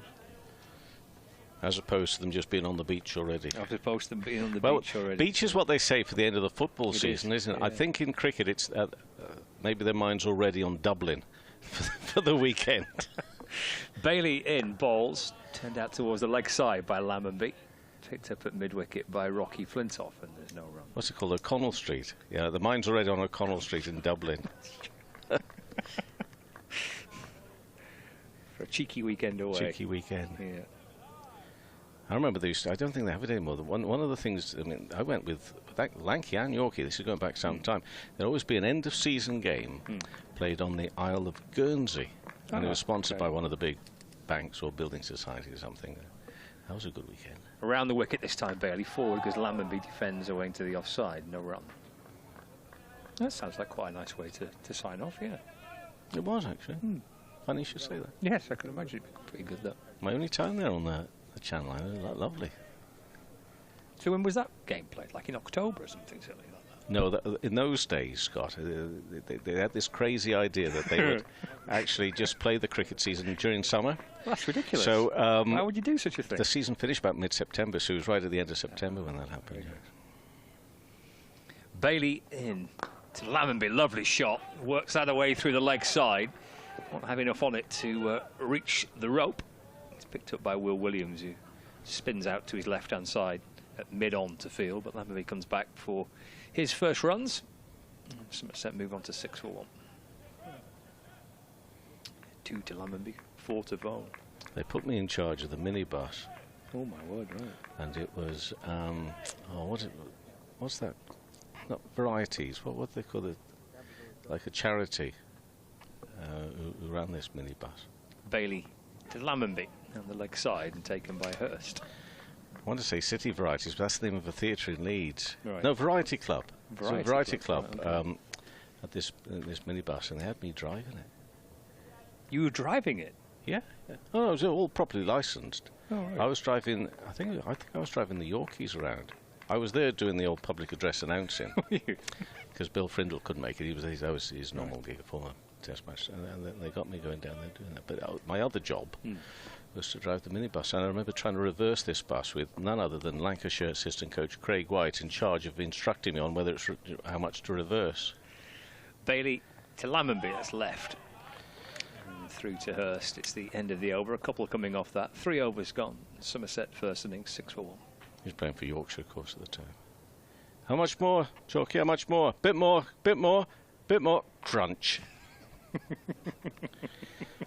I thought you said a bit more, and I think his reply was, "I'm a cricketer, not a parking attendant," which is fair enough, isn't it? Yeah, it is fair enough. Yeah. And I said, "What do I do about it now?" He said, "Shut the door and run."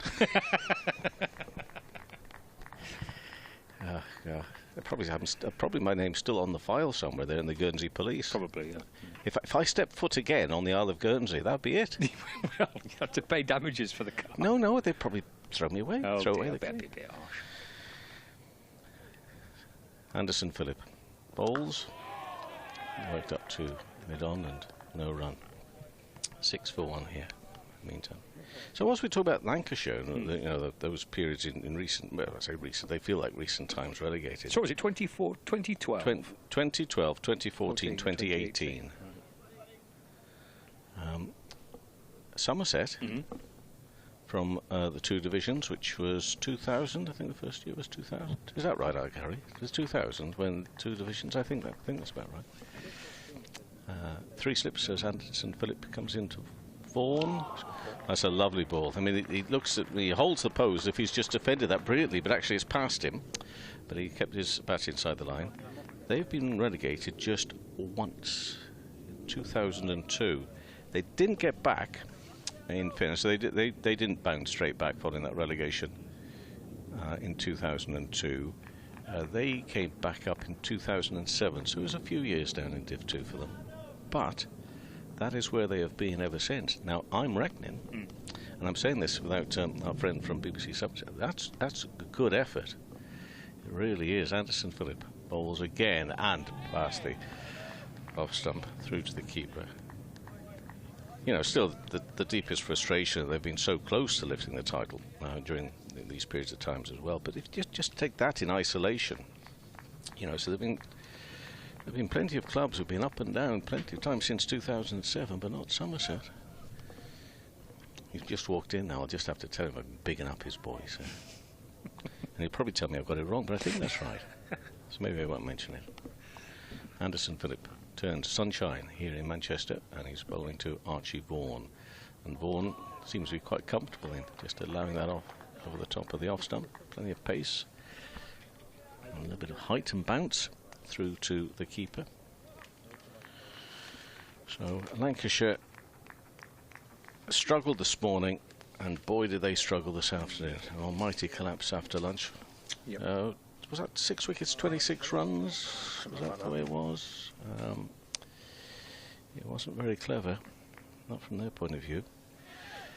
But Somerset looking perhaps for their first championship title in bowls.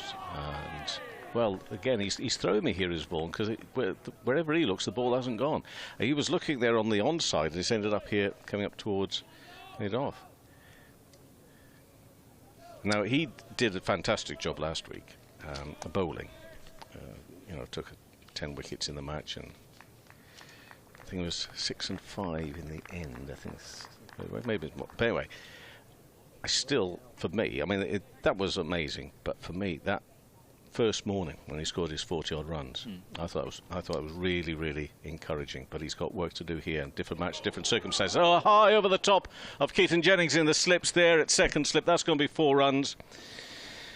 Well, Anderson Phillip looks all frustrated, putting his back into it there, and I think Vaughan may have looked back over his right-hand shoulder with a little bit of hope that that's gone where, not necessarily where I intended it to, but high over the top of a very tall Keaton Jennings standing there in the slips. But it is 4 runs, and it is 10 for 1, and an otherwise very good over from Phillip, although you can't really maybe fault him for that last ball either. Vaughan on 8, Lammonby on 2. They trail by 130. There are 50 overs remaining today in this very important match, where Somerset are second, looking for the title. Lancashire looking at relegation. Bailey balls to Lammonby, that's left. He kind of flirted for half a second with the idea of playing. 33 runs. Thank you, Gary. It's a good job he knows his maths. Let me write that down. 10 for 1. 72 balls. Mind you, it doesn't really make a lot of difference. It still looks pretty dreadful after lunch there for Lancashire. Yeah, it's been a tough day so far. Can they fight back with the ball here? Bailey, he's got the first wicket. He's in to Lammonby, just turns him round and comes off the shoulder of the bat. Pops back down the pitch, and there's no run. The first wicket of the Somerset innings, the very first ball of the Somerset innings.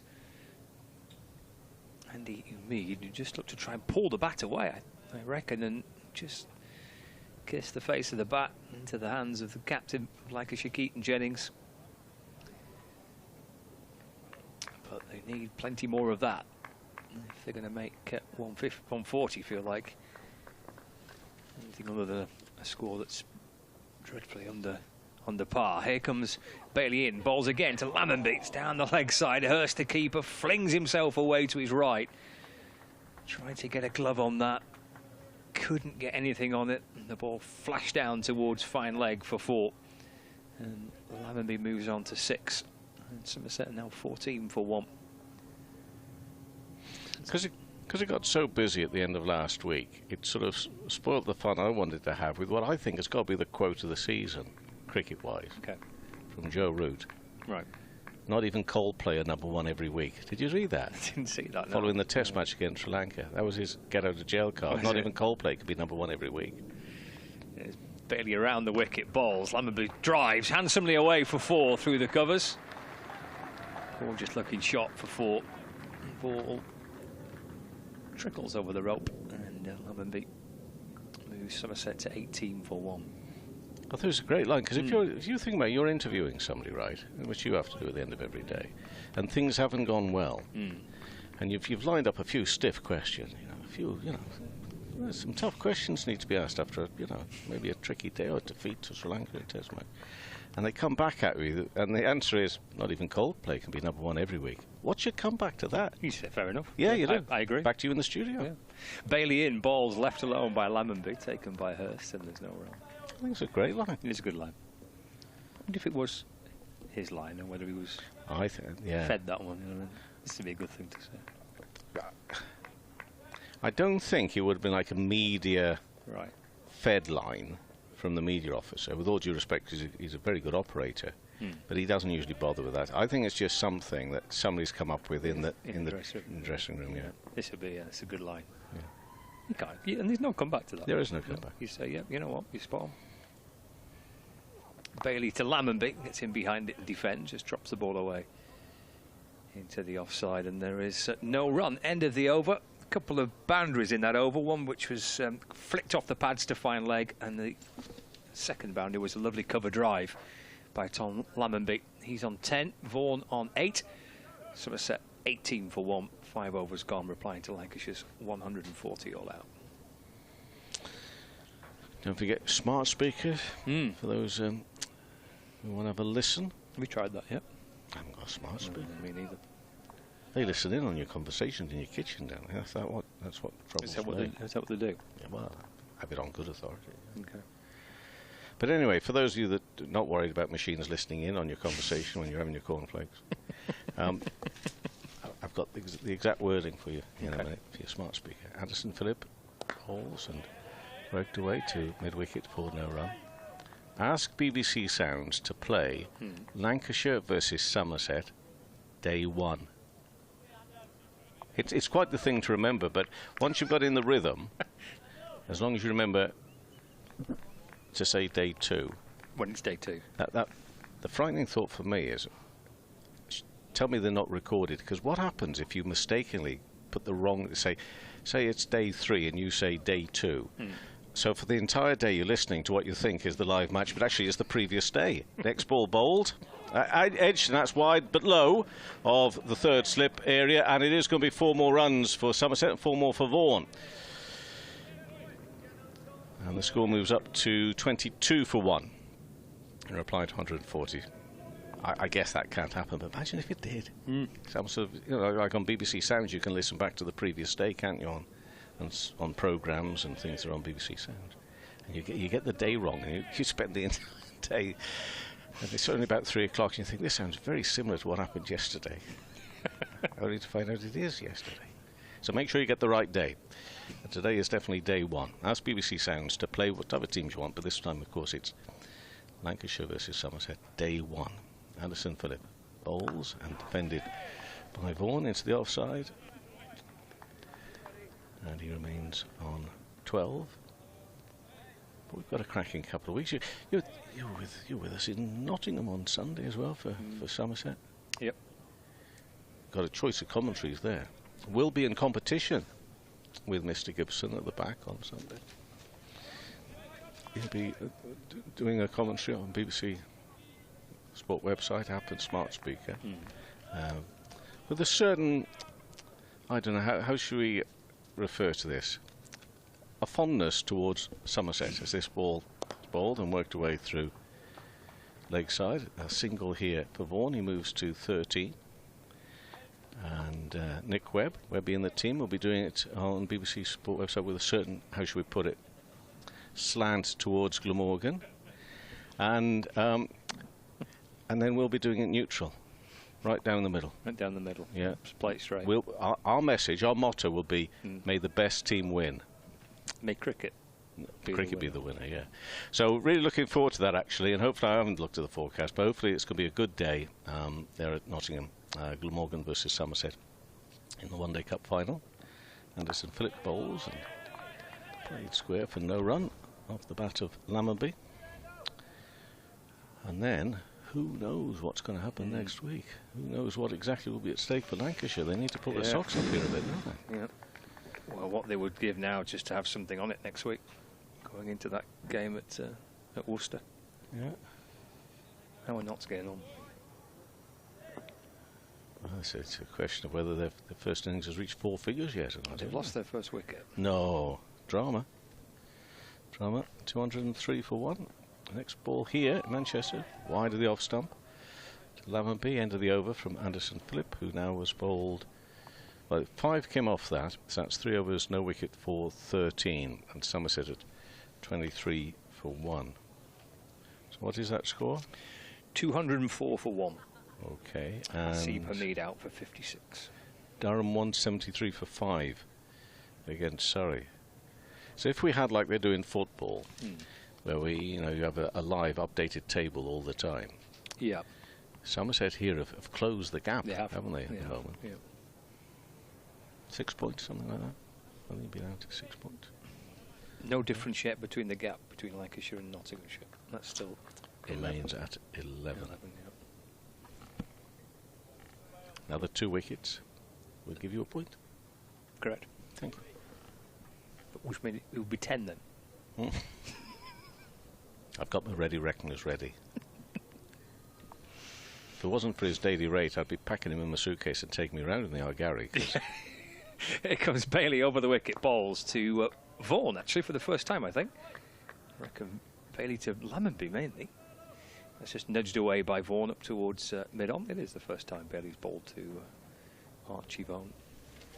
No run, 23 for 1. Vaughan on 13, Lammonby on 10. So Bailey's got 3 slip catches. Bell, Jennings and Singh. And then backward point, mid-off, mid-on, mid-wicket and fine leg. Bailey from over the wicket balls. Glanced away off the hip down to fine leg by Vaughan. And Balderson will try and stomp around to cut it off, but he can't get that.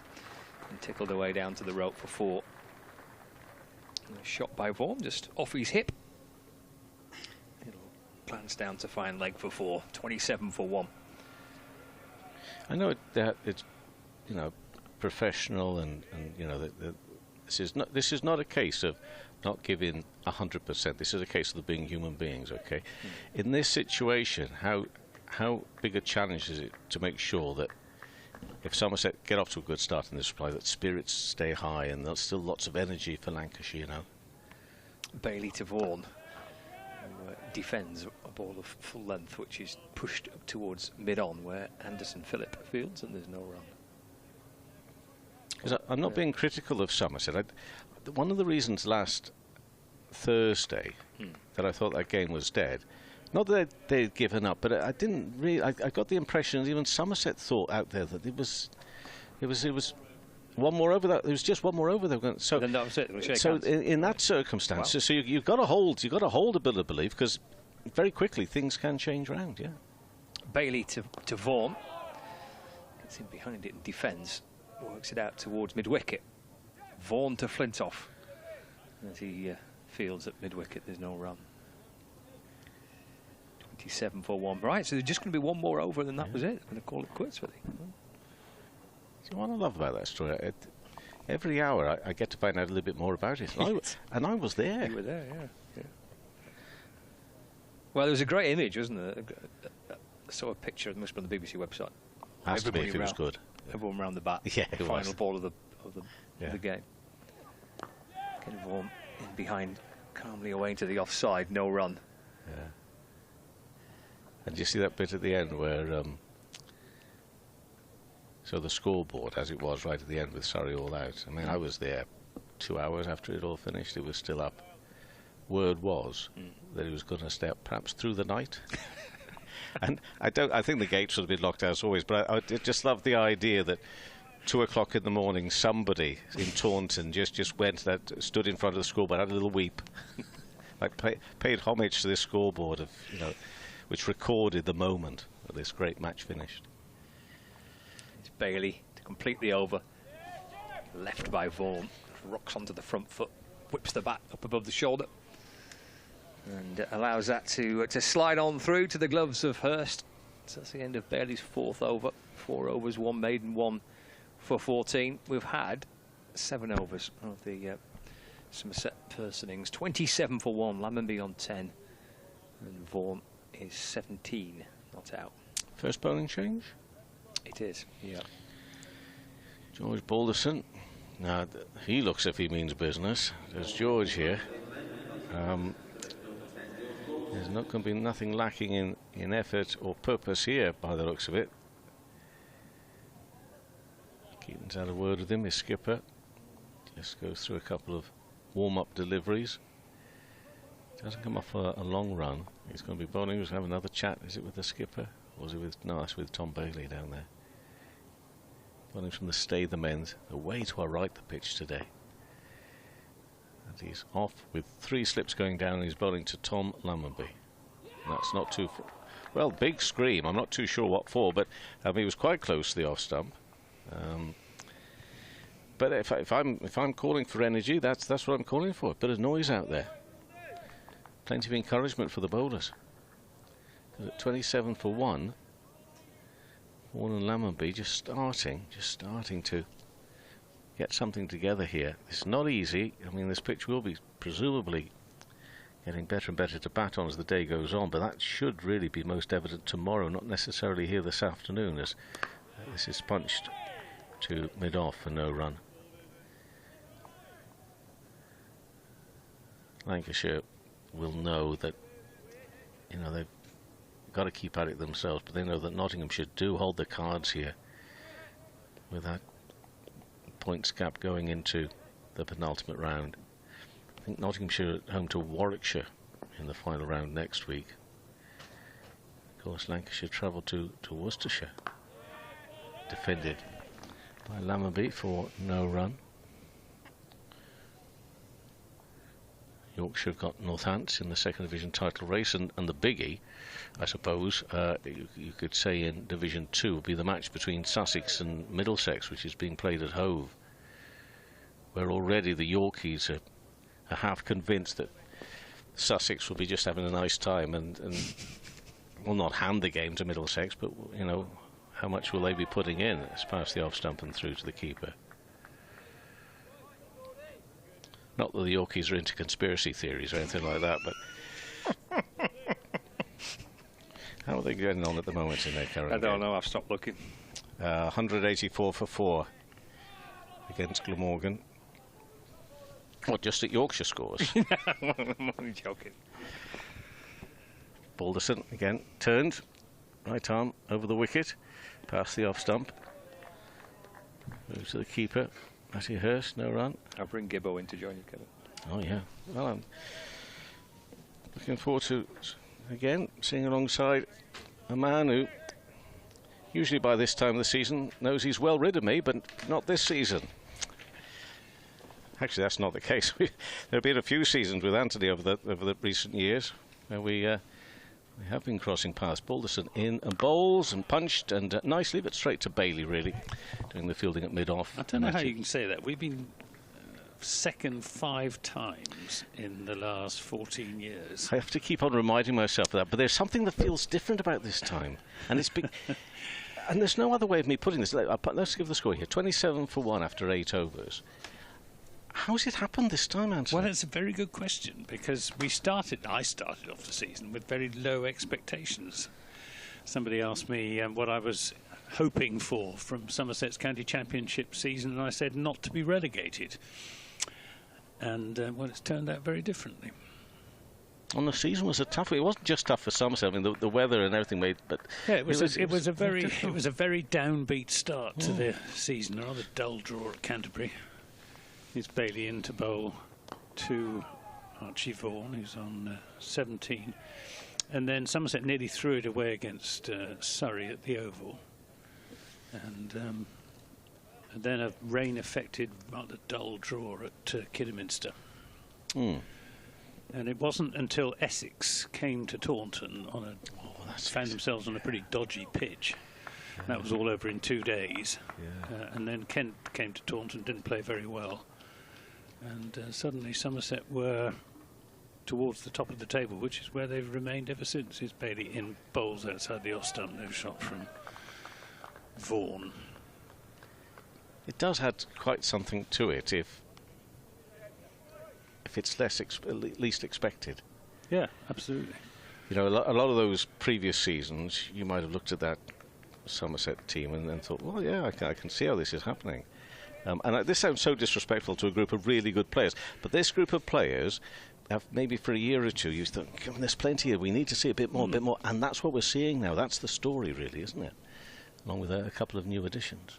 It's Bailey and Bowles, and this is played into the offside. Yeah, I mean, if you go back to 2013, which was the first season that the BBC broadcast commentary on the website on all county championship matches, Somerset had Trescothick, Keysvetter, Nick Compton, Joss Butler, Alfonso Thomas, the Overton twins, young Lewis Gregory, Jack Leach.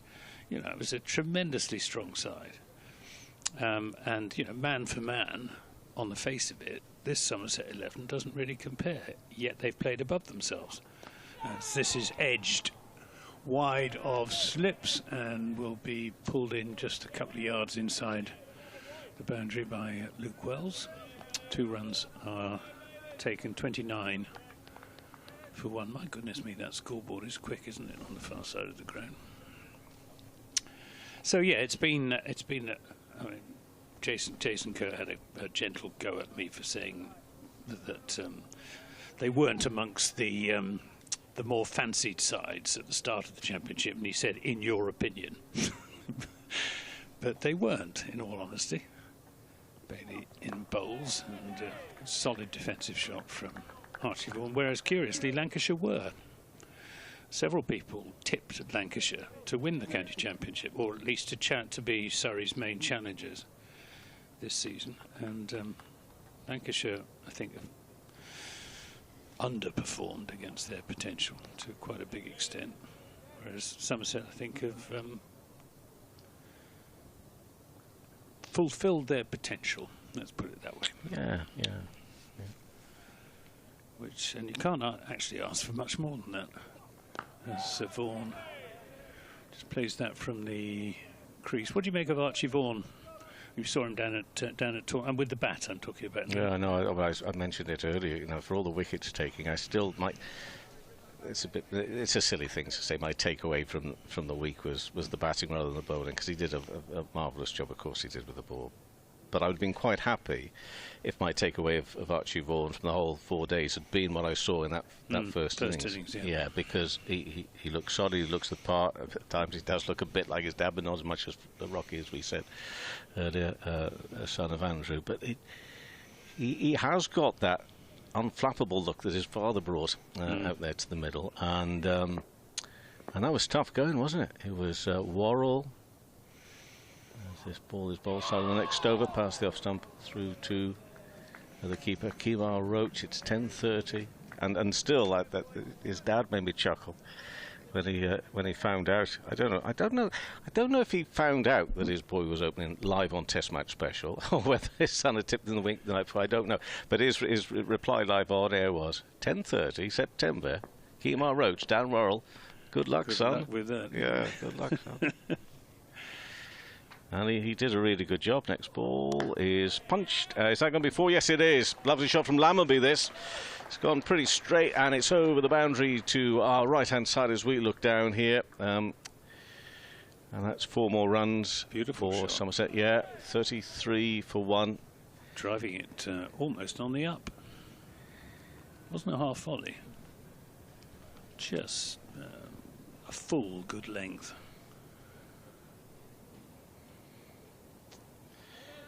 And not the jeopardy that there's always a lot of jeopardy around that innings we saw from Lancashire this morning, it doesn't really have that feel about it here. And this one is worked away behind square and towards the gully area for a single. I was chatting to Paul Edwards down in the press box just now, and we agreed that this is arguably the crucial innings for Somerset. If they can put 250 or 300 on the board here, give themselves a chance of bowling Lancashire out relatively cheaply in the second innings, they'll be right in the hunt. On the other hand, if they get bowled out cheaply in the way that Lancashire were, it could be a very different story. Well, it's shaping up a bit here for Somerset at the moment at 34 for 1. And angled by Vaughan down towards backward point, no run, so he remains on 19. You know, one of the things that you factor in, no team is one person. You know, you can't rely on just one, but the leech factor in the Somerset team, you know, with him up your sleeve, you're thinking, which was borne out a little the other day, of course. He's got better and better as the season has gone on. And this one is defended by Vaughan of Balderson. As I say, you need 2 or 3 players in there. I mean, I suppose you need a batter that you can rely on. You need, you know, middle order, and then if you've got a bowler, whether it be seam or spin or whatever, just something. You know, look at Simon Harmer and the difference he's made to Essex. Yeah. But it hasn't just been Harmer, of course. You've had Porter and Cook as well there. But you know, quality players that match winners, and this ball is bowled and work for no runs to the onside, and that you can rely on in terms of probably being available as well. You know, Jack, it's great that he's been included by England in that Pakistan squad, but you know, he's been available to Somerset and has done the work for them. 34 for 1. Lammonby on 15, Vaughan on 19 in reply to Lancashire's 140. What's made the difference for Somerset this season has been the batting. Coming into this game, Tom Abel was averaging 68.7, Tom Banton 49.5, Tom Lammonby 42.5, and James Rue 42. Even Craig Overton's averaging nearly 39. And those figures would have been roughly 10 runs or more, in Abel's case 20 runs in innings less last season. Banton probably 20 runs in innings as well, and Lammonby's having his best season since his breakthrough season of 2020. It's another over from Tom Bailey to the left-handed Lammonby. Turns this up to mid-on. Lammonby has, before this game, had 851 runs to his name, with a century and 5 50s. And I asked him earlier on in the season what had made the difference, whether it was some sort of technical change. But it's just, I think it's the way he's batting with a lot more confidence. He feels happier in himself. As Bailey is in and bowls to him, he drives without so much timing this time out into the offside. Oh my gosh, where's that ball gone? They're thinking of taking a run here. Yeah, that's an overthrow. Yeah, that's lax. That was Anderson Phillip, the guilty party. Right over the top of just a little bit of over enthusiasm. I think that was fair enough overthrow. Do you think so? Yeah. I thought he was not thinking. I thought he just sort of switched off. No. I mean, for the batsman to take it. Oh yeah, of course, yeah. There was an argument that all's fair in love and all that. And the ball hadn't settled into the wicketkeeper's gloves. Well, he got nowhere near them. No. 35 for 1. Bailey in the bowls to Vaughan, who turns this way through the onside. Balderson is in, and another one. The fielding, another rather wild throw. Poor old Matty Hurst having a hard time with it there. Lancashire wicketkeeper. Lancashire down to just the 2. No, we're going to get the 3 slips, I think. With the tall figure of Luke Wells. No, it's not Luke Wells. It's Bailey with ball in hand. He's in bowls to Lammonby, a long way outside the off stump, and there's no run. You mentioned Craig Overton. He sort of got overlooked a little bit last week, didn't he, for those runs? So everybody's quite rightly applauding the heroics of Banton, but well, he those two partnerships at the end, first with Jack Leach and then the one with Tom Banton, added something like 80 runs for the last couple of wickets, and from facing a significant deficit as Bailey's in and bowls. Lovely shot from Tom Lammonby. It's going to go 4-4 up through extra cover. Beautiful, elegant left-handers off drive. He does look so good when he's going well, does Tom Lammonby. The other thing that Craig Overton was involved in, and I genuinely believe this was the turning point of the game, when he seemed to bend down. This is about an hour and 20 minutes from the end of play. Bend down and seemed to be talking to the pitch. And as if he was saying, "Come on, you can do better than this." And it did. He was changing the bails as well for all he was worth. This is Lammonby smoothly forward, playing that back to the bowler.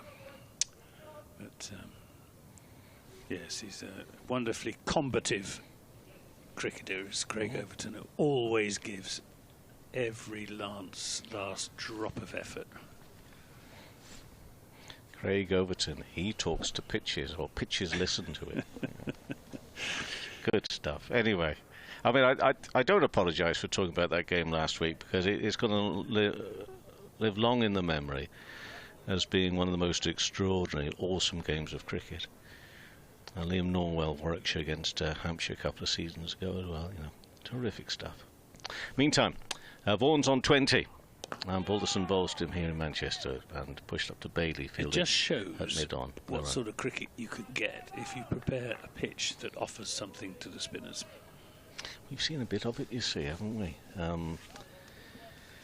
Last two rounds. By the way, has anybody even mentioned the fact we're back on Dukes again? Yes, I did this morning. Oh, well done. Drat your eyes. But the point still stands. We did not. I thought last 2 weeks we're going to be banging on about that blooming Kookaburra. I don't think we barely got a mention.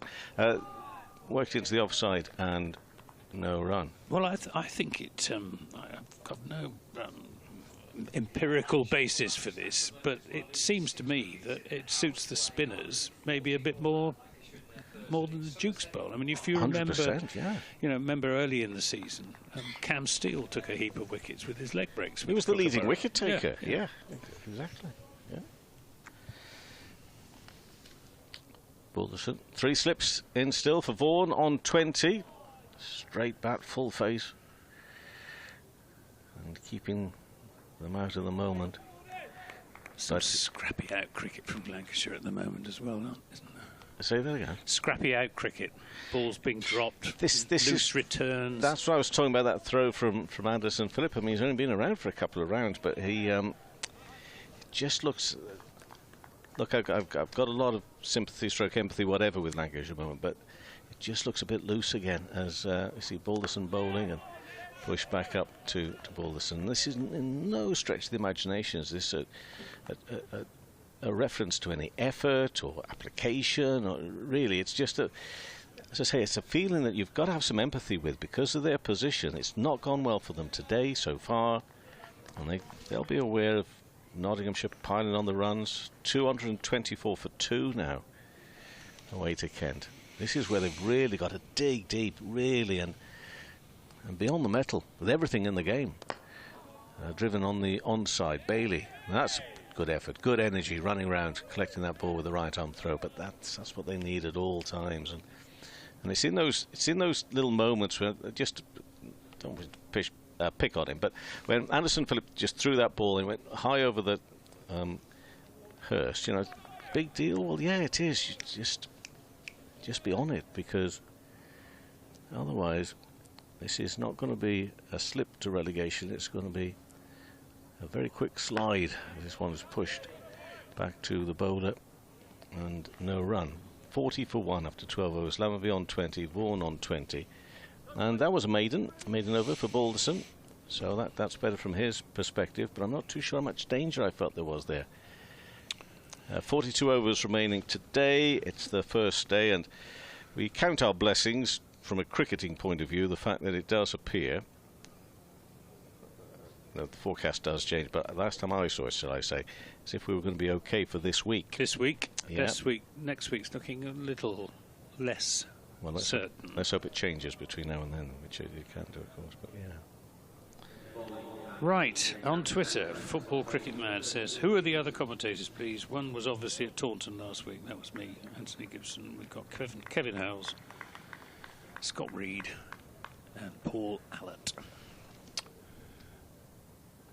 And we have got Will Williams will come bounding in from the Jimmy Anderson end. And he does bound, Will Williams. Saw a lot of him up at Southport a couple of years ago. Got 3 slips, really first, second and fourth slip, and the fourth slip is quite close in for the ball that doesn't really bounce. Is driven by Lamonby fluently, but not timed it particularly well up to mid-on, won't get a run. And Darius Plumpton wants to know who's out of contract at the end of this season. Well, what are the commentators? No. Right. Potentially all of us, depending on what happens with the new contract. Is Williams? He's in and bowls outside the off stump.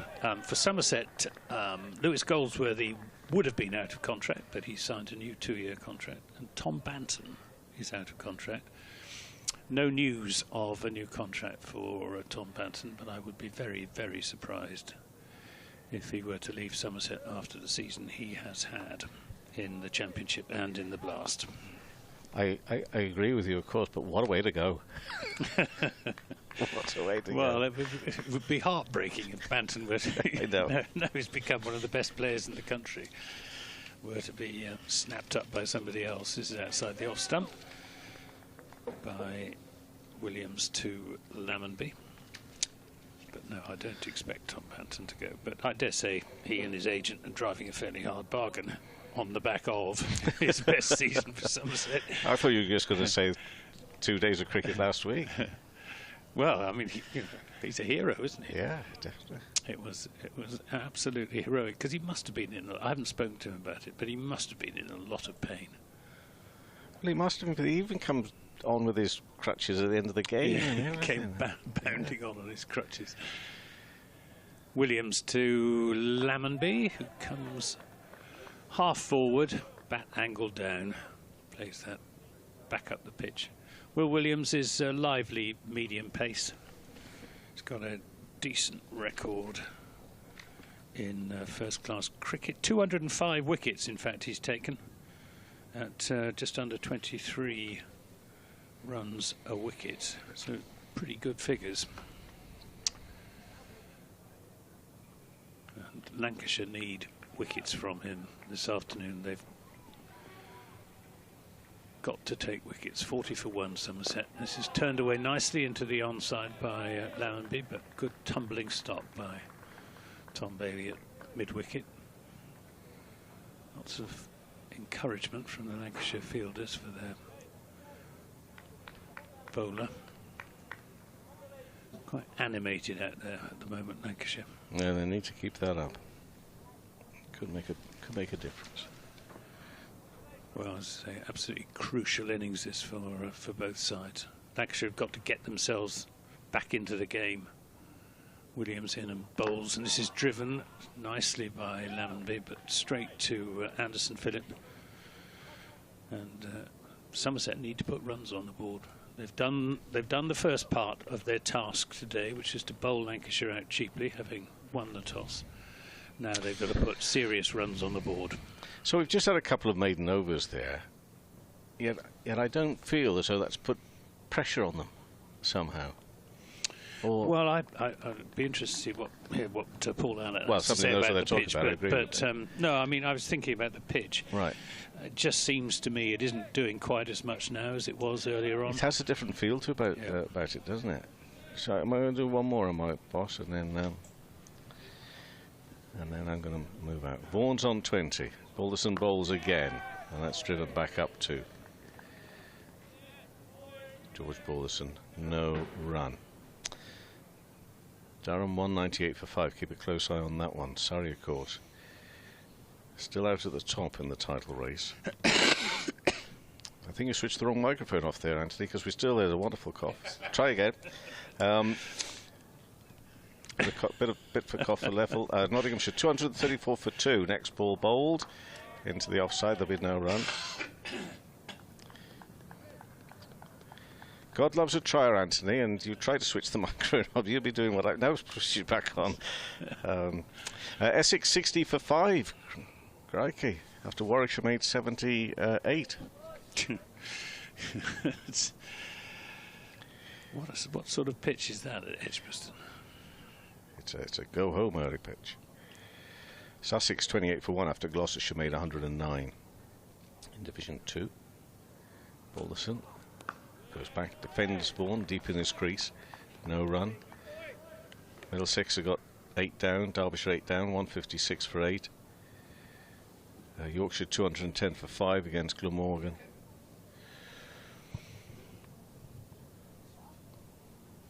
If you aren't able to watch on the stream and you are out and about, so plenty of ways to keep in touch. BBC, online, smart speaker on the app.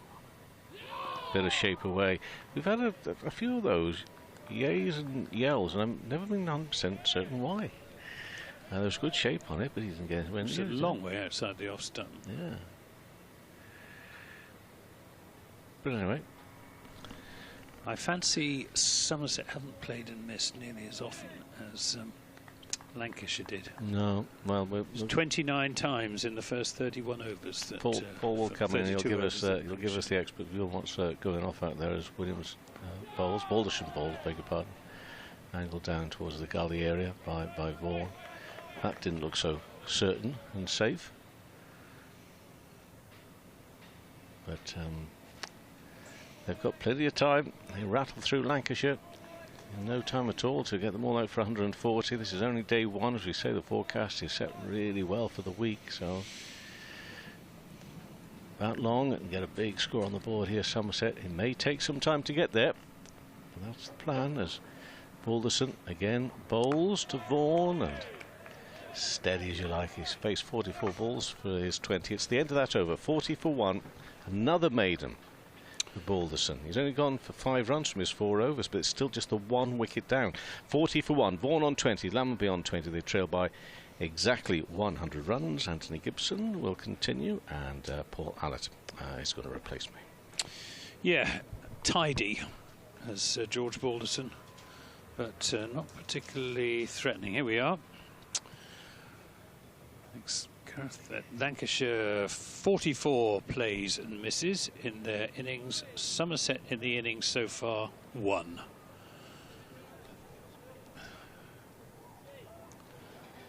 So finding out how many balls Somerset have left. One of which was Andy Umeed's wicket when he was trying to leave it and failed. As Williams is in and bowls, this is turned away into the onside. But there won't be a run. 23 leaves out of 84 deliveries. So about well, it smacks of a more disciplined approach, doesn't it? Given the fact that the pitch is getting better to bat on all the time because of the warmth, the sun, whatever else. Williams in and bowls. And inside edge onto pad, I think that was. And it wasn't really an appeal, it was a sort of excited shout. As that almost got through. Slightly loose shot that time from Lammonby, who can lose concentration. The other weakness he's got is to short deliveries on or just outside the leg stump. He's not the most secure puller and hooker. He's outside the off stump. And Matty Hurst standing up. juggles it, but takes it cleanly enough in the end. What have you made of Archie Vaughan so far? Well, he's batting in a very mature way on what has been a tricky pitch to bat on. Certainly, Lancashire's batters found it tricky. There is a fair degree of grass on it. That grass will have started slightly moist, I think, this morning. Early start, 10:30.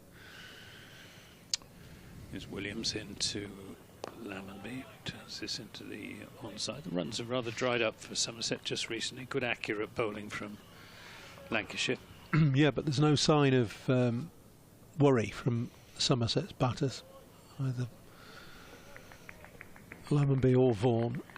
It's Vaughan's, I use the word advisedly, maturity, because he isn't. He's 18 and he's played a handful of games in the first team. But I like the way he started his innings. He left very well. Williams into Lammonby, who drives nicely away through the offside. Anderson Phillip will probably pull it in just inside the boundary. He does so, and they'll come back for 3 runs. Not a very good return from Phillip, and Matty Hurst does his best to make it look respectable. But, 3 runs taken, 43 for 1. Lammonby on to 23. No 45 ball. For 1. Yeah, no ball as well. Oh, is there no ball as well?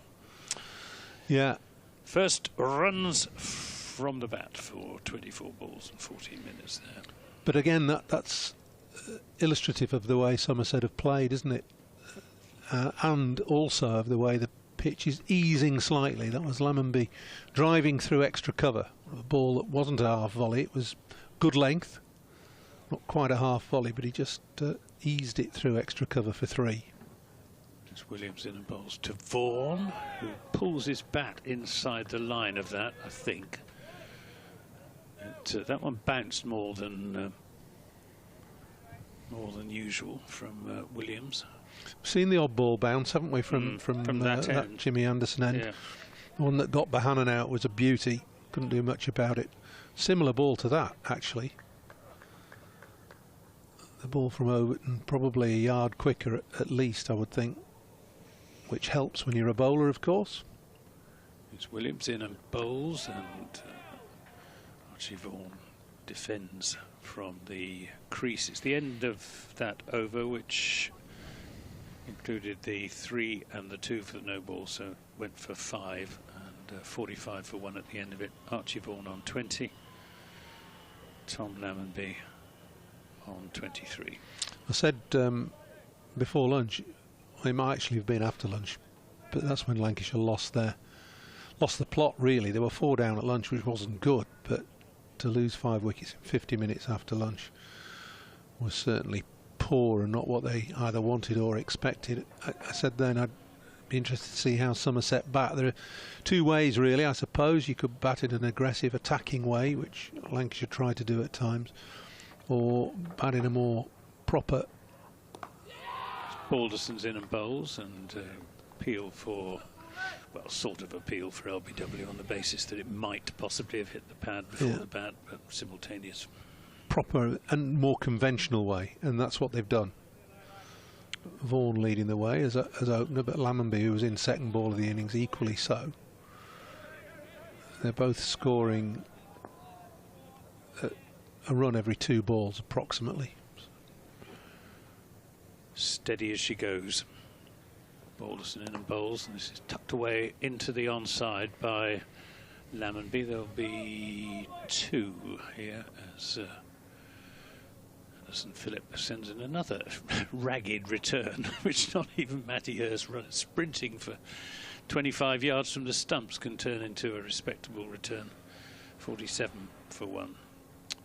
Lammonby on to 25.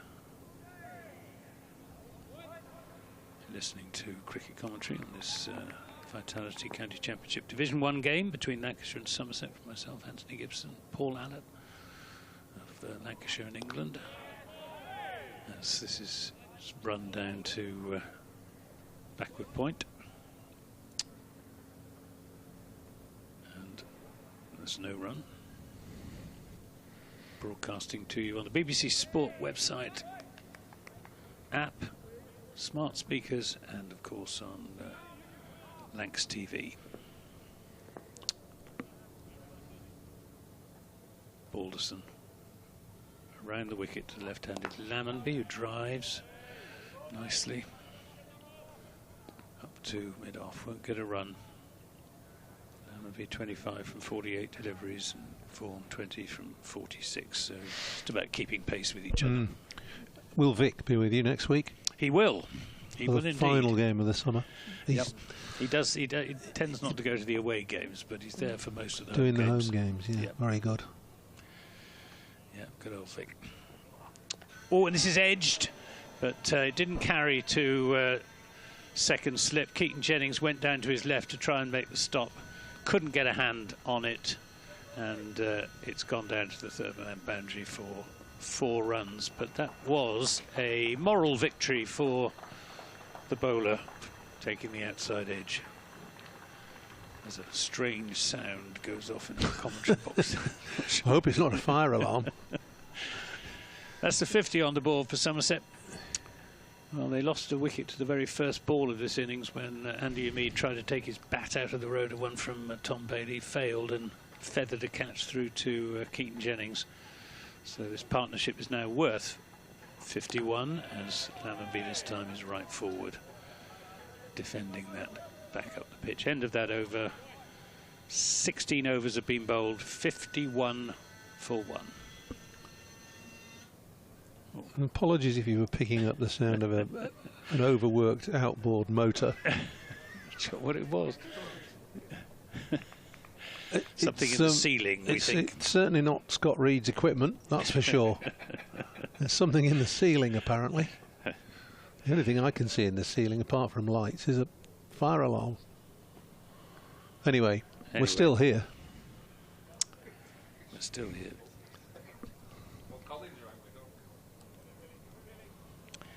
Darius Plumden on Twitter. Do you know why Sean Dixon is not playing the second 11 or in the first 11 squad? No, I don't.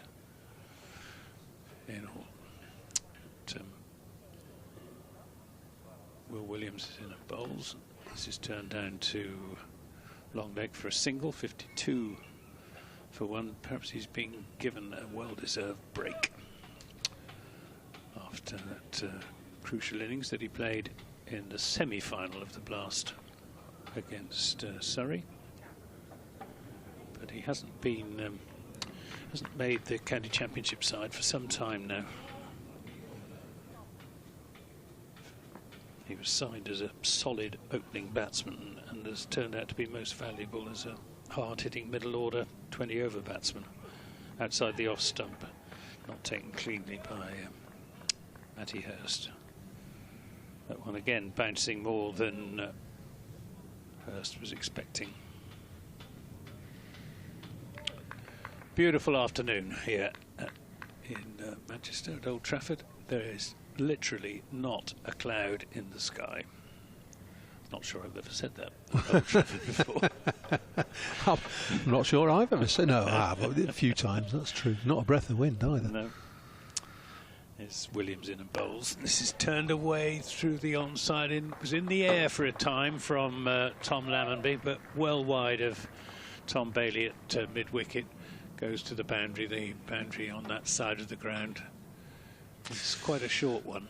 Yeah, Williams can't afford to err on the side of short at all. He's not got the pace to worry top flight batters. And, that was just helped away on the leg side, or hit on the leg side with ease. Had plenty of time to pick his spot. Even though it went in the air, it was comfortably safe. Lammonby on to 33. 56 for 1 Somerset. Williams in and bowls. Lammonby drives nicely. It doesn't quite time that as well as he would like. And they'll pick up a couple of runs as it's fielded out 10 yards inside the cover boundary. Lammonby just looks at his bat. Make sure it's okay. I think that was more shot execution than anything wrong with the bat. Yeah, this Lancashire attack has 3 what I would call steady medium pacers in it. That's Bailey, Williams and Balderson. A little bit of extra pace from Anderson Phillip. And then the spin provided by Luke Wells today, and that's it. That's their bowling attack. He'll stick with the four seamers for the majority of the day. You can rest assured with that. Just a little bit more nip needed, I think. This is cut by Lammerby and very well fielded by Balderson at backward point. Because you're missing Saj Mahmood, aren't you? Well, you say missing is, yeah. I mean, he is missing, but you know, he's in the England frame. Is he in a position? Does he want to play red ball cricket? I don't know. Luke Wood similarly doesn't appear to want to play red ball cricket. This is outside the off stump, long way outside the off stump from Williams. And maybe need is a better word. Don't need to play red ball cricket. Their sights are set in other areas. Luke Wood in franchise white ball cricket.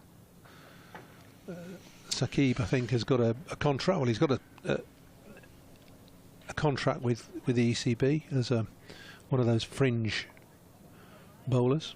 And I suppose if you're a bowler, the attractions of playing white ball cricket must be that much greater. Because, I mean, bowling is harder work, isn't it, for bowlers than batting is for batters. Ostensibly easier, isn't it? Yeah, you've got 4 overs. 4 overs, and there are a number of franchise tournaments to play around the world. So this is the dilemma that's hitting county cricket, not just Lancashire. County cricket, full stop. Balderson in and bowls, and defensive shot from Archie Roux. Archie Vaughan, I was thinking. Garth LaRue, were you thinking of? Who were you thinking of then? No, I was thinking of, for some reason, James Roux. James Roux. Came into thoughts. Archie Vaughan, who hasn't had much of the strike recently. He's on 21, batting very calmly.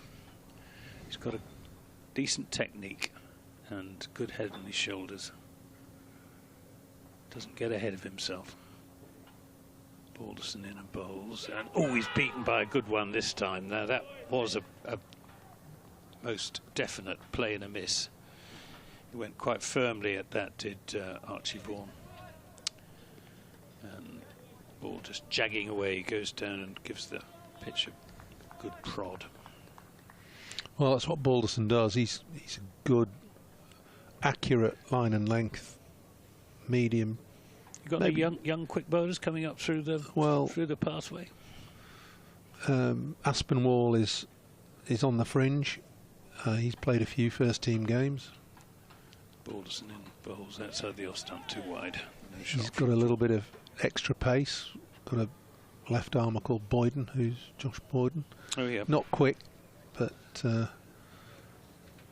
moves the ball back into the right hander, which all left arm quick bowlers seem to have to do or should do. Yeah, it's a problem. Somerset have got Alfie Ogborn, who bowls left arm fast medium, who's playing for the seconds at the moment against Hampshire, incidentally, not against Warwickshire. But other than that, the cupboard is a bit bare when it comes to young quick bowlers. This is driven by Vaughan into the covers. There might have been a single there, probably would have been a single there, but Philip going to his left did enough to put them off. Plenty of. Well, I like the look of Aldridge. I think he's got the ability to get it down. I mean, he's only 23, isn't he? And he's still feeling his way into the game as an all-rounder, really. But he looked to me as though he got a bit of extra pace, or certainly the ability to crank it up. Here's Balderson in bowls, and nicely played by Vaughan. Won't get around. Yeah, I mean he was picked for the England A side that played the warm-up game against Sri Lanka, and again it's another example, I think, of England picking on potential as much as existing performance. He is a work in progress, but he's got the physical attributes. Yes. He's tall and strong and fit and keen. This is Vaughan playing that defensively from the crease, and he's been given plenty of opportunities by Somerset as well. He's a regular in the county championship side, and of course you will recall, Paul, that he scored 100 here in that rather dismal last day of the match when the two captains couldn't agree on a declaration, and Lancashire bowled their batsman. Just all petered out into nothing. Yeah, it did. It was a sad end. That was also the game when Jimmy Anderson hurt himself. 58 for 1 then, as Will Williams is going to bowl another over from the Jimmy Anderson end. He's in, bowls, and this is nicely played by Lammonby. He's got a sort of languid air, Tom Lammonby, hasn't he? Seems to have plenty of time to play his shots. Yeah, it seems to be more evident in left-handers than right for some reason. For some reason, I don't know why. I never quite understood it. No, I don't. They do tend to be more elegant than right-handers. David Gower being a classic example, of course. Williams in and bowls outside the off stump.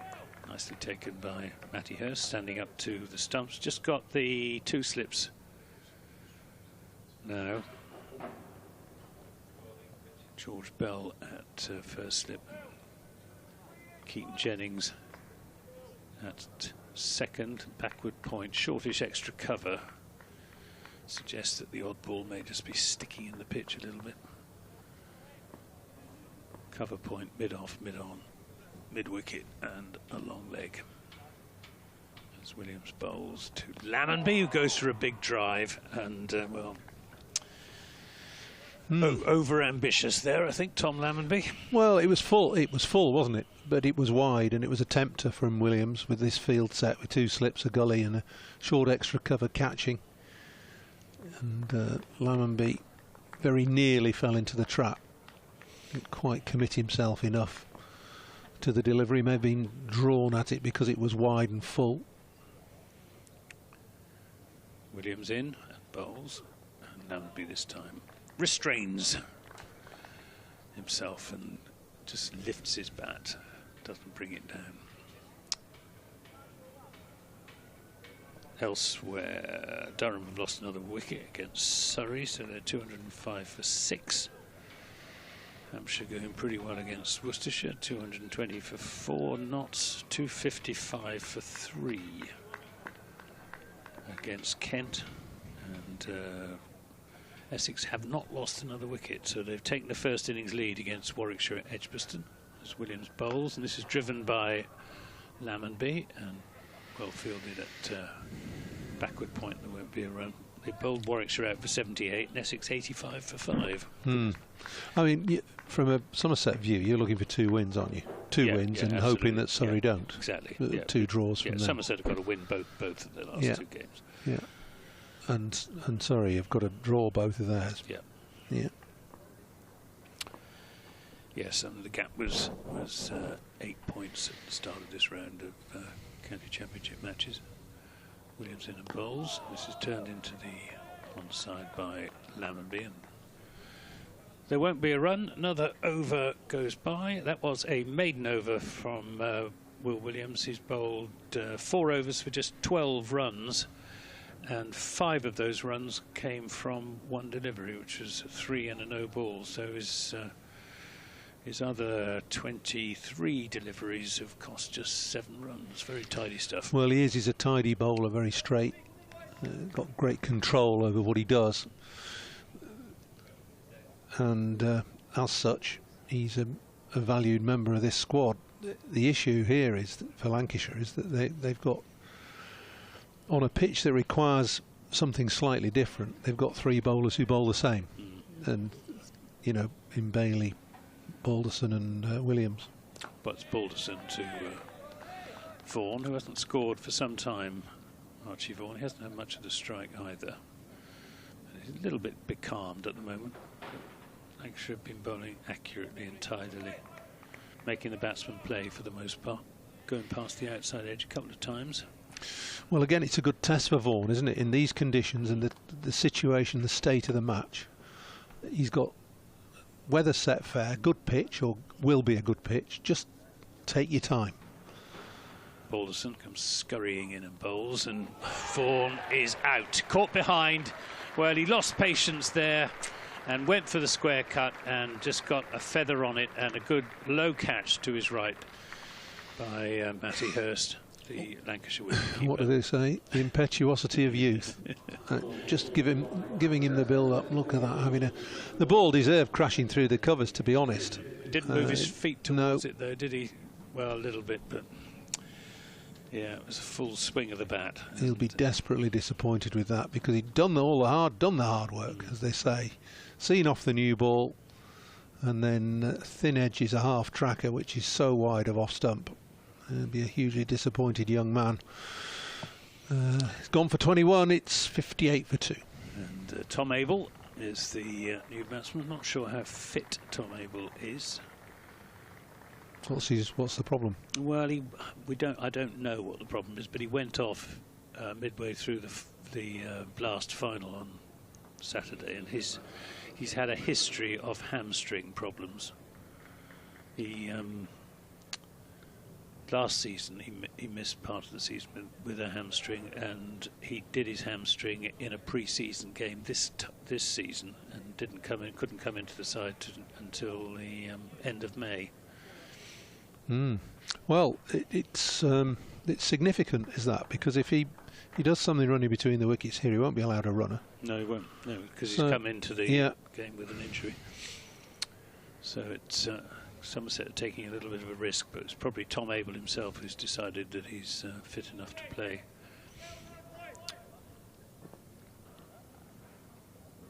Three slips then as Balderson, who has figures of 6.2 overs. 1 for 11 is in and bowls to Abel, who's off the mark straight away, turning this down to long leg for a single. 59 for 2 now. Didn't look much wrong with his hamstring there as he set off and completed that first run.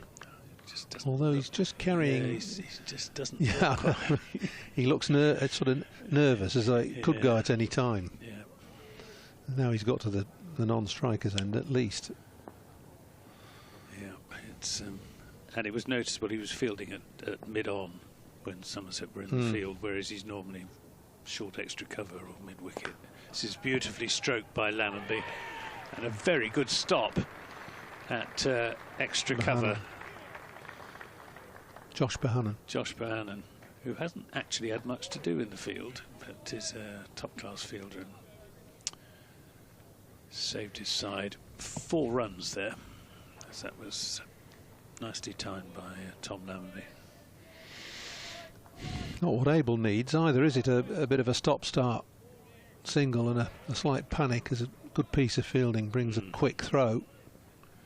He didn't save 4 runs, he saved 3 because they took the single. I was watching the fielding rather than the batsman. Abel gets this off a thick edge down to backward point. Excitement amongst the slip cordon. Somerset 80 behind, Lancashire's 140 in their first innings. First innings lead absolutely essential. As Balderson is in and bowls. Abel half forward. End of that Balderson over, which included the wicket of Vaughan. 7 overs, 1 for 13.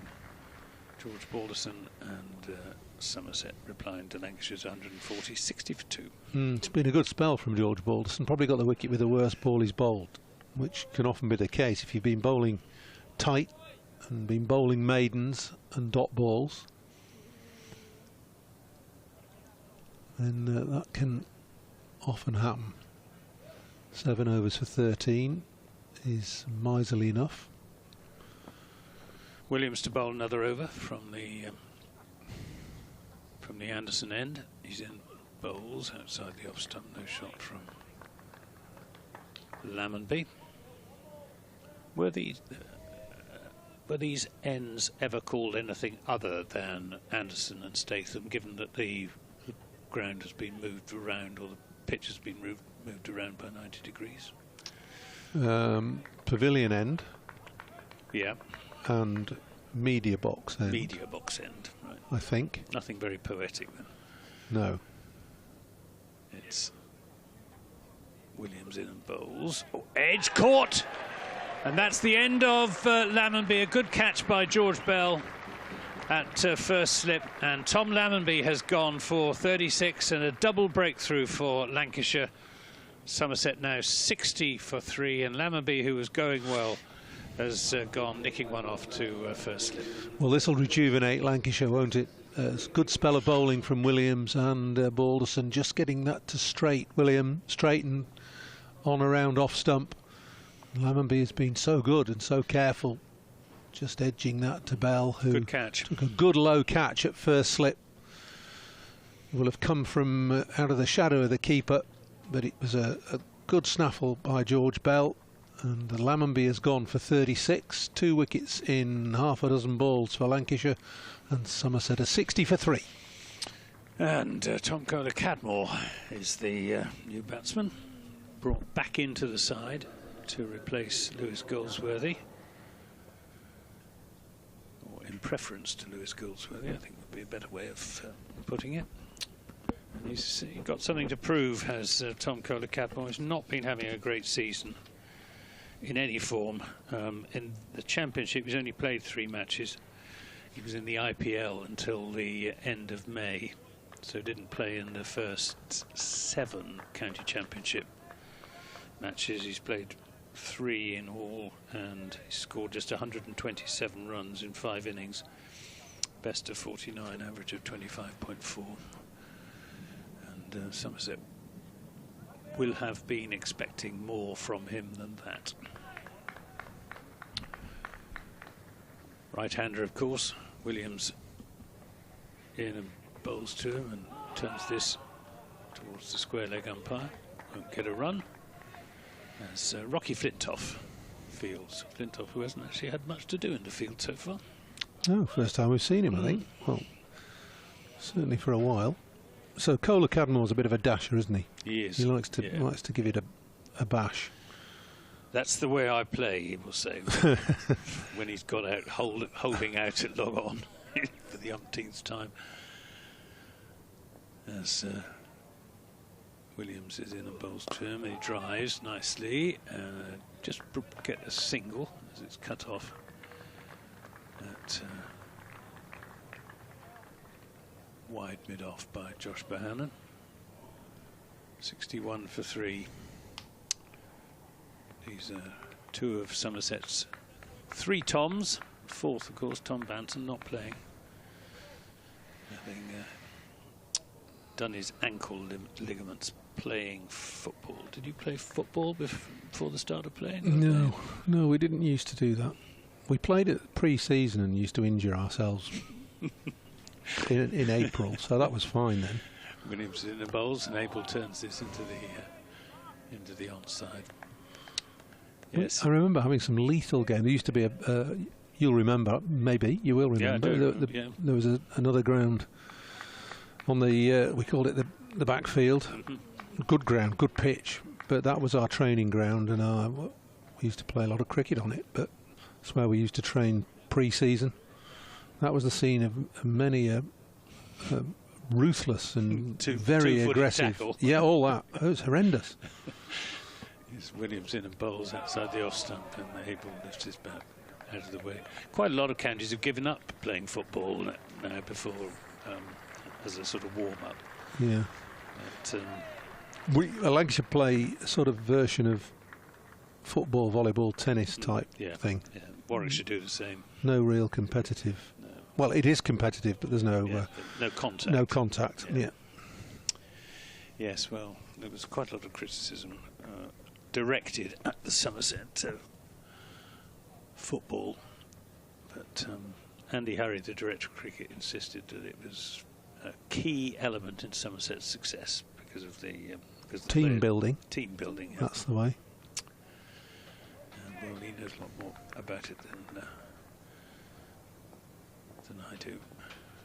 As Balderson's in a bowls another over, driven down the ground by Kohler-Cadmore, and that will run away. It's not the fastest outfield in the world, this one. And it's well pulled back, combined effort down there. Williams and Bailey. Williams it is. Sliding into the Badger up is okay, flicking it back for Tom Bailey to get the return away. 2 runs are taken. Got a Cadmore on to 363 for 3. 3 slips. As Balderson is in bowls. Taken on the pad, and it's a no ball. No. Oh, he looked close as well. Yeah. Hurst got his head in his hands. First slip, Belly's down on his haunches. Jennings doesn't look particularly impressed either. No ball. How can you do that? Well, I suppose just a little bit of extra effort, isn't it? Wouldn't mind seeing that again. No, I wouldn't either. And it's Balderson in and bowls. And this is edged and caught, and that's the end of Tom Kohler-Cadmore. Another catch to Matty Hurst. 65 for 4. Well, Somerset were going well. They're now going pretty badly, and this game is being levelled up at the moment, and I think they're all going off for tea as well. 65 for 4. Kohler-Cadmore caught Hurst, bowled Balderson for 3, and Somerset still 75 behind Lancashire's 140, but with only 6 wickets left. Great ball that from George Balderson, following up the disappointment of the no ball, which could well have been LBW had it not been an illegal delivery. Followed with a beautiful ball that pitched and went away towards first slip. Kohler-Cadmore drawn into the stroke, playing, just pushing at it a little, gone for 3, and that will send Lancashire into tea in a completely different frame of mind, having got 3 wickets in the best part of 2 overs to leave Somerset on 65 for 4. Well, it has been, to put it mildly, a very eventful afternoon session, in the course of which 10 wickets have fallen for the addition of 88 runs. 88 for 10 in the afternoon session. Well, if the evening session is even half as eventful, it will be something special. So we'll say goodbye to 5 Live Sports Extra listeners and hand you back to Kevin Howells, and for listeners on the BBC Sport website and on Lancashire Television, we'll be with you in around about 20 minutes' time.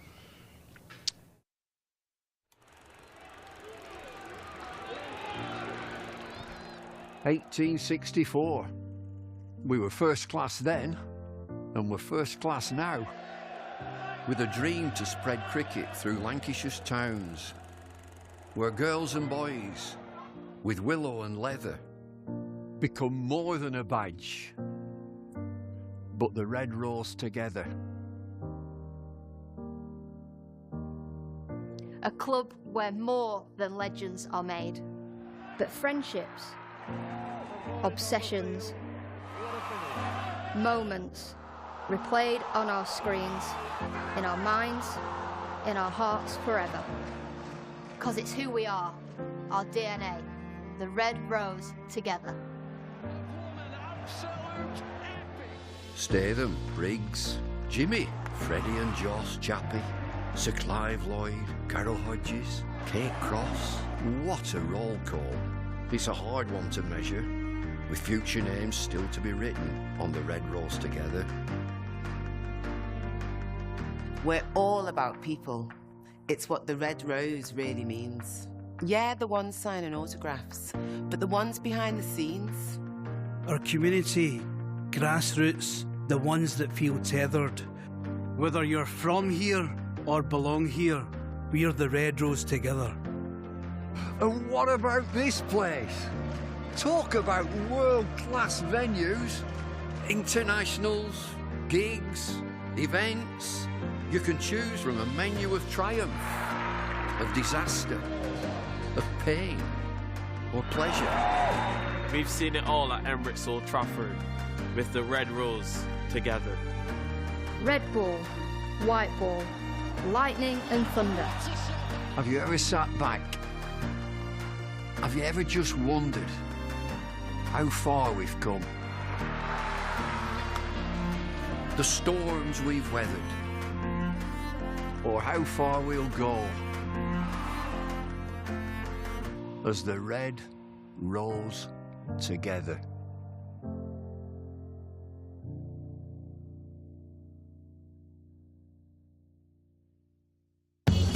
Welcome to Conrad Dubai. Here's your key. Thank you. Let me help you with the bags.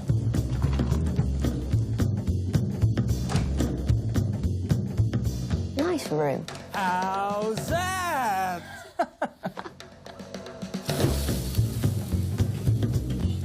How's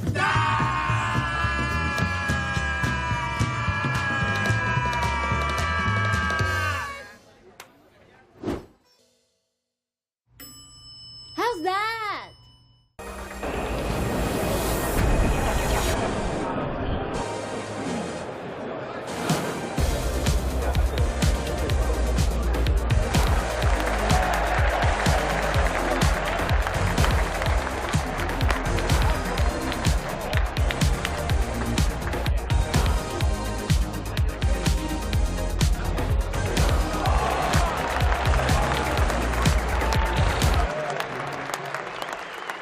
This is a call for hungry dreamers and hard-working self-believers. Success is down to more than just luck and talent. It's striving to be the best, breaking the boundaries and never giving up. Are you ready to become your best self? Are you ready to unlock your greatness? So what are you waiting for? This is Education Evolved. This is UA 92. Will these two stay out there after a drink? And that's a huge sip. Over to the Hilton review system. 3 reds, no doubt at all. And up goes the finger. When it has to be absolutely plum, it matters where you stay.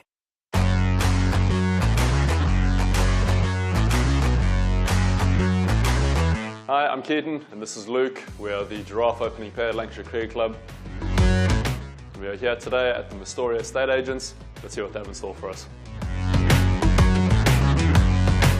One of the highlights for me probably was making my Test debut. You aspire to play international cricket, and I think for me making that Test debut in Mumbai was a special moment I think I'll look back on. Property is potentially an option that, well, I've already started to go down. I'd like to explore more options in the future for sure. I've seen how positive an investment strategy that can be. If I could, I'd get a little clay pigeon shot up in the garden. Well, I'm not entirely sure the neighbours would be all too happy with it, but yeah, a little clay pigeon trap. The idea of dealing with the day-to-day stress of everything that comes with being a landlord isn't something that I would necessarily want to be a part of, to be honest. So using an experienced agent like Astoria would definitely be something I'd be interested in. I think it's our devilishly good looks, to be entirely honest. I'm not sure where the reference comes from. I think it's fairly self-explanatory. I think just making sure the advice you're getting is aligned with the goals. It's a big investment, it's a large chunk of your savings, so to make sure it's taken care of in a really sort of professional manner.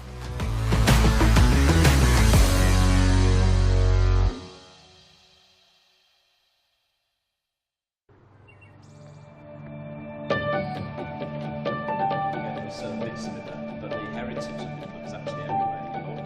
So there will be an inheritance of the English that was done over the last year. So many people say they're both.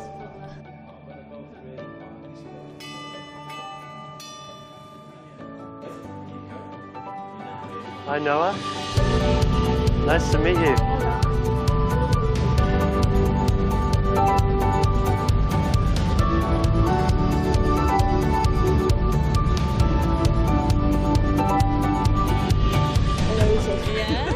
Can you believe it? No. I can't stop smiling. I'm trying not to.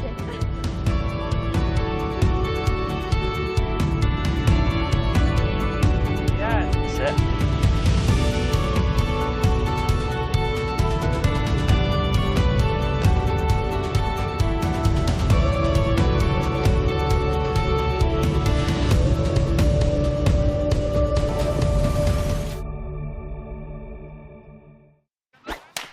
actions. All the fun and all the games, they all start here with All Stars Cricket. All new experiences for everyone, all over the country. Every session is all-out action all the time. All welcome, all invited, even mums and dads. Skills, friendships, smiles, dreams. It all happens here. All you need is delivered right to your door. Best of all, it even has your name on it. All the activators are fully trained, and all they want is for us to have a great time. Always. That's all. Catch, throw, try it all. It's time to go all in, all together. And it all starts with All Stars. All you need to get started is at allstarscricket.co.uk. 2 local favourites are staying at the Hilton Garden Inn. She's gone for the chip. My goodness me. It's over to the Hilton review system. A big bite. Gone. When lunch is the best part of the day, it matters where you stay. 1954, Cyril Washbrook became the first professional captain of the county. Lancashire have won a tremendous victory here. Indeed he has, and he's played with what a moment.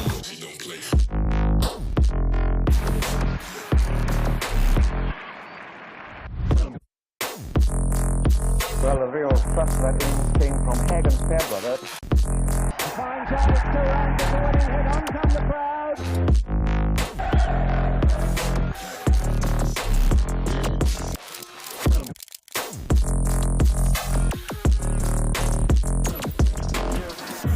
Been a really wonderful game of cricket.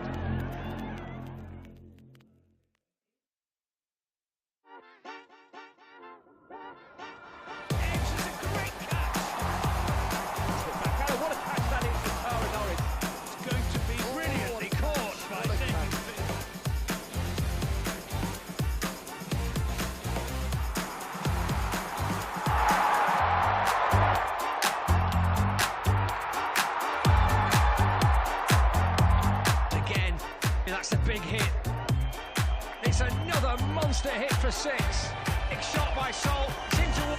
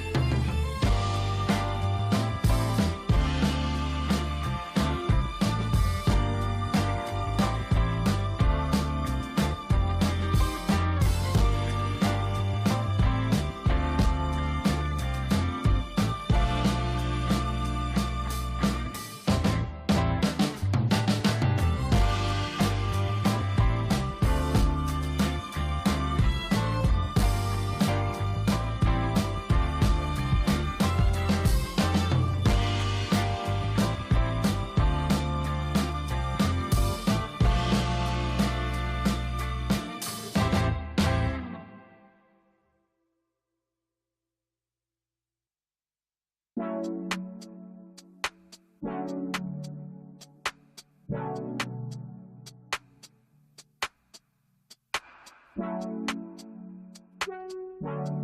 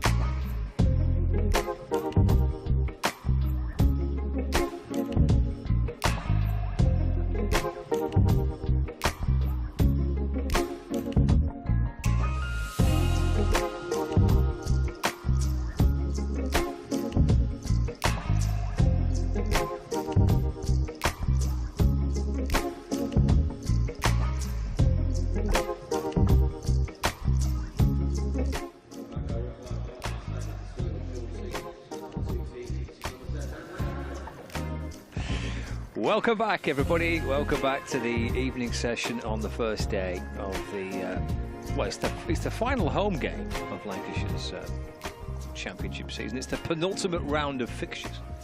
And it's been a busy old day. We've seen Lancashire bowled out for 140. Say that again.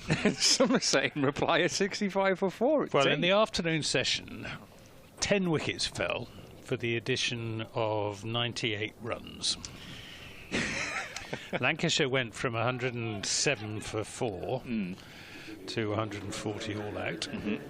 So 6 wickets, 6 Lancastrian wickets, and Somerset went from 58 for 1 at one stage to 65 for 4, losing 3 wickets for 7 runs.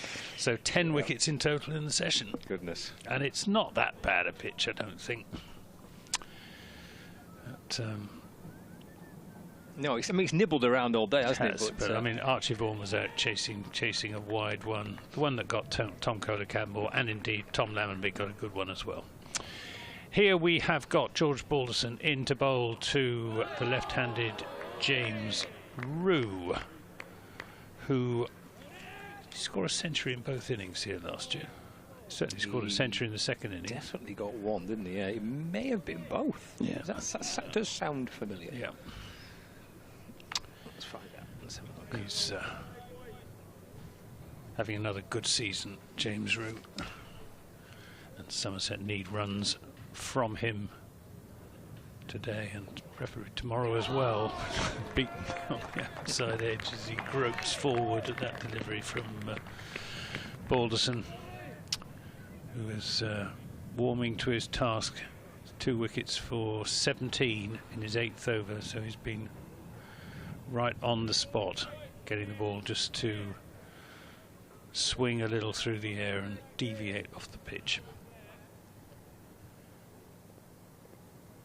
Rue waits, Balderson bowls, and Rue comes half forward to the accompaniment of much encouragement from the slip cordon. Lancashire very much on their toes, came roaring right back into the game after Somerset looked to be going along quite comfortably. Vaughan and Lammonby. Not much happening. We were talking about the pitch flattening out, and then bang, bang, bang, 3 wickets in the space of 7 runs outside the off stump. No shot this time from James Rue. Yes, he got 105 and then 118. End of that Balderson over, which started before tea, has concluded after it, and it wasn't a wicket maiden because there was a no ball and a 2 from it, so 4 runs from the over, but the wicket of Tom Kohler-Cadmore, who got a good one. To be fair to Kohler-Cadmore, who has many critics of his approach in red ball cricket, which is regarded by a lot of Somerset followers as a little bit too cavalier, although Somerset has a long and honourable history of cavalier batting. Yeah, it comes with the territory of being a Somerset player, doesn't it? It does, yeah, absolutely. A tradition of playing that way. Yeah. Swashbuckling. Yes. Whatever swashbuckling means. Here's Will Williams then to get us going from the Jimmy Anderson end. And Tom Abel with the keeper standing up, just dabs the ball away into the offside. Tom Abel, who I don't think is completely fit. He looks uncomfortable to me out there. I think he's not sure which leg it is. I suspect it may be his left leg. I suspect it's heavily strapped. Well, I noticed when Somerset were bowling that he was either at mid-off or he was at one point, he was out on the boundary, which is unlike an Abel position, yeah, isn't it? Absolutely. As Williams sets off again, balls to Abel, and he's left it, and the ball into the gloves of Hurst. Plenty of reaction from Lancashire's keeper and from the slips from that leave by Abel. We'll get that ball to jag back in, Will Williams, but excellent judgment from Abel. It's good from Matty Hurst as well to be up by the stumps if Tom Abel is a little bit incapacitated. He might just overbalance. 65 for 4. Williams into Abel. Turns it out towards the leg side, picked up by and Flintoff at mid-wicket. And there is no run. Somerset have lost the wickets of Andy Umeed for naught. First ball, actually.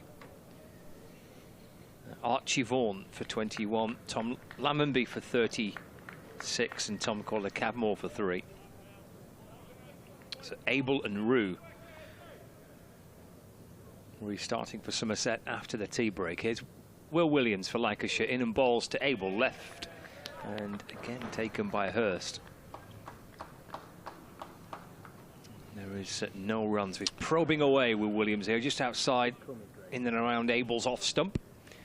This is the last pair of specialist batsmen for Somerset, the all-rounders, after this with Gregory and Aldridge and Overton. So this is a crucial partnership. It's Abel waiting as Williams is in and bowling. Again, leaves. Hurst takes it and then flicks off the bails. The ball is buzzing around just outside, just on, just above, just wide of the off stump, but it's in that area. Williams trying to get that ball to come back in, just create a misjudgment from Abel, who so far has been spot on with his Sorry, I've judgment just to leave. taken another wicket. Durham 216 for 7 now. Williams into Abel, that's flicked away just a little bit too straight this time by Williams, and he just clips it away off his hip down towards the backward square leg boundary. End of the over. Yeah, let's take a look at that game, shall we, at the Kia Oval in the First Division. This is the leaders. They're up against Durham. Some of the other games taking place. 216 for 7. He was on Lancs TV. You can see some of the pictures now from the Kia Oval. Colin Ackerman, 48 now. 217 for 7, Durham.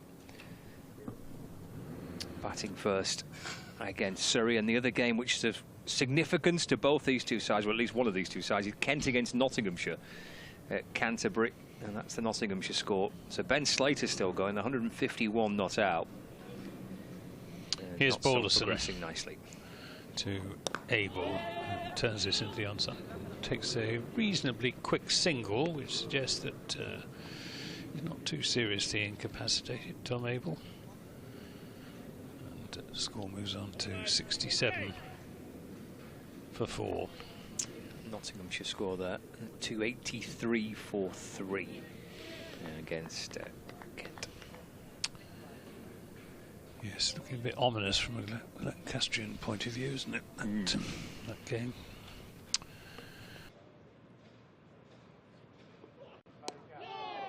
And Rue turns that into the onside, to the accompaniment of much excitement.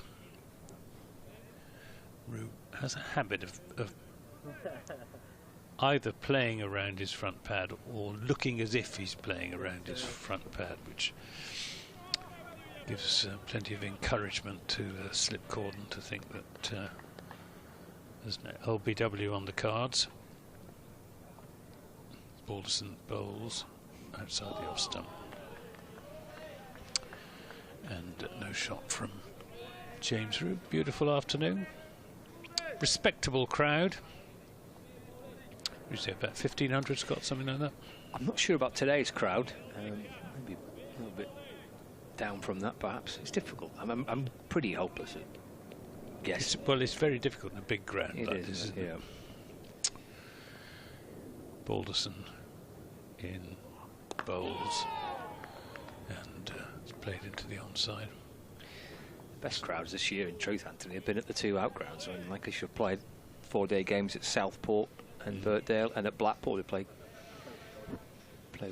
Nottinghamshire in Southport and Durham at Blackpool. We had really good crowds for the 4 days there. Yes, I enjoyed Southport a couple of years ago. Haven't been to Blackpool. It's Balderson into Rue, strokes this away, backward a square. That'll be 4 runs. Nice shot from James Rue, a nice fluent square cut, back cut really, with open face. and brings him 4 runs and takes the score on to 71 for 4, and he's off the mark with that 4 through backward point. Lovely way to get off the mark too, wasn't it? Nicely timed off the back foot. He's another good-looking left-handed batsman. Tom Lammonby was going really well when he got a good one from Will Williams. And Rue is out, caught behind, groping for that outside the off stump. Maybe he didn't need to play at that, but he did, and it took a very fine outside edge. But any edge is a good edge as far as Lancashire is concerned. And Steve O'Shaughnessy, in no doubt at all. Actually, it was a pretty good delivery from Balderson. Angled in towards the left-handers off stump, and he probably did have to play it, and it just seemed away enough to take the outside edge, and a comfortable catch this time to Matty Hurst, and that is Somerset at 71 for 5. It's a lovely piece of bowling, wasn't it? Yeah, it was. Around the wicket to the left-hander. It's pitched and straightened, and say drew James Rue into playing at the shot. Edge through to the keeper. Yeah, really nice bowling from George Balderson. He's got 3 for 22 now. Casey Aldridge is the new batsman. But sort of cricket in a microcosm, isn't it, for James Rue? 200s, 100 in each innings last season. Out for 4 this time around. Casey Aldridge, well, last time he walked out to bat here at Old Trafford, he made 100. Only 100 of his first-class career, and even if it was against the bowling of the Lancashire batsman, it was still a pretty good effort. But he's got a much, much more important job to do here this afternoon. He has, yeah. Someone, well, and plenty of resting on the shoulders of this man here, Tom Abel now. So 69 behind. It's been a balmy day, hasn't it? 15 wickets fallen so far in the day. Balmy in both senses. Yes. It is actually quite nice and warm, isn't it, outside? It is. Williams is in and bowls, and Abel plays back up the onside of the pitch. Balmy with an R, as in a bit crazy, and balmy with an L, as in pleasantly sunny and warm. Yeah. It's not hot, but it's very nice for the spectators sitting outside in the sunshine. Williams then is in and bowls to Abel. Turns this into the onside. Scott Reed was saying an awful lot depending on Tom Abel, who is well used to bearing more than his fair share of responsibility, whether as captain, as he was for 7 seasons, or as the batsman who tops the Somerset County Championship averages at the moment. To make a belated start to the season because of his hamstring. Williams in and bowls, and he cuts, and that's 4 runs. That's just about the worst delivery that Will Williams has bowled. It's short and wide outside the off stump, and Tom Abel had all the time in the world just to rock back and cut it away. Just almost exactly square off the wicket. 75 for 5. Feel that a first innings lead is essential for Somerset. They're going to have to bat last on this, although pitches here do have a tendency to flatten out. This one doesn't bounce as much as some. Abel has to come down quickly on it in defence, keep it out. It's very often the case with grassy pitches that they tend to flatten out. Pitches don't seem to break up these days in the way they used to. I think it's I don't know why it is. Maybe to do with the improved drainage. as Williams comes bounding in. He's there and bowls to Abel. He turns this into the onside. There's a quick single as Philip does the fielding. Another run is taken, 76 for 5. Abel on to 8. Scoreboard says Gregory, but it's not Gregory, it's Aldridge.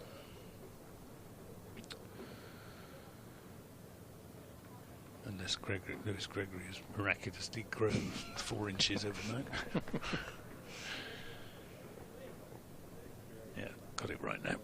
As Williams is in bowls and Aldridge stretches forward, half forward in defence. Gets the full face of the bat onto the ball. End of that Williams over. He's bowled 7 overs, 1 for 19. It's 76 for 5. So Somerset 64 runs behind with 5 wickets in hand. Yeah, the wicket of Root since the resumption after tea from George Balderson. He's had a good day with the ball, 3 for 22. Picking up the wickets of Archie Vaughan and Tom Corley-Cadmore. Conversation with his bowling partners there, Tom Bailey and Will Williams. 76 for 5, so Abel on strike.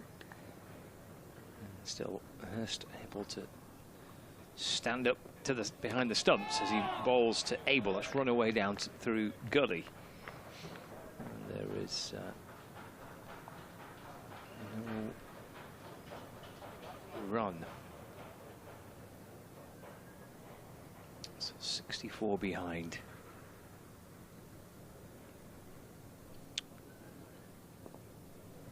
So that was called a no ball by umpire O'Shaughnessy, just overstepped.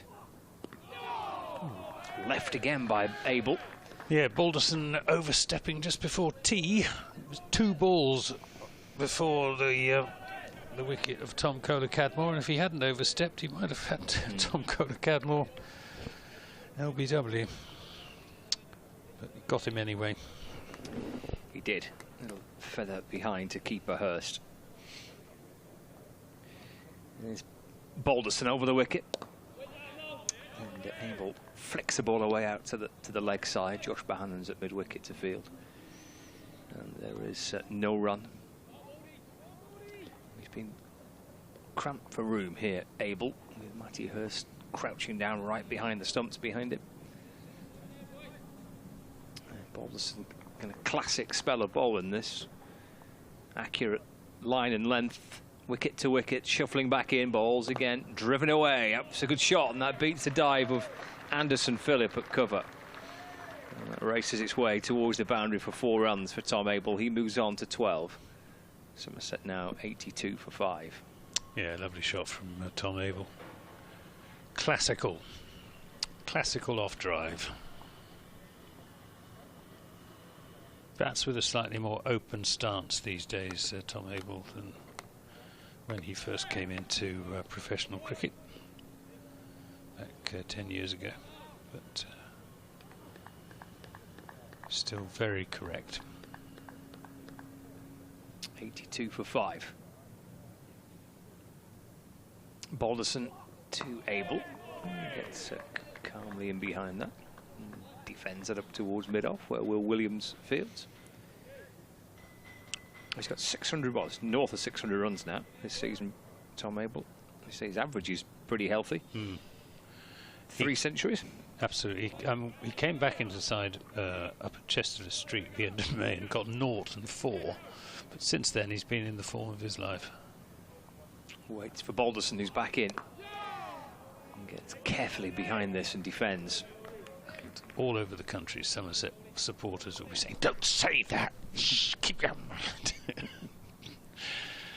Yeah, well, one mustn't tempt Providence, but you also have a responsibility to say Tom Abel has been batting really quite well in the last half dozen championship games. Final ball of the over. Balderson right arm over the wicket to Abel, gets right forward and defends. And gathered by Bohannon, who comes round from mid-wicket to field. It's the end of the 26th over of the Somerset first innings. 82 for 5. It's got a very red feel, this ground, hasn't it? It's red wherever you look. It's the colour of the main sponsors, of course. Emirates. This is Emirates Old Trafford. And it's the red of the Lancashire Red Rose. And there's some very bright red seating down below the what do you call that? The hotel annex. It's a pretty big annex, isn't it? It's turned out quite smartly. That new part of the hotel. Here's Williams in and bowls to Aldridge, drives. But, won't get a run as it goes to Bailey at extra cover. And the bright red of the point over on the far side of the ground from us. And there's some red seats right up at the top of the pavilion as well. So red is the theme. And as far as Somerset are concerned at the moment, it's red for danger. Because they are in danger of squandering a strong position, having bowled Lancashire out for 140 and been 58 for 1 outside the off stump. No shot from Aldridge. 58 for 1 has become 82 for 5. And Somerset badly need a partnership.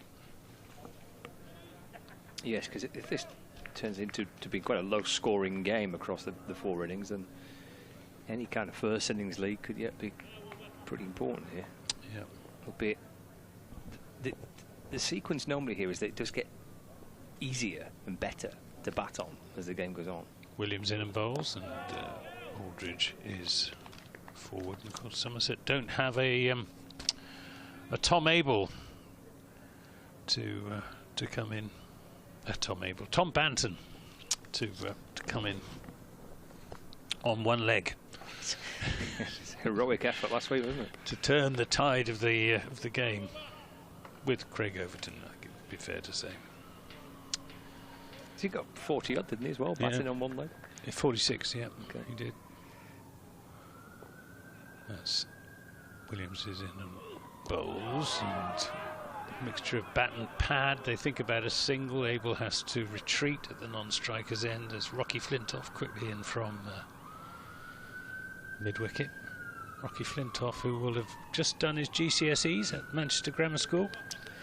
Yes, he got his results during the warm-up when Lancashire were playing Surrey at the Oval, and that was his first-class debut. Was he punching the air in delight? Well, I asked the head coach. He said that he was. I think he did all right. He did all right. Yeah. Good. Did all right. Excellent. Here's Williams into Aldridge, drives, and it's well stopped by Phillip, diving across to his left at mid-on. Probably wouldn't have gone for 4 because Josh Bohannon would have been in hot pursuit, but certainly saved his side a run. 83 for 5, and he's off the mark. Yes, that would have been quite a surreal experience, wouldn't it? That you're at the Oval, you're about to take on the defending champions. You receive your GCSE results, and you continue your pre-match warm-up. Yeah. And you're out there playing a few minutes later. Yes, Williams in and bowls outside the off-stump. No shot from Tom Abel. And he's presumably going to make professional cricket his career as opposed to carrying on at school and doing his A-levels? Presume so, yeah. But I don't know. I don't know for certain. Archie Vaughan has done his A-levels. James Rue 2 years ago didn't join up with Somerset until he'd finished his A-levels, and his first game actually was against Lancashire at Southport when he batted very well in both innings. He did, didn't he? Yep. Yep. Particularly, he had a really rough time in the second innings against Jack Morley, who is slow left arm. What's happened to Jack Morley? He's on loan at Derbyshire at the minute. Oh, right. Here's Balderson from the Statham end over the wicket. Oh! Aldridge is gone, and it's a 4th wicket for George Balderson. off stump, uprooted and cartwheeling backwards. And Lancashire here with the ball are fighting their way back into this game. 83 for 6 now. Well, the way this is going, Lancashire could be batting again by this evening. Good delivery. Aldridge is playing inside a ball that just did enough. He was playing down the line of middle stump, and the ball knocked out the off stump. Emphatic dismissal. Great sight for a fast bowler. Yes, a sweet feeling for George Balderson. 4 for 28 his return so far today. And a wicket with the first ball of his 11th over. 83 for 6, trailed by 57. Lancashire fighting hard this time to try and get themselves back into the match. Somerset still 57 behind. It's been a pretty eventful first day. Goodness, 16 wickets have fallen so far. Power to add as well. Yeah, that's true. 26 overs still to go. You say it's not beyond the realms of possibility that Lancashire will be batting again tonight. Well, we've got two captains out there for Somerset now. The present captain, Lewis Gregory, and the immediate past captain in Tom Abel. So, captain's S' innings called for from these two. Terrific delivery that to Casey Aldridge. Yeah, it's a beauty, wasn't it? We've seen some really good bowling today, and the bowling's been excellent. And there's been a couple of, fair to say, questionable shots, I think, maybe on both sides. Yeah. But the bowling consistently has been really good. Here is Balderson in to Gregory, clipped out towards the leg side. Well, it's been stopped by Josh Bahanam. I'm not quite sure what the issue there was with Bahanam, but he stopped the ball. But Gregory does get through for a single. 84 for 6. I think he felt there was a chance of a run out. Probably. Okay, right. If he picked it up cleanly. Right. Well, they managed to scamper through for a quick single. Well, it was one of those quick singles where batsman wants to get off the mark and takes a bit of a risk. Comes Balderson. Cut away late down to third man by Abel. It's a good looking shot. Flintoff chasing after it. Will reach the rope. It's 4 to Abel. And he moves on to 16. 88 for 6 now.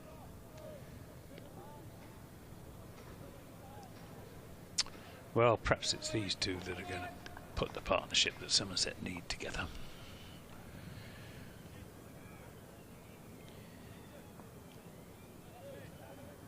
Lewis Gregory, a more than capable batsman.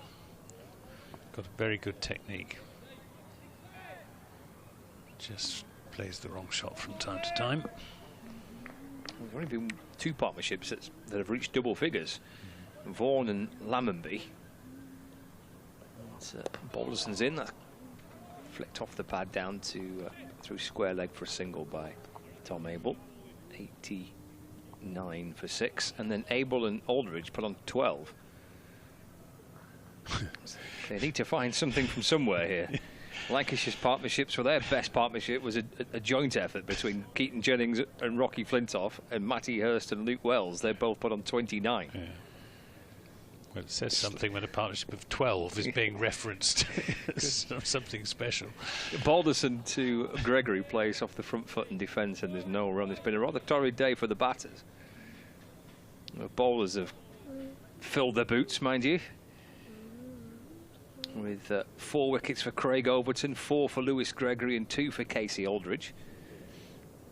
And now 4 for George Balderson and 1 for Bailey and 1 for Williams. 91 for 6. That last delivery flash up as a no ball on my screen here, so 91 for 6.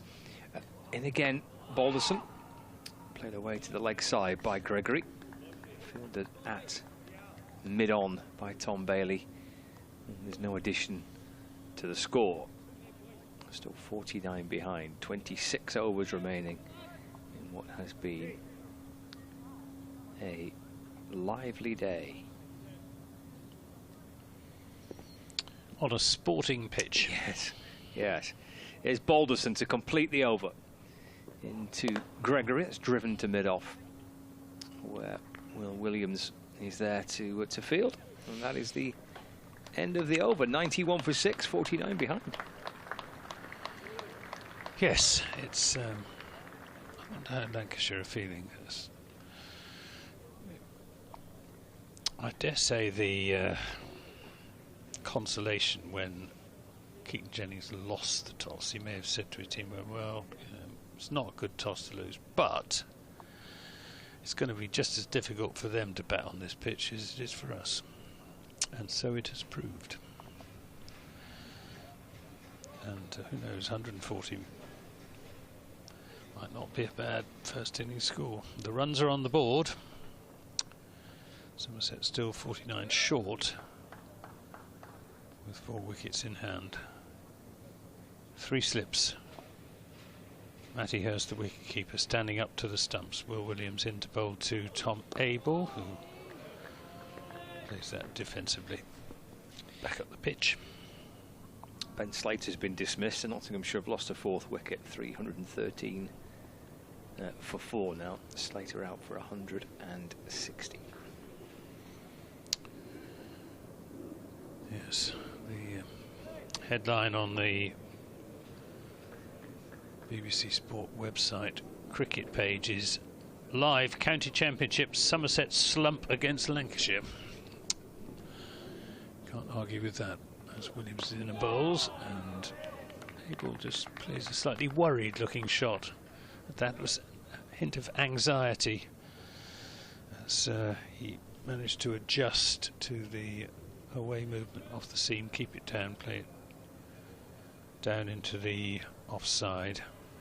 Luke Wells is lurking at backward point, just doing a sort of practice bowling action. I don't think he'll come into the attack. Haven't seen any spin at all here today. It's been an unrelenting diet of seam as Williams bowls, and this is driven back to him on the bounce by Tom Abel, and there's no run.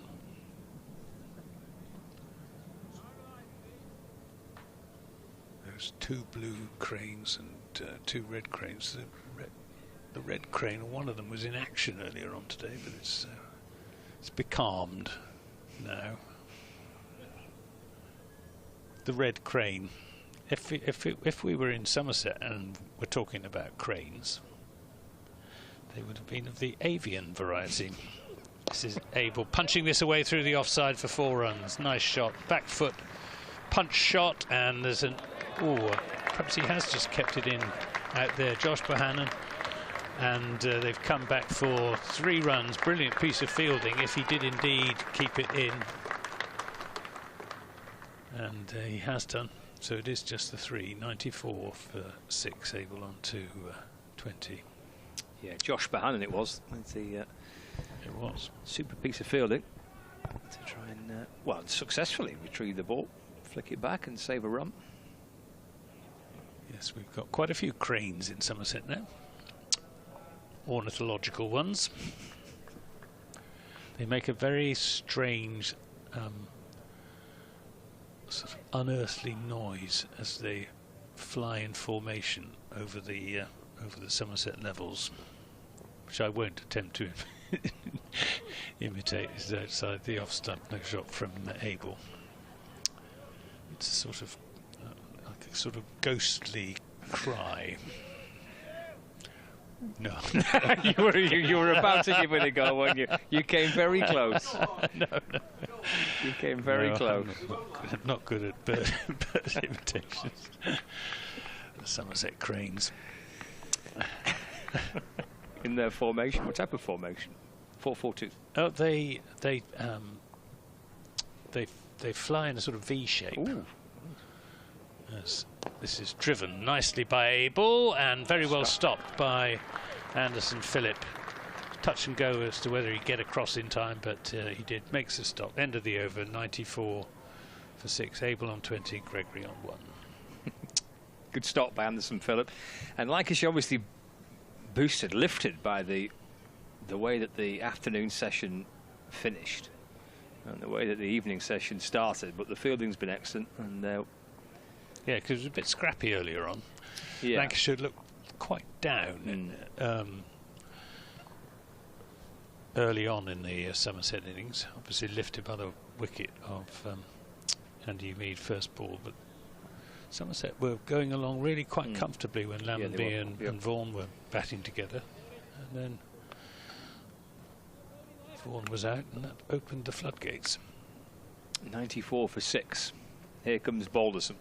Starts a fresh over in to Abel. Whips it away off his pads out towards square leg. I'll make way for Kevin Howells. Cheers, Anthony. 95 for 6. So Abel takes his score on to 21. Balderson in a nice groove here. He's found a good bit of rhythm. And he's in one of his little spells. These things tend to happen for Balderson. Wickets in clusters. He gets in a bit of a roll. He's got 4 for 37 so far today. In again and balls. Forward goes Gregory to defend. And there's no run. I just persuaded Gibbo to do one of those impersonations, so he's going to give it a go. Can you hear that? Can you hear that, yeah. Does that sound ghostly to you? Is that what you mean? So that's the sound of a crane. Oh, he's giving it a few oohs and oohs there. That's the sound of them. Yeah, no, well done, Gibbo. Very good. Well done. He is available for Village Hall performances throughout the winter in the southwest with his crane impersonations. 95 for 6. Balderson for Lancashire from the Statham end. In and balls. Whipped out towards the leg side by Gregory off the back foot.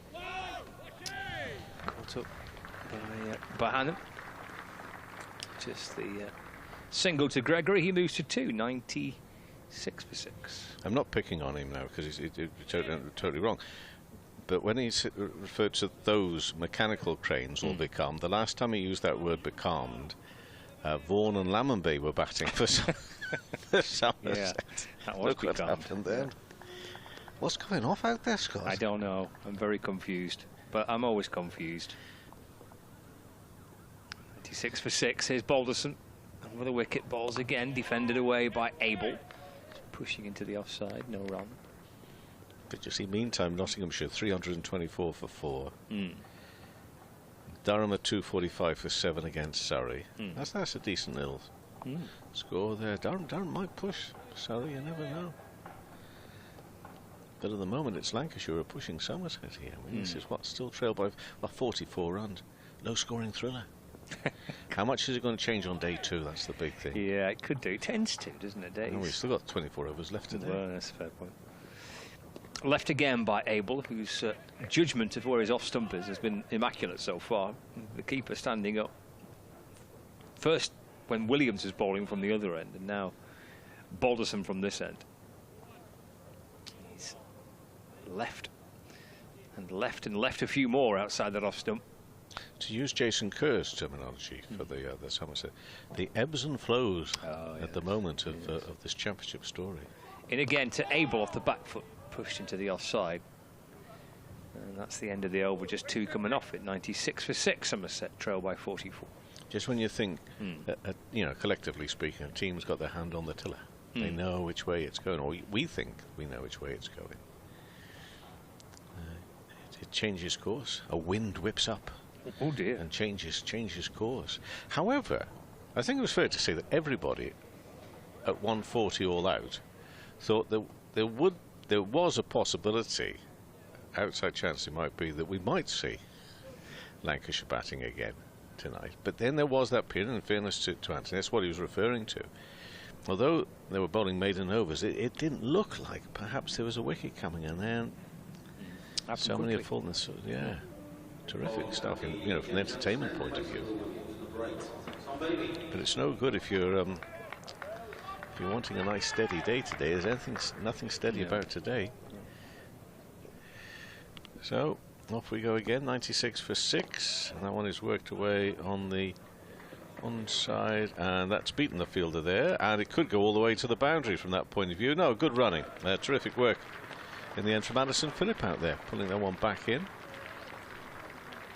So this is Tom Bailey, the far end at the moment, the Jimmy Anderson end.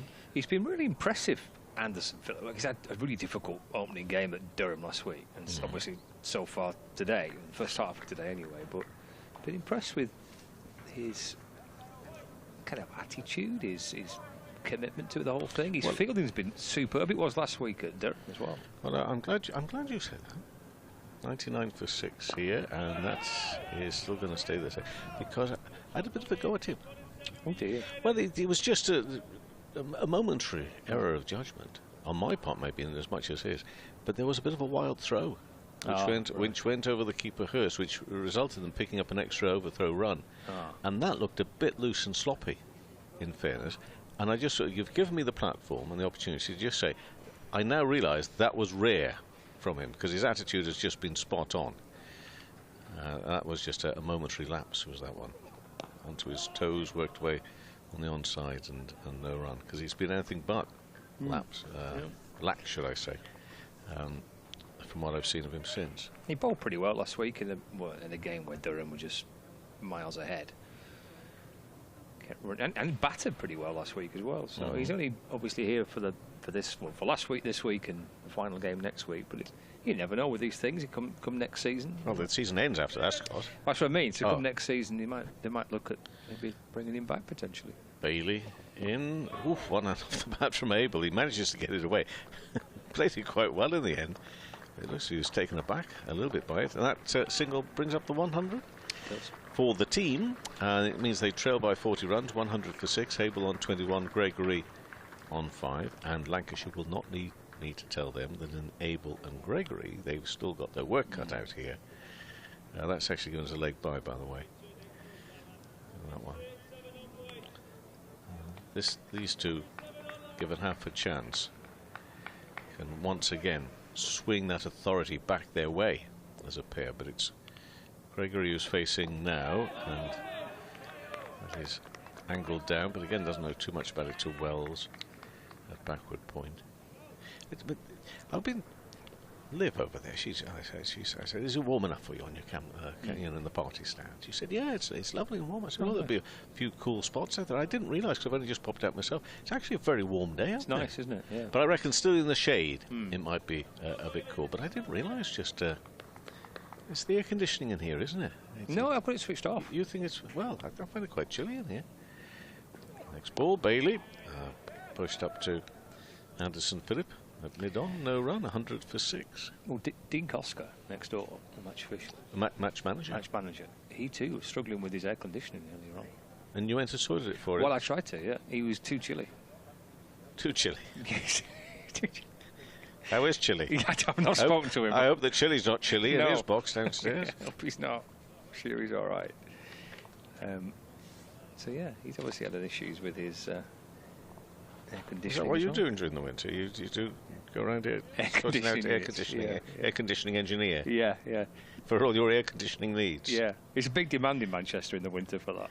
Well, it's a good time to sort it out, make sure it's ready for the summer. That's probably what you put on your cards, as you put them through the letterbox, to get a return in the summer. Call me Scott. Established in 2006. Your #1 go-to man. Balderson looking for a 5th wicket. Into Abel. Clipped out towards the leg side where Josh Bohannon fields. There is no run. Bannon's at mid-wicket. Hurst is still standing up behind the stumps. There's still 3 slips in place. And there's the point. Cover. Mid-off, mid-on, mid-wicket. And fine leg. Yeah, bowling coming from the Brian Statham end of Emirates Old Trafford. The player in the media centre end, so he's running up towards the old pavilion is Balderson. Again, turned out through the leg side by Abel. Played nicely, actually, just off the pads, clipped away towards deep backward square leg. Luke Wells has the lonely job of fielding out in the deep. Single for Abel. He moves to 23. It's 101 for 6. When I saw Abel, I don't think there's much that he limped off, but he walked off a bit gingerly on Saturday, and I was watching there on the telly, Bob's, and I thought to myself, oh no for the season, no. But here he is. He looks okay. Not moving 100%. No, he's not fully fit. Full of ball there as Balderson, and Gregory drives away into the offside, and Anderson Phillip has the task of fielding on the used pitches here. I thought we'd had Banton at 48 hours earlier. Then lose Abel as well. It's a quick turnaround, isn't it, from the Blast final, I suppose? Yeah. Yeah. And they're straight across to Nottingham from here. Yeah. The treble comes the potential double for Somerset. Just having a flirt at that is Gregory. Taken away nicely by Hurst, the keeper. And again, there's no run. 101 for 6. This must be a bit of a road trip for Somerset. Birmingham to Manchester to Nottingham. Well, Gibbo's on a road trip now. Isn't it? Yeah, he's taking in all the sights. Balderson to Gregory. That's flashed out towards the leg side. That'll be 4 runs. To the left of Bahanan, who's in position at short mid-wicket. Gregory moves on to 5. Was there a no ball there as well? Ooh, has he overstepped again? I think he might have now. Okay. Yeah. So he's overstepped again. And it's been whipped away for 4, so Gregory moves to 9. It's 107 for 6.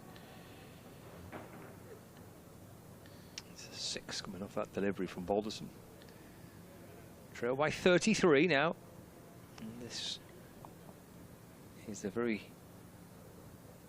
early stage of what could yet be an important partnership if Somerset can try and get themselves in front.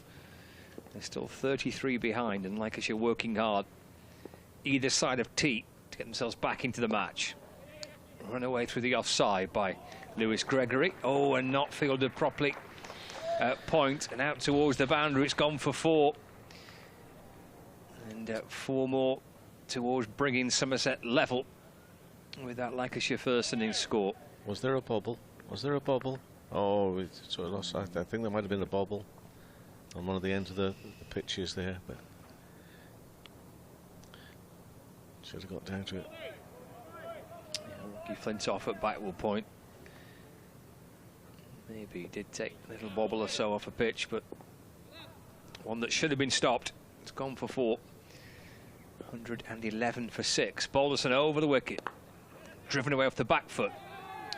Anderson Phillip kind of cartwheeling away to his left-hand side.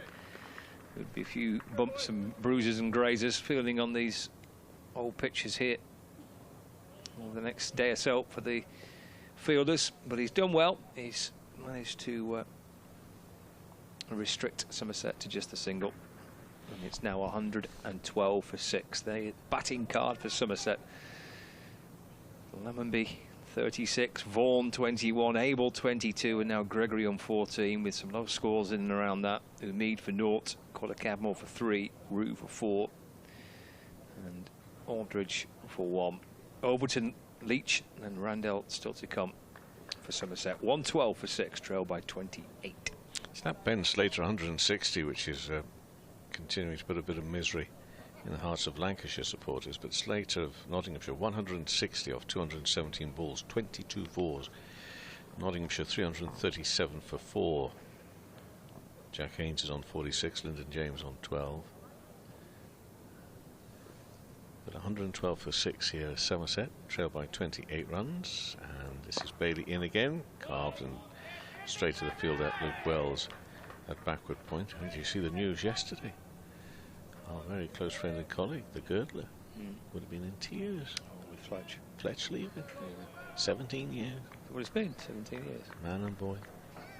And that's just the Girdler. But that's big news, isn't it, at Nottinghamshire? I mean, it's big news for county cricket. Yeah. Bailey worked away for no run into the offside. So that's Luke Fletcher. If you missed the news, it didn't say he's retiring, I'm about did it? to ask you that. Did it well, say? Ask me then. Go on. Did it say he's retiring, Kevin? It didn't say he was retiring, Scott. Okay. No. Right. So I don't know who's likely to be. You're going to guess Derbyshire. Could be Leicestershire. I wasn't going to guess Derbyshire at all. Well, you should have done. All right. But I don't know where he's going to go. But he'll probably do somebody who's still a good turn. Yeah, he'll do something. He was a very important part of that promotion, getting them back up a couple of years ago. Worked away, fended away really by Gregory. Still a battle out there for these batters. Now Gregory on 14. But, you know, he could do a really good turn, perhaps stiff too still. And they went on that long run, I forget how long it was, without a win, and he was part of the team that sort of, well, he was part of the team, probably went on that long run, but he wrestled everything, turned everything around again. 17 years is a long time there at one club. Well, he's done a bit of loaning, hasn't he? Been loaned out a bit and worked away on the onside. It might not be diff 2, as this one's worked for a single by Gregory to mid-on. I'm just thinking about maybe the likes of Worcestershire or somebody. Perhaps still could. Do a job. Yeah. Anyway, wherever he goes, the girdle is bound to follow, so Nottingham should be looking for another commentator. He does love Luke, doesn't he? He loves him. Yeah, he does. It's a beautiful thing. It is. It's very emotional post for him on social media yesterday. Was it? Saying never liked the chap anyway. But you know, the crying emojis, the crying eye. And each emoji had a few more tears to it. Dear. I know. He'll be in a bad way. He'll be in a bad way. He'll be up in the commentary box. But he'll be happy at 339 for 4 with Nottinghamshire there at Kent. Bailey again, kept down by Abel. They've got to be so watchful. How many overs they've got to get through today? Because 21. It'll be tricky. I mean, it's 10:30 for crying out loud. We start again tomorrow morning. That's not going to be easy. 10:30 in the morning. But bless you. Well, he's a bit of a sneeze there. I think there's something going round actually.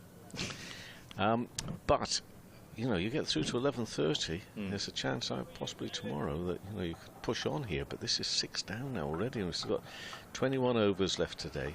This is crucial session here. And again, I keep on using that word because they don't look confident, so fending it away a bit. It's tough. Abel's on 22. That's the end of another over. Just the one run coming from it. 113 for 6. Abel 22. Gregory on 15. Either you've just gone into a back spasm, or something important's about to happen. No, I'm just to leave you. It's 5 o'clock. Oh. Yeah, that's what happens. He has to do something at 5 o'clock. We're never too sure what it is, but he always disappears around 5 o'clock to do it. So, 140. That's all Lancashire made today, but I mean, it was not the hardest decision in the world for Lewis, Gregory and Somerset to bowl first. The pitch had plenty of grass on it. It doesn't look as green as it did this morning, that's for certain, but it is still plenty useful for the bowlers, and that means that even at that 140, you're thinking to yourself, I'm not too sure how this is all going to play out. Now, dare I say, from a Somerset perspective, it's quieted down a little bit. Anyway, Anthony's with us. Here's Anderson Phillip in and bowls to Gregory, who stands up as he played that defensive shot as if he was expecting the ball to jump at him off the pitch. It didn't really, but maybe just a little bit of extra bounce. Goes down and gives the pitch a bit of a prod. Key partnership this. They've added 30 so far. And they need to take Somerset 2 and then past Lancashire's first innings score of 140. Still Craig Overton to come. As Phillip is into Gregory, who plays this into the onside. But can't get it past. Short mid-wicket. These two Somerset batsmen have played well over 400 matches for Somerset between them.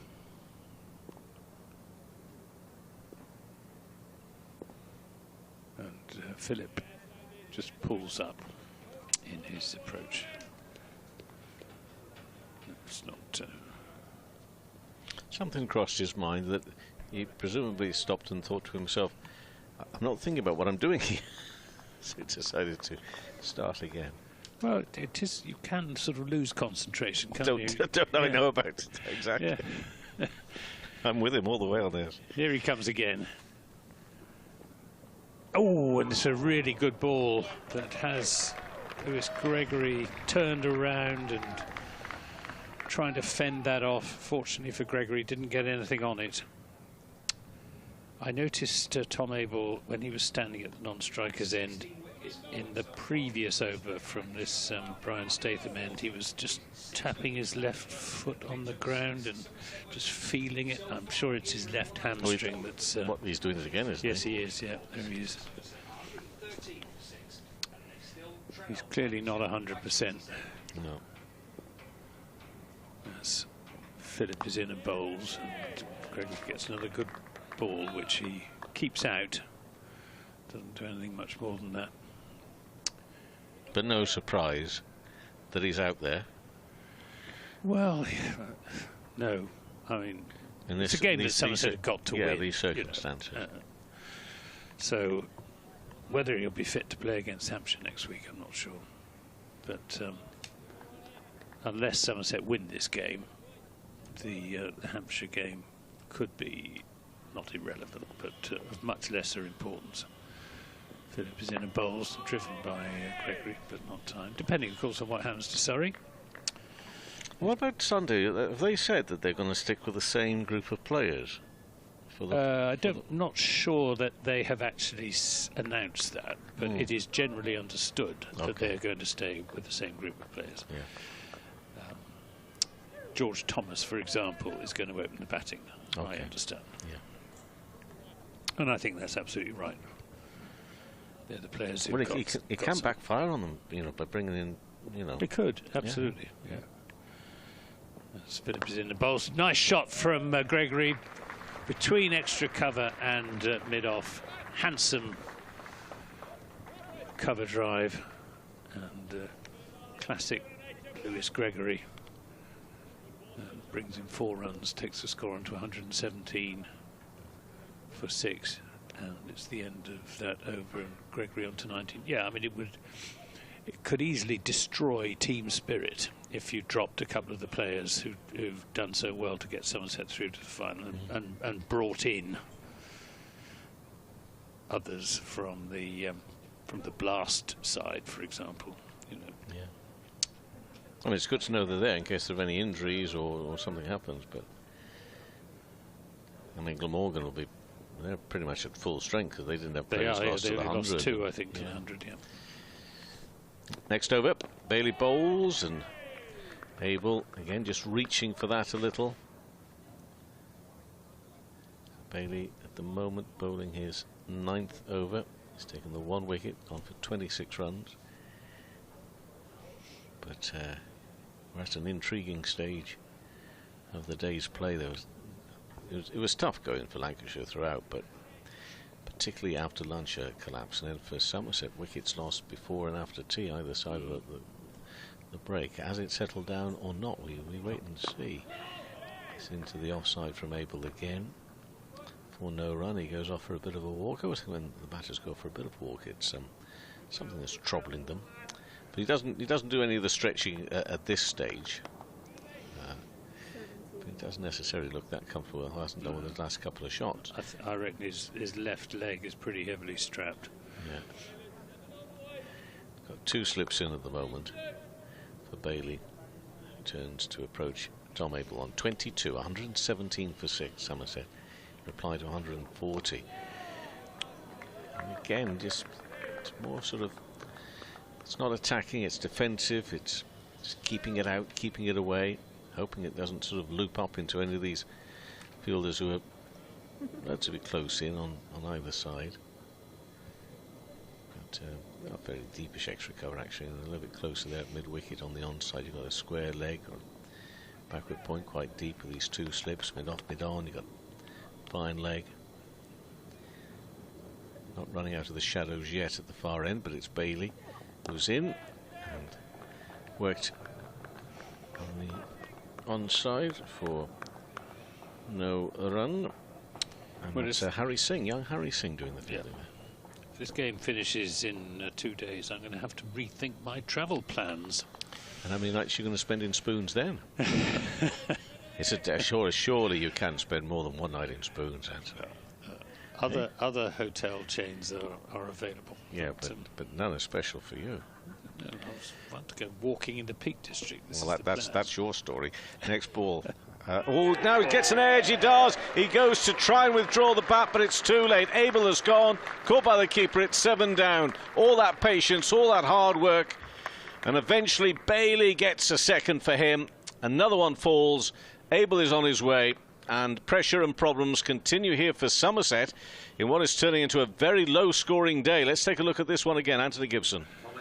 Well, carbon copy, really, of the Andy Umeed dismissal. Umeed, off the very first ball of the innings, tried to take his bat out of the way, failed to do so, and feathered it through, in his case, to Keaton Jennings at second slip, and in Abel's case, caught behind. But that's a big, big blow to Somerset hopes. And well, Craig Overton strides out from the dressing room, and he's been in good form. Yes, as Craig, he is 1, 2, 3, 4, 5th in the batting averages for Somerset, with 350 runs in 14 innings at 38.8. Best of 95 not out. Well, you know, we can talk about the context of the game. You can talk about the context of the title race with Surrey, but the truth is we still don't know how either match is going to play out over the next 24, possibly 48 hours. But Somerset will be, no doubt, frustrated. They know that the conditions have favoured the bowlers, and they will have gone out themselves at the start of their innings knowing that it wasn't going to be at all easy for the remainder of the day. I'm sure that would have been the case, but they would have backed themselves perhaps to have been able to be a little bit more patient. I don't know. But sort of eke out, maybe 3 or 4 down by the time they got to 140. I think more of them have been got out than have got themselves out. Okay, yeah. Archie Vaughan played a loose shot to a not particularly good ball, but most of it's been good bowling rather than bad batting, I think. Well, we've got 3 slips going down now for overturn. LBW appeal, half-hearted in the end. And that is the end of that over. So he survives that, and that is a wicket maiden for Bailey. 2 for 26 from 9 overs, 117 for 7. Gregory's on 19. Overton is just that one ball. Got 19 overs remaining of the day's play. They trail by 23. So they still, of course, have the chance and the possibility to eke out a lead first innings, but just how big that lead is going to be, if it does happen, well, listen to find out. We've got 2 Devon boys out there from opposite ends of the county. Durham, by the way, all out for 262 in that game involving, of course, defending champions and leaders of the title race at the moment, Surrey. All out 262. So Surrey are ahead on the day so far, as Anderson Phillip is in and bowls to Gregory, who's looking for a single at the offside, but it's not there. Yes, 2 Devon boys. Lewis Gregory from Plimpton, South Devon, just outside Plymouth, and Craig Overton from North Devon, born in Barnstaple. Plays his cricket for the club cricket for North Devon. That beautiful ground at Instow. Is there a village nearby that they played for, or have they always been in that same club? They might have played for Westley, which is the village nearby. This is Gregory up on his toes, playing a defensive shot. I expect if Andy Cameron, the groundsman at North Devon, is listening, he'll probably advise us as to whether they played for Westley.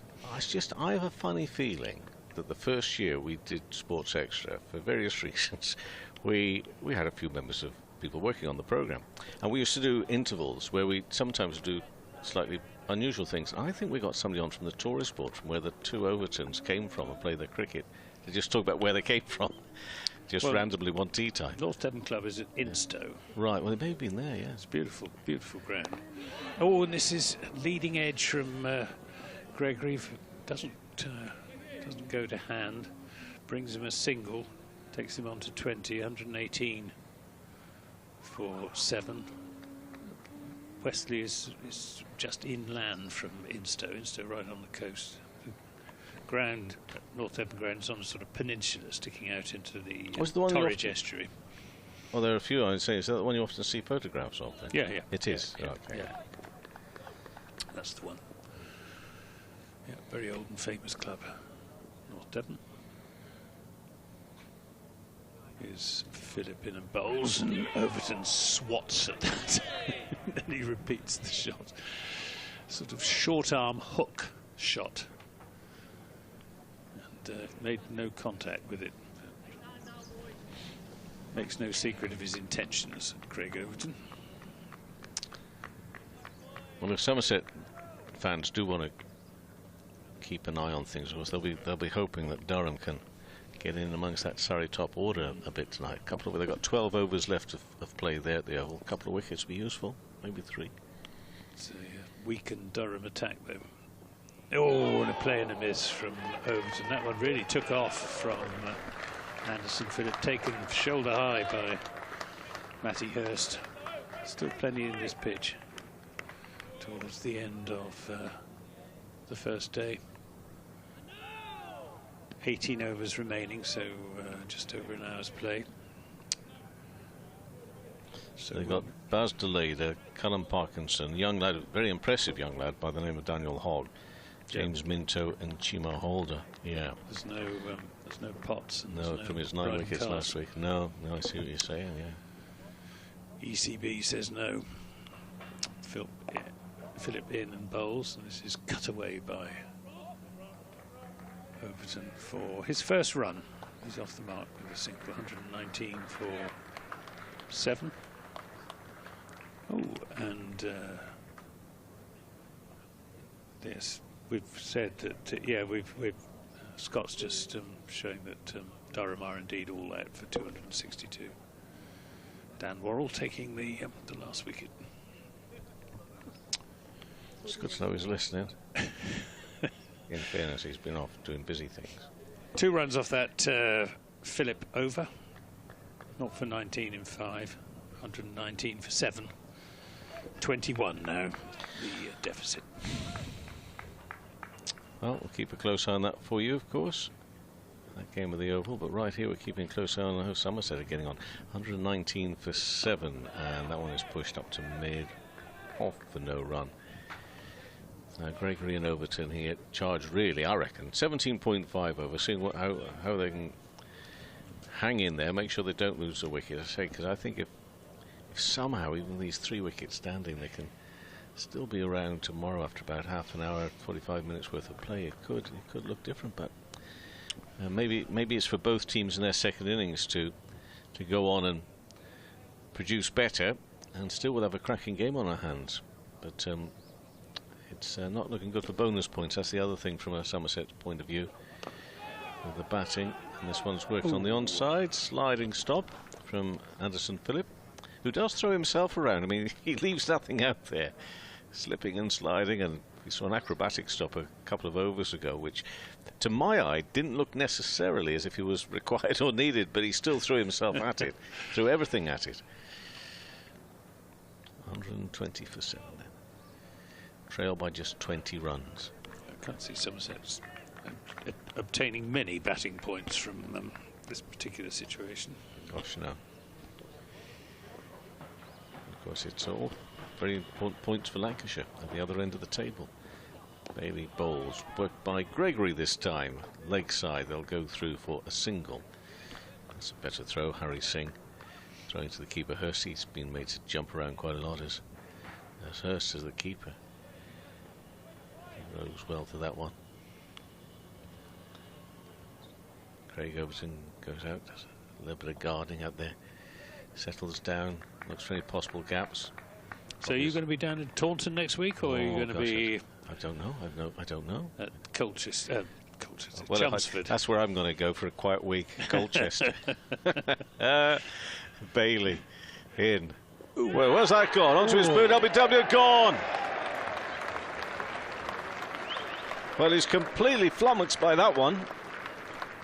I must confess, on first looking live, I'm not too sure what exactly happened to him there. But he went to play a pull shot. Let's have a look at this. So Bailey comes in bowls. It's short of ball. just clips the inside of his right pad. It was on its way. So he misses it. It's a slower ball. It's a slow full toss. It's clever bowling from Tom Bailey. If that was what he intended. It was a slow full toss. Overton was threw the shot much too early, and it just clipped the bottom of his left pad, and would otherwise have gone on and hit the stumps. So therefore, the umpire raised the finger and on his way. But the way that he threw that bat at it, I thought, how on earth have you got nothing on that? But he didn't. And Bailey now has picked up a 3rd wicket. And it's the 8th of the innings, 121 for 8, trailed by 19. Could it be, with just 2 wickets standing, each team is on 140? Mind you, last week, I mean, obviously it wasn't, we were in the 200s, weren't we, by then, but was it 4 runs difference in the end, first innings? Yeah. Sorry, just I say just nudged Ed. They nudged Ed with some style because of Tom Curran, who just went out there and just smashed it. Yeah. He batted very well. It was very intelligent batting from Tom Curran. Right, well, Lancashire are through to the tail. It's not a long tail, but... this is Brett Randall. Brett Randall and then Jack Leach. Randall can bat, according to his record, but hasn't shown much sign of it so far. No. Well, it's Bailey to Randall. Where's that gone? Down leg side, taken by the keeper. Nothing on it, though. Hurst moving swiftly to his left. He's got plenty of close friends there. 3 in the slip cordon. What an intriguing day. So, I don't want to talk these 2 players out, but 19 overs, it could be an awkward, 5-10 overs for Lancashire to face again, and I think it will be awkward at the end of the day. Tomorrow, we wait and see what tomorrow brings. We wait and see what position we'll be in, even come 10:30 tomorrow, let alone 11:30. Fielder's been sent out now. Deep, square on the offside, deep on the leg side. Square again. LBW appealed, another one. LBW is gone, Randall's gone. Another wicket for Bailey, that's 2 in the over. And that gives him 4 for the innings. There's 121 for 9. Randall looking tentative. Can't be 100% certain from our angle live, but the umpire took no time at all in raising that finger. Take a look at it again. Well, it's high up on that, that front pad, but could it have been going down? The umpire doesn't think so. I think that's fair enough. He's on his way. And Lancashire, who one imagines, were edging their bets on the sort of surface that this match is being played on. And at the moment, they're just about edging the game by 19 runs, but they've still got 1 more wicket to go here. And whilst this is going on, of course, much depends, because of the gap there was anyway between themselves and Nottinghamshire, which was 11 points with Nottinghamshire 3rd from bottom, and if we're in that position, safe. Lancashire not safe, 2nd from bottom. They just have got Nottinghamshire 362 for 4 against Kent, so that's a massive score for Ben Slater. 3 batting points for Notts against 3 bowling points for Lancs. Surrey are up and running at 8 for no wicket after Durham made 262. Well, one hesitates to criticise, but Somerset have not made the most of a very strong position when they had bowled Lancashire out for 140 and were 58 for 1. So they've lost 8 wickets for 63 runs. And some of that has been down to good bowling, but some of it has also been down to disappointing batting. I guess it's going to be a head coach sort of day for the post-match. Another over though from Anderson Phillip. This is pulled by Gregory, and they will take the single. 122 for 9. Jack Leach will be on strike. What would you say? Where's the balance between good bowling and bad batting here in this Somerset innings? Well, I think conditions are pretty. I think it's been difficult batting conditions. So therefore, one of those days where the batter would say there was always a ball that could get it. Because there have been two partnerships which looked as if they were forming, getting somewhere, and just as they did. It's Philip in and bowls, and ooh, comes off the leading edge. It was in the air for a time. So Jack Leach looked to turn a straight ball into mid-wicket. 3 slips, backward point, extra cover, mid-off, mid-on. Square leg, forward square leg, almost to mid-wicket, and a long leg. I guess I'm giving something to the bowlers here, because it's all very well talk about conditions and the grass that was left on the pitch. They've still got to bowl well, and I think both sets of bowlers actually have done a really good job. And Lancashire, we talked about position that Lancashire could easily have gone flat, in terms of their energy. Filipina bowls outside the off stump. No shot from Jack Leach. And I believe they'd done so, and the bowler who changed all that around, of course, was George Balderson. Yeah, they were looking really a bit flat during that Lammonby-Vaughan partnership, weren't they? Really lifted them, and they've just carried on, really. Well, Somerset have got 3 bowling points, but they ain't going to get any batting points. Anderson Phillip from Trinidad. He's in and bowls, and just takes Jack Leach on the thigh pad, I think. Just runs out into the onside. There won't be a run. He does have 2 test matches under his belt as Anderson Phillip, against Bangladesh in 2022 and Australia at Adelaide in 2022, when Australia won that test match by the small margin of 419 runs. Touch and go, wasn't it? I remember it. Touch and go. Is Anderson Phillip charging in and bowls, and Leach pushes this into the offside. They're going for a quick single. There's a shy at the stumps from Bohannon. Doesn't pick it up cleanly, and Leach was home. But risky single. It's the last thing Somerset want in this situation is a run out. But it's amazing how often batting collapses do feature a run out. Of course they do. Bit scrambled thinking. And the idea, oh dear, we're losing wickets, we must be positive, we must take it back at them, and all that sort of stuff. Will Williams just having a chat with Anderson Phillip, suggesting maybe something that he could try. Having a long chat. All is decided. Maybe it's going to be a short one. It's Phillip in, bowls outside the off stump and cracked away through the offside by Lewis Gregory for 4 runs. Short and wide. I don't know whether that was intended. I doubt it. But it brings Somerset 4 runs they badly need. 127 for 9. Just 13 behind now. But their 2 last men standing, Lewis Gregory and Jack Leach out there. So there's likely to be nothing between these 2 sides after the first innings of each from each side, and it could be set for a really thrilling couple of days here, or potentially how long we go for. It's going to be a 1 innings match, isn't it? Absolutely, isn't it? Yeah. Who potentially might have the better of the batting conditions? Will day 2 be a little easier to bat on? It'd be interesting to get a view from the players as well as to just how tricky this has been. What is it like out there? What's the pitch like to play on? It's nibbled around all day, hasn't it?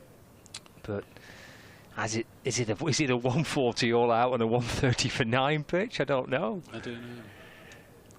It's been fascinating to watch, really. Certainly for the bowlers who were enduring life with the Kookaburra ball in the last couple of rounds. I think have enjoyed having the return of the Dukes. Look like need an extra catcher close in here.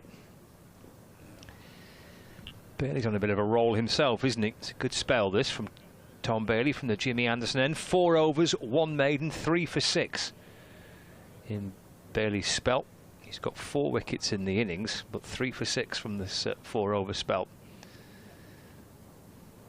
All right, so there's a short leg in place and 2 slips with Jack Leach on strike, and it's Bailey for Lancashire from around the wicket in and bowls, and Leach deflects the ball away to the leg side. Harry Singh under the helmet at short leg. Goes low down to his left to try and stop the ball, and there's no run. Yeah, good field position, that short leg for Jack Leach.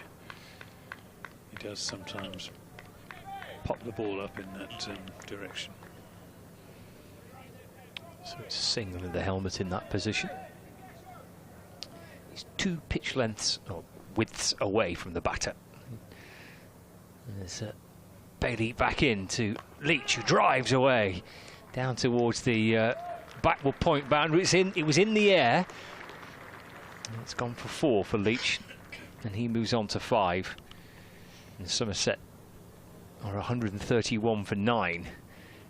Deficit down into single figures. Who will have a lead? How big will it be? Well, likely to be not hugely substantial and potentially meaningful, really, but you never know. You never know. Could be a useful last wicket partnership. Could be, yep. 131 for 9. Bailey back into Leach. 4 ball just on off stump, and he drives into the offside where Will Williams fields at cover. Sorry, Rocky Flintoff fields at cover, and there is no addition to the score. Last wicket partnership against Surrey down at Taunton last week between Craig Overton and Tom Banton. Or whatever, I can't remember how many it was now, 70 odd. Absolutely crucial. What can these two eke out? Can Lancashire get this all wrapped up and secure a lead themselves? Deflects away, thuddy sound as it thumps onto Leach's protective gear and pops away into the onside. And there's no addition to the score again. 131 for 9. Somerset's reply to Lancashire's 140 all out. 15 overs to go in the day's play. I was just thinking, there's still plenty of time for further happenings. There is, yep. Still, well, even with the change of innings, you've got a decent chunk of cricket to go today. Whether it's for Somerset or whether it's for Lancashire to come out and bat again. Bailey to Leach. Run away through the offside. Now he's timed that nice. It's going to run out towards the boundary for 4. It is just off the back foot, steered away, just a fraction behind square on the offside through backward point. 4 to Leach, and he moves to 9. Within 5 now of that Lancashire first innings score. 135 for 9. Just think of the excitement if this was a 1 innings match. Which, of course, it will be in the second innings, pretty much. Bailey to complete the over. Oh, to Leach. It's short ball, but down the leg side and ignored by Leach and caught by Hurst, the keeper, who bounces a pace or 2 to his right-hand side. End of the over. Actually, 8 coming off that to get the deficit down to 5 runs. Gregory 26, Leach on 9, and Somerset 135 for 9.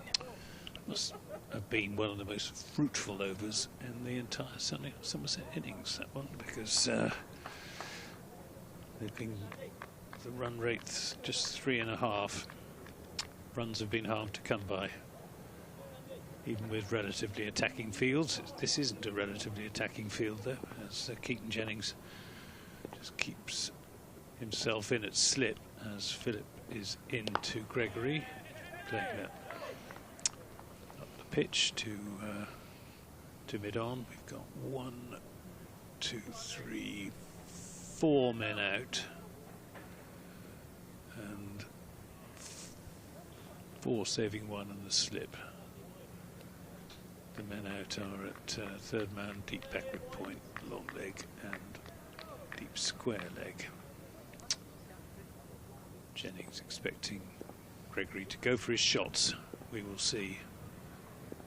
Philip is in and bowls, and Gregory drives away through the offside for 4 runs.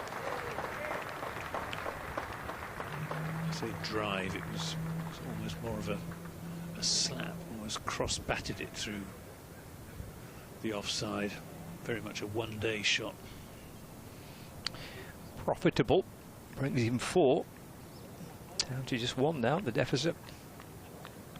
As soon as it got underneath the body cover there, it raced out towards the boundary.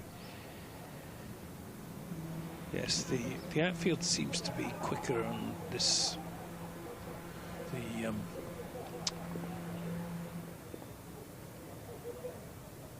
west side of the ground than on the other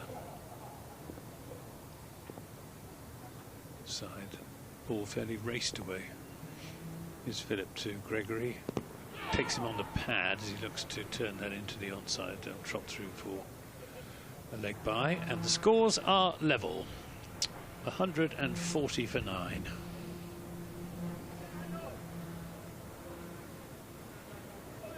These two sides did play out a tie back in 2017. I think it did. You and I were there. Jack Leach was the last Somerset. His wicket was the last to fall. Caught by Tom Bailey. Off the bowling of Onions. Was it? I can't remember. I thought it was. It not the South African spinner that they signed? Oh, Maharaj. Yeah, was it Maharaj? Quite possibly. He certainly took us. Yeah, I think he took 7 wickets. And this is driven by Leach and very well fielded at cover point by Josh Bohannon. It's another no ball, though. Been a few overstepping from this. Somerset are in the lead. 142 for 9. Might give them a small psychological boost, I suppose. Although I think they'll be disappointed not to have put more runs on the board. Bowling out the opposition for 140 is a heaven-sent opportunity to establish a really strong, potentially winning position. And they certainly haven't done that. This game is evenly poised. Philip going round the wicket to Leach, who drives and gets a thick edge down to the third-man boundary for 4. 146 for 9. Leach on to 13. Yes, the lead is only 6, but Lancashire will not want anything to be turned into something irritable here, and a partnership that they struggle to wrap up. Well, they've bowled themselves back into this game, and they'll be eager, I'm sure, to get this all wrapped up as quickly as possible. It's worth 25 now, this last wicket partnership, which in the context of a low-scoring game is useful. Philip in bowls to Leach, who's edged and caught. Spectacularly caught by Matty Hurst, somersaulting over in front of first slip, and that brings the Somerset innings to a close. They've been bowled out for 146. Lewis Gregory, the skipper, finishing unbeaten on 30. Last man out, Jack Leach for 13. Caught behind of Anderson Phillip. And well, level pegging. Yes. Yes, nothing in it. Just 6 runs, the difference between these two sides after both sides have completed their first innings of the match just after 5:30 on the first day. So a little interval here. As Lancashire get themselves set to come out and bat for the second time. Listeners on 5 Sports Extra through the course of the next few minutes. Here is Kevin House. And as the players head off back towards the dressing rooms, we see the Lancashire's bowling card there. Bailey 4 for 36, Bothersome 4 for 50, 1 for Philip and 1 for Will Williams as well. And it started in dramatic way with Andy Umeed dismissed the first ball of the innings, but then came that partnership between Vaughan and Lammonby. But then that was it, really. Abel and Gregory and Leach, but not too dissimilar fact almost identical to Lancashire's first innings score. There's nothing between these two sides at the halfway point. Disappointing for Somerset, but not fatal. Indeed. Lead by 6. We'll catch you in a few minutes. Well, hello and welcome to Lancs TV. I've got a date for your diary, October the 21st. It's a Monday night, and it will be hosting the Lancashire Team of the 90s dinner here at Emirates Old Trafford. I've got Warren Hegg alongside me. Warren, I suppose it was your brainchild, really, initially, wasn't it? To commemorate those wonderful years of the 90s where Lancashire won 8 one-day trophies. Well, you were a big part of it, weren't you? Well, the 90s were an era in Lancashire history of the cricket that was stellar. We had lots of good performances, lots of silverware was on show, and what's more, a lot of very, very good players represented the team in them days. Well, there were 2 distinct eras, really, weren't there? Two teams. You were part of both. Because you were a bit younger than I was at the start, and you went through a sort of mature stage. But the 90s started really well. 1990 was the first time that any county had won both the Benson Hedges Cup and the NatWest Trophy, and Lancashire were the ones to do it. But the basis for that had started in the late 80s under David Hughes. Definitely, you're right. The likes of yourself, Graham Fowler, Gayon Mendes, Trevor Jesty were the old heads really of that side. Quality cricketers who had played a lot of cricket, surrounded, as you mentioned, by young players. The likes of Atherton, Austin, Martin, Hegg were thrown into that into that array of experience, and it was a great fix. We've not mentioned Neil Fairbrother either, who actually played in 1984 when we won the Benson Hedges, but he was fundamental in that 90s success. Definitely, he was a bit of a crossover, wasn't he? He was a lot of experience, part of that team of the 80s, under Jack Bond, and then Alan Ormrod and David Hughes took over, and he was that crossover factor that I think everything went through Neil to speak to you senior players at the time, but it was a really good era to play in. We as younger players didn't feel much pressure. We had fun. We had lots and lots of fun playing all those stellar games in front of big crowds in all the different formats of one-day cricket, and we came out on top more than often. So two trophies in 1990, then there was a bit of a lull. We got to another final in 91, but lost it. And then 95 was the resurrection or the emergence of that second generation, if you like. Absolutely, and I think roles must have been reversed. You know, the likes of Hegg, Austin, Yates, Martin, Fairbrother, Watkinson were senior players who'd played for a long time. You throw into the mix there the likes of a young Flintoff, a young Chappell, and that was the new generation of cricketers that got us over the line. And like you say, that double in the mid-90s was probably the pinnacle of that era. Mike Watkinson captained for those 2 victories and the following year as well.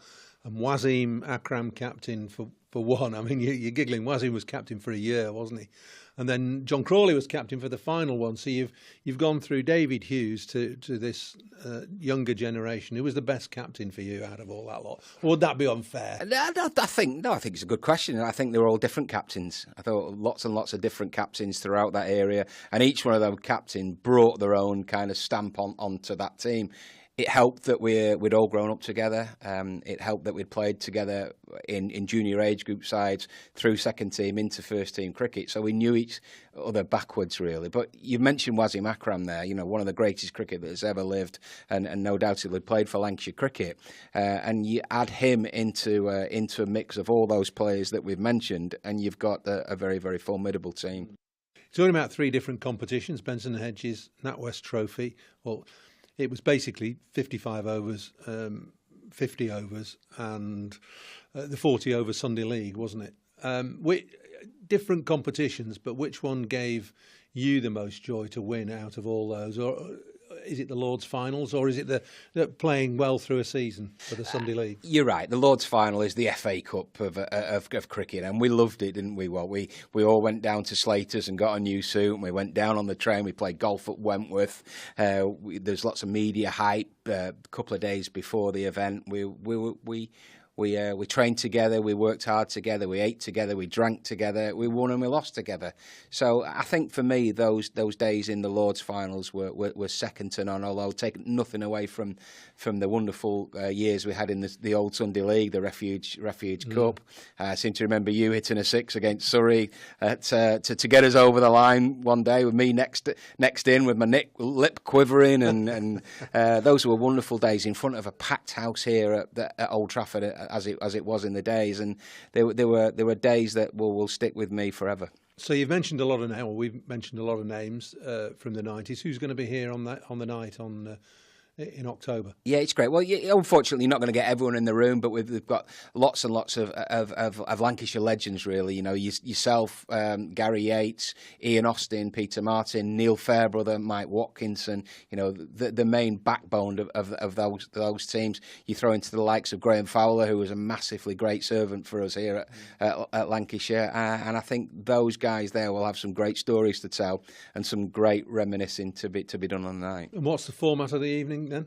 Has that been determined fully yet? I don't think so yet at the moment. I think it'll be very convivial. I think there'll be lots of interviews with lots of different players. You know, players who came in and out the side, like Dexter Fitton, for example, who came in bowling his off spin and hard hitting batsman down the order.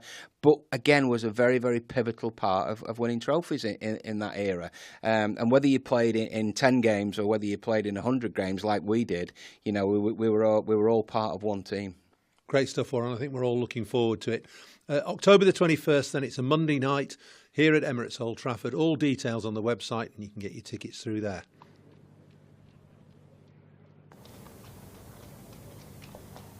Well, welcome back to Emirates Old Trafford then. The Somerset players heading out for the second time today, with Lancashire set to start their second innings. Here come the two opening batters for Lancashire, Keaton Jennings and Harry Singh. In a blink of an eye, both back out with the bat, with their pads on, and hoping to score some second innings runs for Lancashire. This game has moved on at a rapid pace. Crucial little session this for Somerset. They'll be a bit down after failing to capitalise on bowling Lancashire out for 140, and they need a couple of wickets, ideally, just to lift their spirits. With Surrey going well against Durham 38 without loss. No batting points for Somerset. So the most they're going to take out of this game will be 19. Ditto Lancashire, of course. Indeed, yeah. And, both Somerset and Lancashire could have done with some batting points. But I suppose that's the risk you take if you prepare a pitch like this.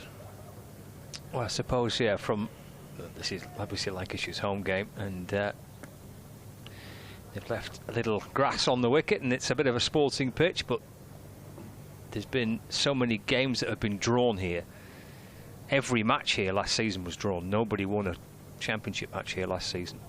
So every home game was drawn, and they need a result. They need it, and I suppose it's a case where you've got to gamble to lose in order to win. And what we're going to see now is certainly a result. With the forecast good for the remainder of the week, and we're into the third innings of the match on the back end of the first day. Yeah, it's not going to be a draw, is it? Maybe a dramatic tie again, like in 2017. Could be. And the heavy roller's just coming off, leaving quite a trail in its wake of flattened grass. Yeah, it's slowly reversing back to its little home in the groundsman's shed, albeit slightly more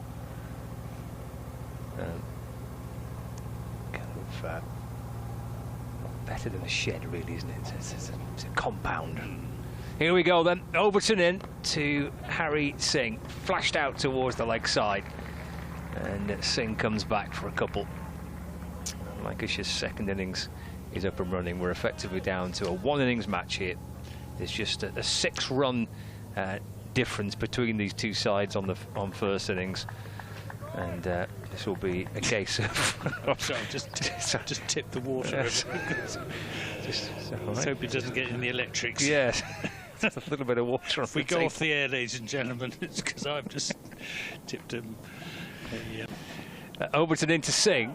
And it's pushed away into the offside. There's no run. Tell you what, you do this over, and I'll go and get some.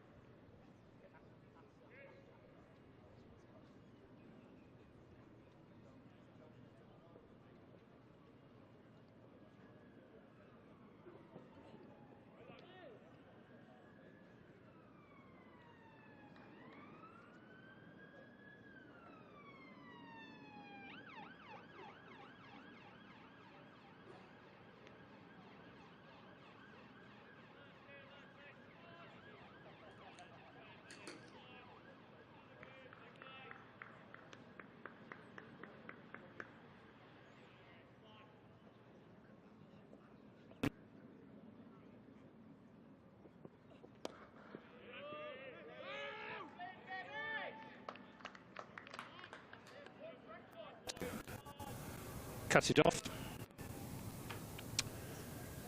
Nothing past the bat yet in this first Craig Overton over. He will be determined to make his mark again on this game. 4 wickets in the Lancashire first innings. You want to add to that tally in the remaining overs this evening outside the off stump. Good carry through to James Rue. Good pace there from Overton as well, but no shot from Singh, and just no. Dear, I would have to. Fortunately, he didn't get onto any of the mains equipment, in which case it might have been exciting. End of the first over, 2 without loss. Yes, it was all rather eventful, that first over, apart from water on the commentary table desk. So we're going to have Brett Randall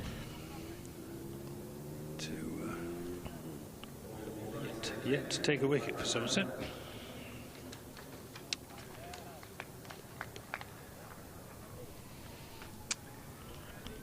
Maybe this is his moment. Yes, overshadowed a little in the first innings, but Overton and Gregory taking 8 of the 10 wickets between them. Here comes Randall into Jennings. No ball. Well, it won't be his moment if he bowls like that. A, it's a no ball.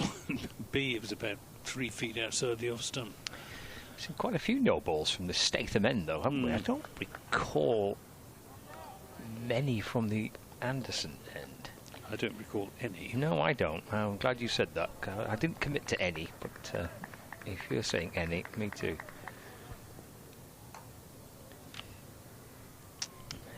Randall tries again, comes over the wicket and bowls to Jennings, has to whip it out towards the leg side. Just deflects away into the offside, and there is no run. So 4 without loss. Well, there was 11 overs to go before the start of this one, so 10.5 overs remaining in the day's play. Does Keaton Jennings habitually not take the first ball when he opens the innings? Did he not take the first ball then? No, Singh did. Okay. I think he did in the first innings, didn't he? Sure he did. He did, yeah. Tends to be when it's Jennings and Wells.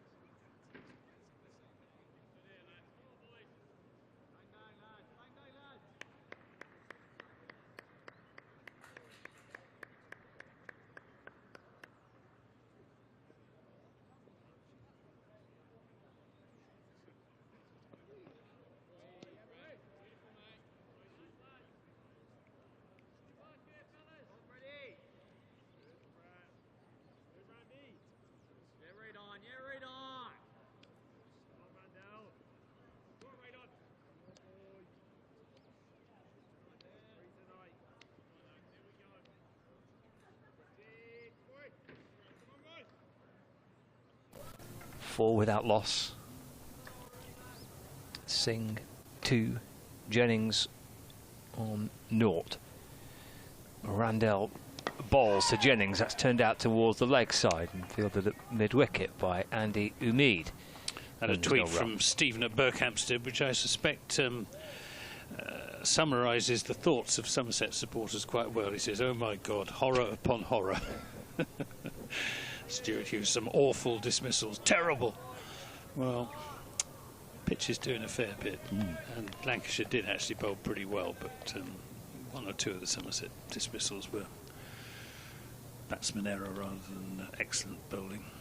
4 for no wicket. Randell comes over the wicket to Jennings, who's advancing down the pitch and defending to mid-off, where there is no run. Yes, it's been a mixture, I think, of all that, hasn't it? There's been some shots I'm sure batters wouldn't particularly want to watch again, or at least play again. There's been a pitch that's been sporting, and there's been some very good bowling. I think it's probably a combination of all 3 as to why we've got to the point that we're into the 3rd innings of the match at the end of the first day. In again to Jennings. That's a good delivery. And the best one. He's saved the best until the end there, Randall. Just past the edge of the bat and into the gloves of James Root. It's the end of the over. 4 without loss. So Singh has 2, Jennings on 0, and of course that no ball from Randell, adding to the total of 4 on the board. So still Lancashire trail by 2. Yeah, Brett Randall in the game against Surrey, 0 for 43 and 0 for 22 in his 8 overs in the first innings here today. So yet to take a wicket for Somerset, but he's got a decent record in first-class cricket, playing for Northern Districts and Central Districts in New Zealand. Here's Overton in and bowls to Singh. Plays a defensive shot back up the pitch. There's no run as the shadows lengthen across the Old Trafford outfield. There's hardly been a cloud in the sky all day. Unbroken sunshine. Hardly any wind. Lovely, warm, sunny day. Overton in and bowls to Singh. We think about a single, but it's not there as Lammonby fields from 3rd slip. Somerset keeping the same slip formation as they had in the Lancashire first innings. 4 slips and a forward short leg. It's Archie Vaughan, I think, under the helmet there. There's no Tom Abel in the field for Somerset. He's obviously feeling his hamstring, but he won't be allowed a runner when he bats in the 2nd innings. Overton in and bowls, takes him on the pad, a little bit high, I think, maybe. Yep, and very helpful there of Martin Saggers to indicate, for the benefit of spectators, players and cameras, that it was indeed a bit high. I wish umpires did a bit more of that. Communication between umpires and crowds is always, for me, a problem area, especially when they go off for bad light. As Overton is in and bowls, and this is played up to mid-on, or when they've been off for rain or bad light and the sun is shining, and the umpires say there'll be another inspection at 3 o'clock, and there's no explanation given to the crowd whatsoever as to why it's, playing conditions aren't right. All it needs is for someone with a microphone to go up to talk to one of the umpires and say, what's the situation? Like, say, I don't see why it should be regarded as a sort of state secret. Overton in and bowls, and Singh plays that solidly up the onside of the pitch. Never does seem to get any better, that communication, neither does it? No. You get people just left waiting for information, waiting. What's going on, That's all people want to know. Overton then to Singh in bowls, and Singh playing with great determination at the moment. Gets a long, hard look from Craig Overton. I don't think it was accompanied with anything verbal. It's a maiden over. He's bowled 2 overs.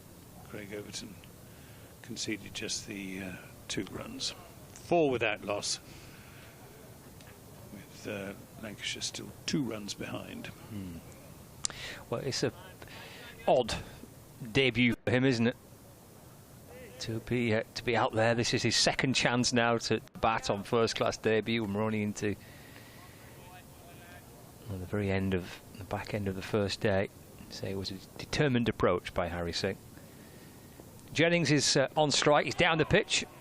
It's pushed up towards mid-off as Randell comes around the wicket to Lancashire's tall left-hand opening batter. Pushed towards the man at mid-off, and there's no run. 4 without loss here in Manchester. Yeah, on that subject of umpires and communications, Brian Barish on Twitter says the umpires need on-field microphones like they do in the NFL. I don't think we need to go quite that far, but it's not a bad idea. Randell to Jennings, just leans onto the front foot, defends. Bounces out to point where Leach comes up to field, no run. I mean, in a lot of ways, in many ways, cricket is actually ahead of. It's been ahead of football, hasn't it, for a long time? Cricket, with the technology that's used to DRS. helping umpires, and football's lagged a long way behind in that regard. But there's still, I guess, elements that can be improved. Communication, certainly one perhaps. A wide ball hammered out through the offside by Keaton Jennings. And it's gone to wide mid-off, and there is no run. 4 without loss. Jennings on 0, Singh on 2.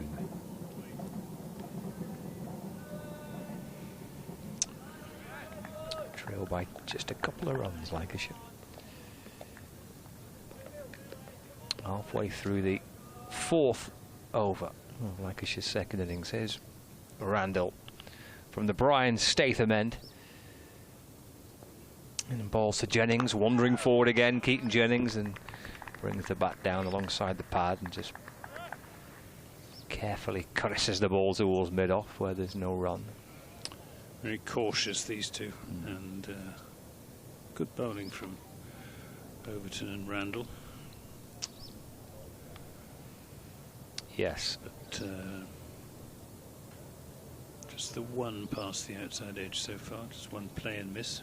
Yes, there was quite a few in Lancashire's first innings. Was it 27 in the first 31 overs?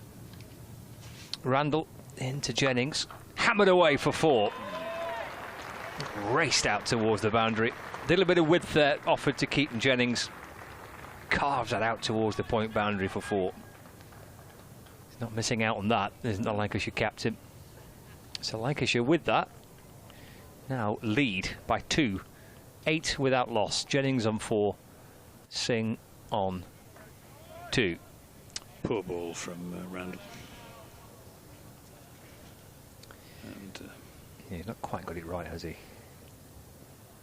Well, he needs to start taking wickets, justify his inclusion ahead of Alfie Ogborn. Final one of the over, left this time by Jennings into the gloves of Root. Completes the over, 4 gone.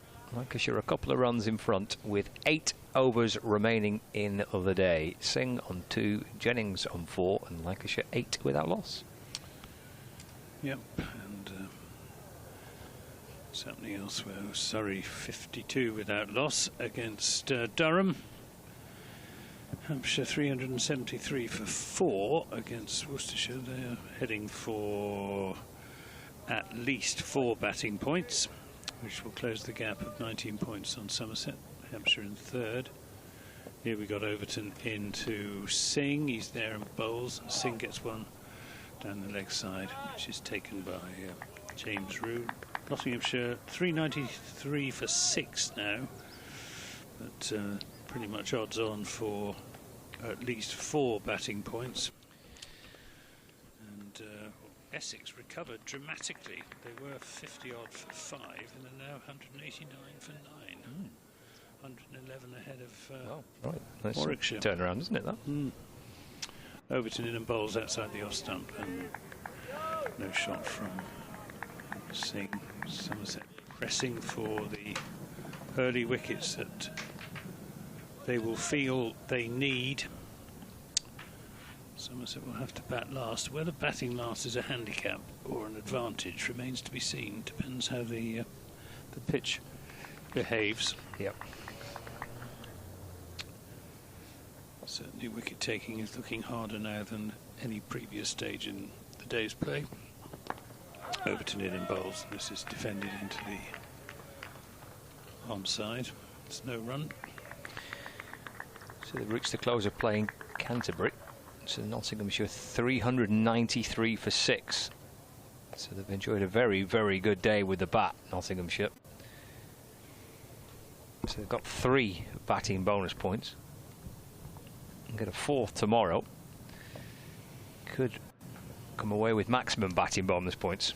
Overton in bowls and Fens.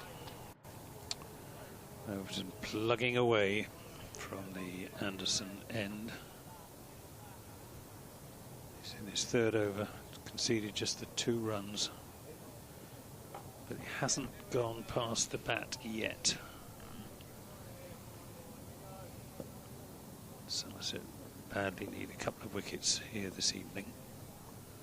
Overton in and bowls to Singh, plays and misses at good ball from Overton. Pitched, bounced, left him. Best ball that Overton has produced so far. Harry Singh, tall right-hander, 6'2", 6'3" tall. Playing his first game in first-class cricket. Overton is in bowls, and this is played up to mid-on. End of another good over from Craig Overton, but no joy yet. He's bowled 3 overs, conceded just the 2 runs. We've had 5 overs in the Lancashire second innings, 8 without loss. 7 overs remain in the day's play. Yes, survival is the key, isn't it, from Lancashire's point of view. Not a great deal to be gained from these 7 overs, but can lose a little bit if wickets were to tumble. So Keaton Jennings and Harry Singh, it's about being there for tomorrow morning and starting again after one of the more eventful days of county cricket this season, certainly when it comes to the opening day of the game. Here's Randall to Jennings, walking in towards this and then defending.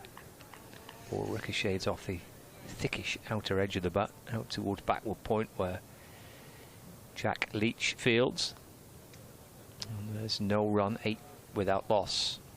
Somerset have got 3 slip catches, fine leg, mid wicket, mid on, and then 3 fielders on the offside at mid off, cover and backward point. Randall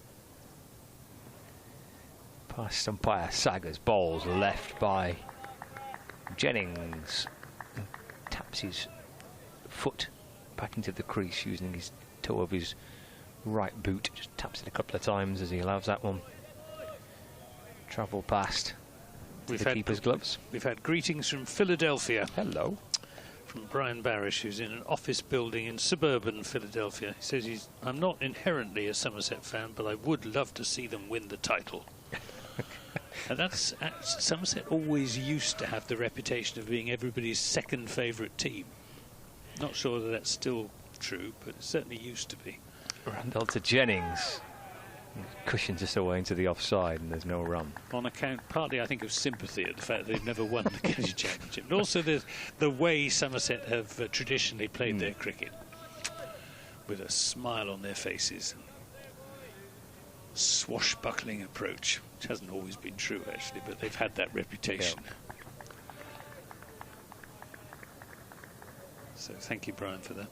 Simon White says it's starting to look like Southampton in 2019 when Somerset went down to defeat in that penultimate championship game. Randall to Jennings. Ooh, it's a great take by Roux. Jennings has come down the pitch and it's fizzed in down the leg side by the bowler from around the wicket to the left-hand batter, and Roux leaps away to his right-hand side to take a good one-handed catch. That was the game in which Kyle Abbott took 17 wickets and was the Essex Supporters Club Player of the Month. Which I've got to say, I think he's excellent. From the Essex Supporters Club. Essex going on to win the county championship. And if Somerset had won that game down at the Aegeus Bowling, they could very well have won the championship there and then, and wouldn't have to have had to worry about Essex in the last game. And again to Jennings. Defends. And there's no run. 8 without loss. Don't think the parallels are really exact. And this is that was turned out to be a relatively high-scoring loss. Relatively high-scoring. Somerset were in a position to win it twice, and Abbott had other thoughts, but this is a pretty even contest so far. It is, with 1 ball remaining of the 6th over. Into Jennings.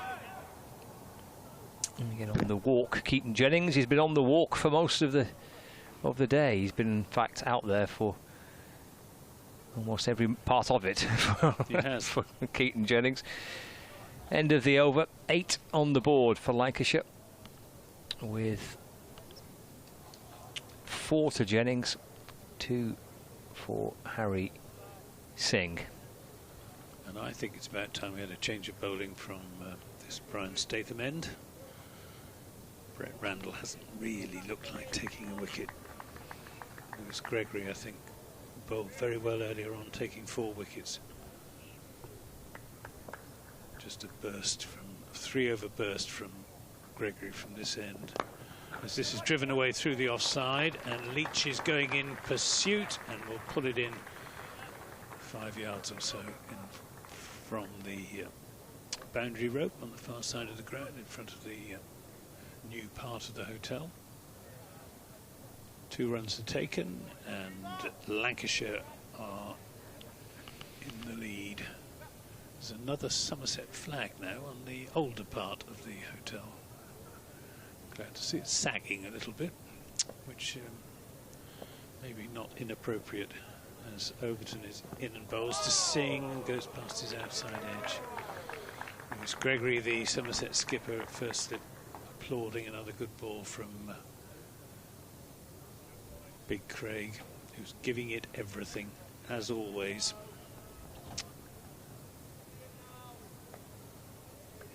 He is. There's a good battle of will here, isn't there? The 2 batters resolutely doing all they can to not give it away here, to get to the close of play, and bowlers putting everything in as well. Overton in, bowls to Singh, who's up on his toes defending. Haven't changed ends yet, have they? No. Jennings has taken everything from Brett Randall, and Singh everything from Craig Overton. It's one test, this, isn't it, for Harry Singh? He's seen his side skittled out cheaply, and then seen them, his side bowl themselves back into the game, and now he's opening the batting once again with Craig Overton running in hard. Overton in, bowls to Singh down the leg side. Taken by James Roux as a tram. Goes past on the metro. Where I suppose there is still a Warwick Road station, is there? Not or is anymore. It just not anymore? No, not anymore. Used to see the trains coming and going. The station is there, it's just not called that anymore. Yeah. Overton in and bowls to Singh. outside the off stump this time. No shot from Harry Singh. I still can't quite get used to Old Trafford this way round. I've been here several times with it this way round, but always remember sort of looking across over the Warwick Road station out to the Manchester skyline, which we can still see part of it. Overton in and bowls, and again too wide of off stump. No need for Harry Singh to have to play a shot at that. Sails into the gloves of James Roux. 5 overs remain in the day's play. Craig Overton's conceded just 4 runs in his 4 overs, being past the outside edge of Harry Singh twice, but the wicket or wickets that Somerset really need this evening remain elusive. Yes, they do. Singh and Jennings, so far so good for Lancashire. Conversation there between Keaton Jennings and Harry Singh.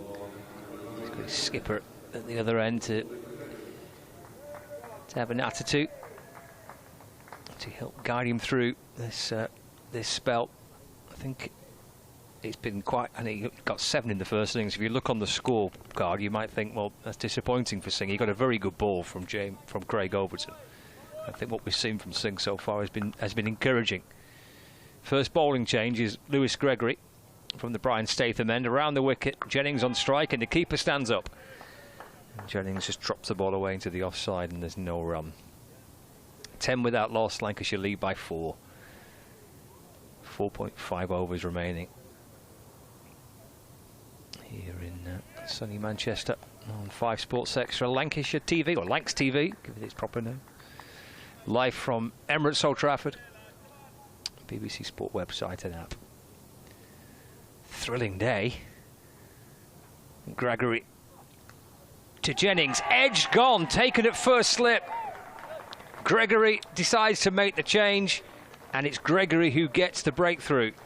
Keaton Jennings snicking one off to first slip. He departs for 4, and Lancashire 10 for 1. Yeah, Andy Umeed there at first slip, and good low catch from Umeed, and what an important wicket that is for Somerset. Keaton Jennings, so much the main man for the Lancashire batting this season. And Somerset will be heartily relieved to see him making his way back to the pavilion. They will, as I mentioned in the feels like 2 days ago now, but as I mentioned in Lancashire's first innings, of all the wickets that Somerset carved out early on today, the key one was Keaton Jennings, who has in this match passed 1,000 runs for the season. Night watchman Will Williams is heading out to join Harry Singh. Good bowling change by Gibbo as well, It was. wasn't it? Yeah, well, you did say. To be fair, Anthony, you did say. And the captain agreed with you. Yeah. Yeah, made the change, and to be fair, it's the two that did the damage in the first innings, isn't it? Overton and Gregory, when they were excellent, 4 wickets each. The old firm. Well, they have. I mean, they've been bowling for Somerset now for 12 seasons, I think. 12 or 13. Both came into the side around about the same time, in about 2012, as youngsters. And now they're not exactly middle-aged, but they're both in their 30s now. He's got a little bit of batting to do, Will Williams here. It's 4.4 overs remaining. He's occupied the role as Lancashire's night watchman now for a while. And there's 4 slips waiting to pounce. Keeper drops back. Here's Gregory over the wicket. Balls to Williams. He doesn't offer a shot. Thrusts his pad forward. Hoists his bat up high above the shoulder. And the ball travels safely into the gloves of James Roux. In addition to the score, 10 for 1, Lancashire lead by 4. Captain Keaton Jennings out. Night watchman Will Williams and Harry Singh. Got Lewis Gregory from the Brian Statham end, and as it stands, it's Craig Overton from the Jimmy Anderson end, which I suspect it probably will be until the close of play tonight. Gregory back into Williams. Nudged away off his hip. Yeah, including the wickets in this game, they've taken between them 792 wickets for Somerset in the course of their joint careers.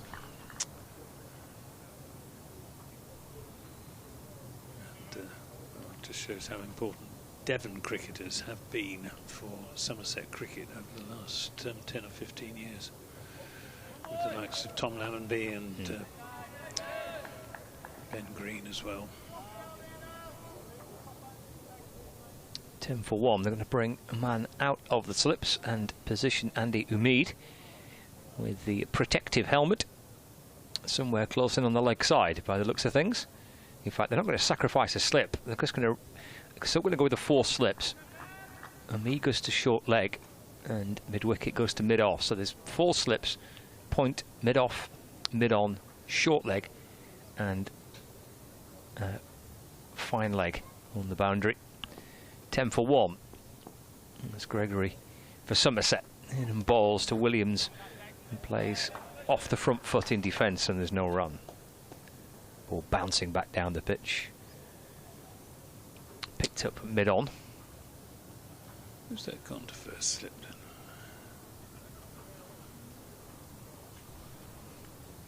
Sure.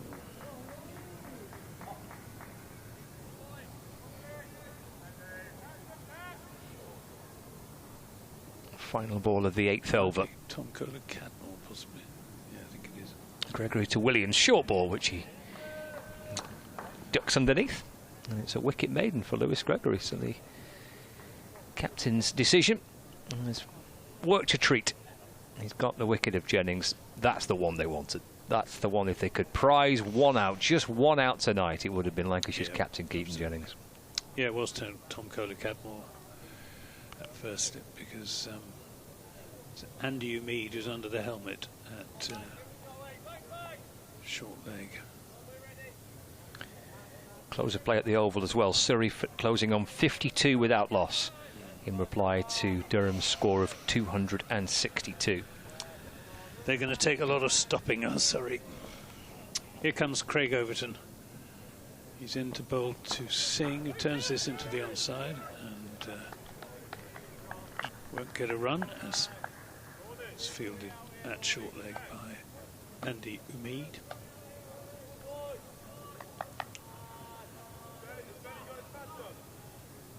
Surrey, and the gap between Surrey and Somerset the same now as it was at the start. Both sides having taken 3 bowling points. Overton to Singh. And Overton this time threatens to throw the stumps down, but hangs on to the ball, as bowlers have got to these days, unless there's a genuine chance of a run out. Authorities have come down hard on gratuitous shying at the stumps in order to intimidate the batsman. Overton in and bowls to Singh again, playing very watchfully. Good defensive technique, gets right across, bat angled down. I think there are some encouraging signs from what we've seen from Harry Singh today in slightly fraught circumstances, really. Well, it's a tough baptism, isn't it? Against a good attack on a juicy wicket, an important game. Overton in and bowls, edged, but and very well fielded at 5th slip by Tom Kohler-Cadmore, I think that is. It is. Well, he gets low 5s of congratulations from. It's more a gully actually than, or even a backward point. It's like a sort of deep gully position. Kohler-Cadmore.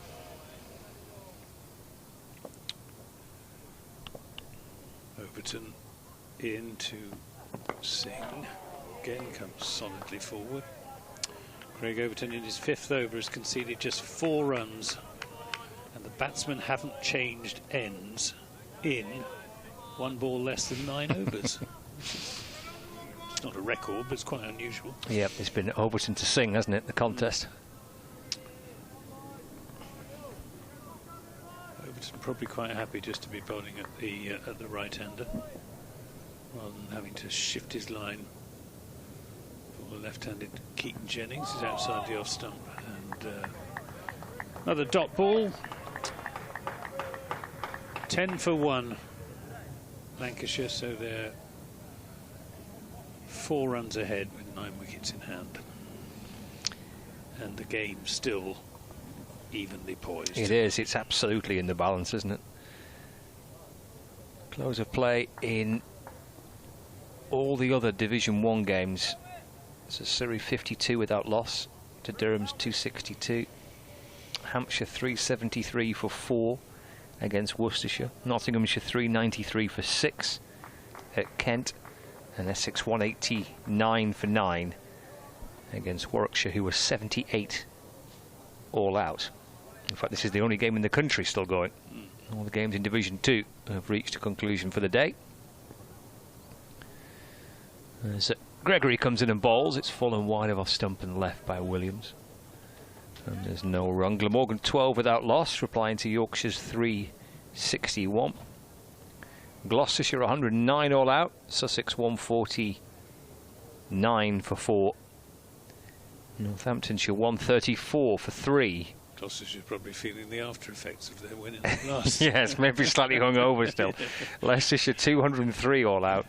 Wouldn't blame them if they are. No. They're at Gloucester, but their mind is somewhere on Broad Street still, maybe somewhere just outside Walkabout at half 2 in the morning. Derbyshire 173 all out and Middlesex 125 for 1 in reply. Gregory bowls again, left by Williams and through to the keeper, and there's no run. That's how it's all shaping up around the country. Good that the weather's been excellent as well. I mean, it was for this penultimate round. You get into September, you're never 100% certain, are you? But it's been beautiful today, and it looks like a good forecast for the remainder of the week, certainly here in Manchester. 10 for 1. This is tight stuff. There's nothing being offered here as a get out for Lancashire. This is defender by Williams, the night watchman off the back foot, nudged away to the onside, no run. Lots of insect activity as well, judging by the pictures on the live stream. Insect populations are supposed to have fallen off a cliff, but it doesn't look like that out there at the moment. We need a few swallows and house martins to come and make the most of it, but I suspect a lot of them are on their way back to Africa. Gregory in to Williams. Defended out into the offside, no run. And they're missing out on feeding time then, aren't they? They are, yeah. Old Trafford.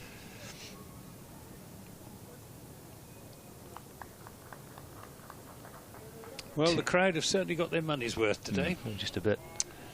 More with the ball than with the bat, although we've seen some nice batting this morning from Keaton Jennings and Tom Lammonby. Elegant 33. Here's Gregory in and bowls, left by Williams. Thuds into and then out of the gloves of James Rue, who stood up behind the stumps. Yes, it's been not so enjoyable for the batters in across the day. The bowlers have filled their boots, certainly. Mention Overton and Gregory with 4 wickets each in Lancashire's first innings. Bailey and Balderson with 4 wickets each in Somerset's first innings. Here's Gregory to Williams. Takes a single. Just nudges the ball away to wide mid-on. That's excellent by Williams. He's out there to try and farm and keep as much of the strike as he can do. And he's done just that. He's just nudged away from the last ball of the over to keep the strike with 2 overs left today. Lancashire 11 for 1. Which is exactly what a night watchman ought to be doing. Although it's amazing how often you see the senior batsman try and farm the strike when you've got a night watchman at the other end, when the night watchman's job is to take as much of the strike as possible. Right, 2 overs remaining. First of them is going to be bowled by the unflagging Craig Overton. It'll be his 6th over in this mini session, and he's bowling to the night watchman, Will Williams. He emerges from shadow into sunlight. Williams is down the pitch and out of his ground for a time, which prompts Overton to threaten to throw the stumps down. He's taken a leaf out of Keaton Jennings' book, has Will Williams, just advancing towards the bowler. It doesn't matter who the bowler is. As Overton is in and bowls, takes him on the pad, and Steve O'Shaughnessy thought about it. He's got half a smile on his face, does the old Lancashire player. But I think that was probably going down. We haven't seen the replay just yet.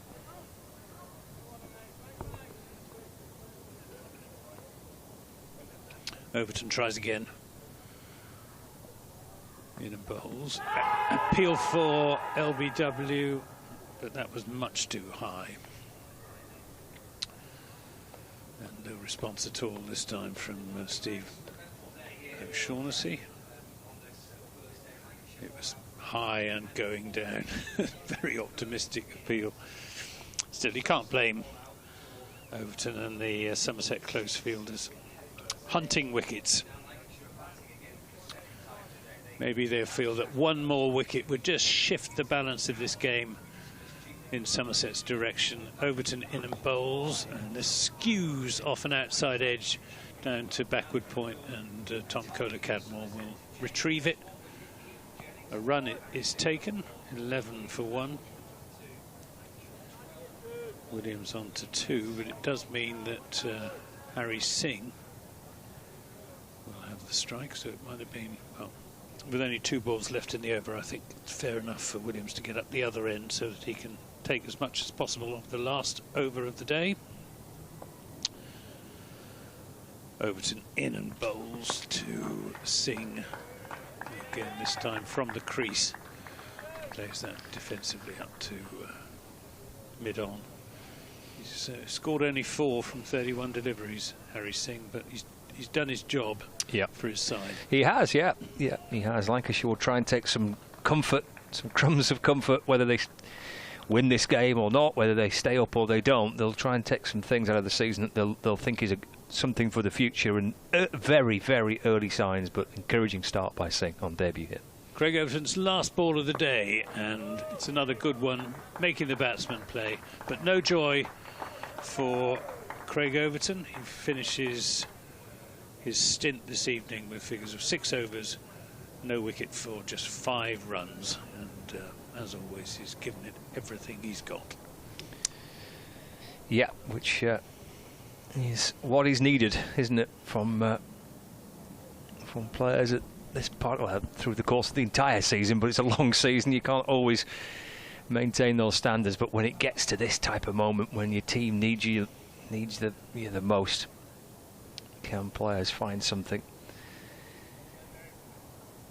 We're going to be seeing that quite a bit, I suspect, over the next few days and into next week for the final game of the season. Here comes Gregory, final over of the day.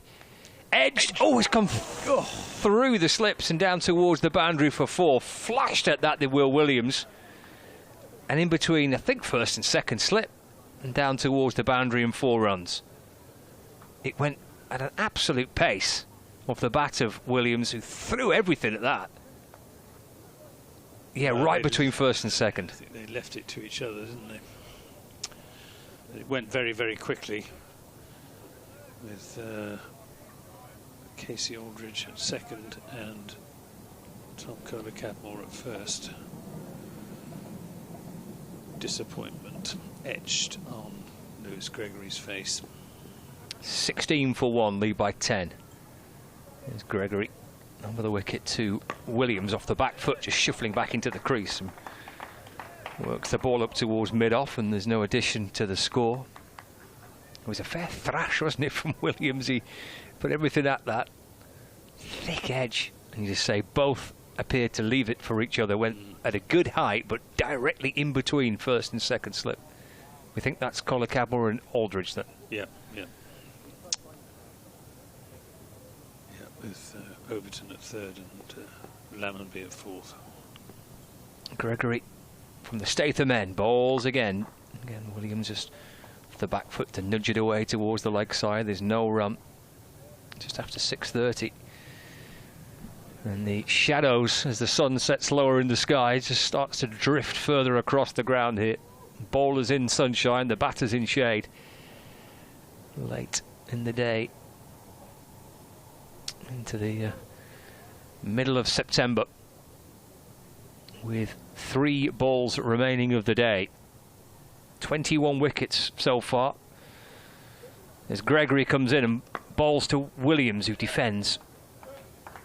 Works the ball out towards the leg side. There's no run. Deficit of 10. 140 all out Lancashire, 146 all out Somerset.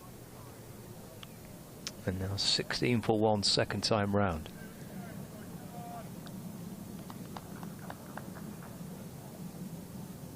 Felt like it would be a thrilling end to the season where we see a little bit of drama. We've seen plenty of that on the first day today. Gregory again to Williams, who defends. Stride down the pitch, bat in front of the pad, deflects it to mid-on. And there's no addition to the score. So 1 ball remaining for Williams to survive. Singh's removed his gloves at the non-striker's end. Be an interesting debut to remember for Harry Singh. But he will be there tomorrow morning to start again. Will Williams be alongside him? Final ball of the day, Gregory to Williams, forward and defends, and there's no run. Breathless opening day of this penultimate game of the season. 2 sides with such contrasting aims and ambitions. One to win the title, one to try and stay up, and neither side has given an inch to the other. 16 for 1 Lancashire in their second innings, lead by 10. Yep, the game just about dead level, I think, at the moment. Maybe Somerset marginally ahead if this pitch does improve, as Paul Addott was saying earlier on. He was expecting it to, but Lancashire can take advantage of that tomorrow when they come out to bat in their second innings, and they could set Somerset a very challenging target in the Somerset second innings. But fascinating day's cricket, very eventful day's cricket. Yeah. With the bowlers very much on top throughout. Indeed, the players are heading off. Listeners on Sports Extra to round up, I'm sure, the day's scores from elsewhere. If not, Kevin, get your laptop ready. It's all yours. For viewers on Lancs TV and for listeners across the BBC Sport website and app, we'll have a lie down in a dark room and try again tomorrow. 16 for 1 Lancashire, and they lead by 10 runs. See you in the morning.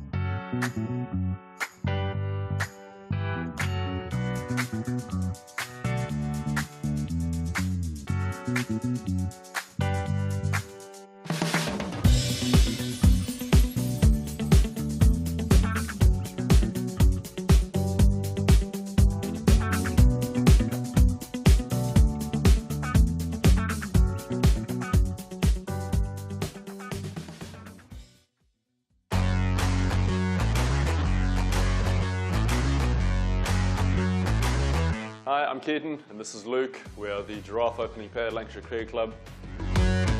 We are here today at the Astoria Estate Agents. Let's see what they have in store for us.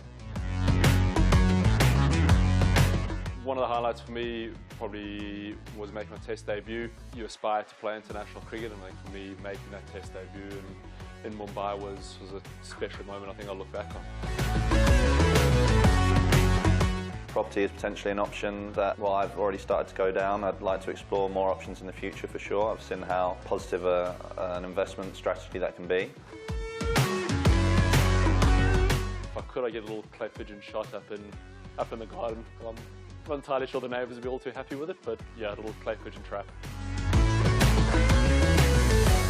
The idea of dealing with the day-to-day stress of everything that comes with being a landlord isn't something that I would necessarily want to be a part of, to be honest. So using an experienced agent like Mistoria would definitely be something I'd be interested in. I think it's our devilishly good looks, to be entirely honest. I'm not sure where the reference comes from. I think it's fairly self-explanatory. I think just making sure the advice you're getting is aligned with the goals. It's a big investment, it's a large chunk of your savings, so to make sure it's taken care of and taken care of in a really sort of professional manner.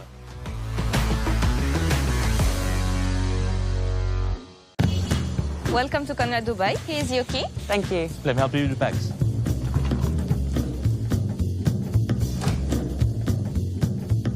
Nice room. How's that?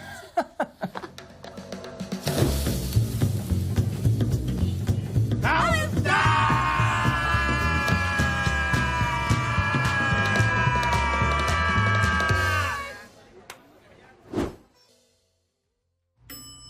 How's that?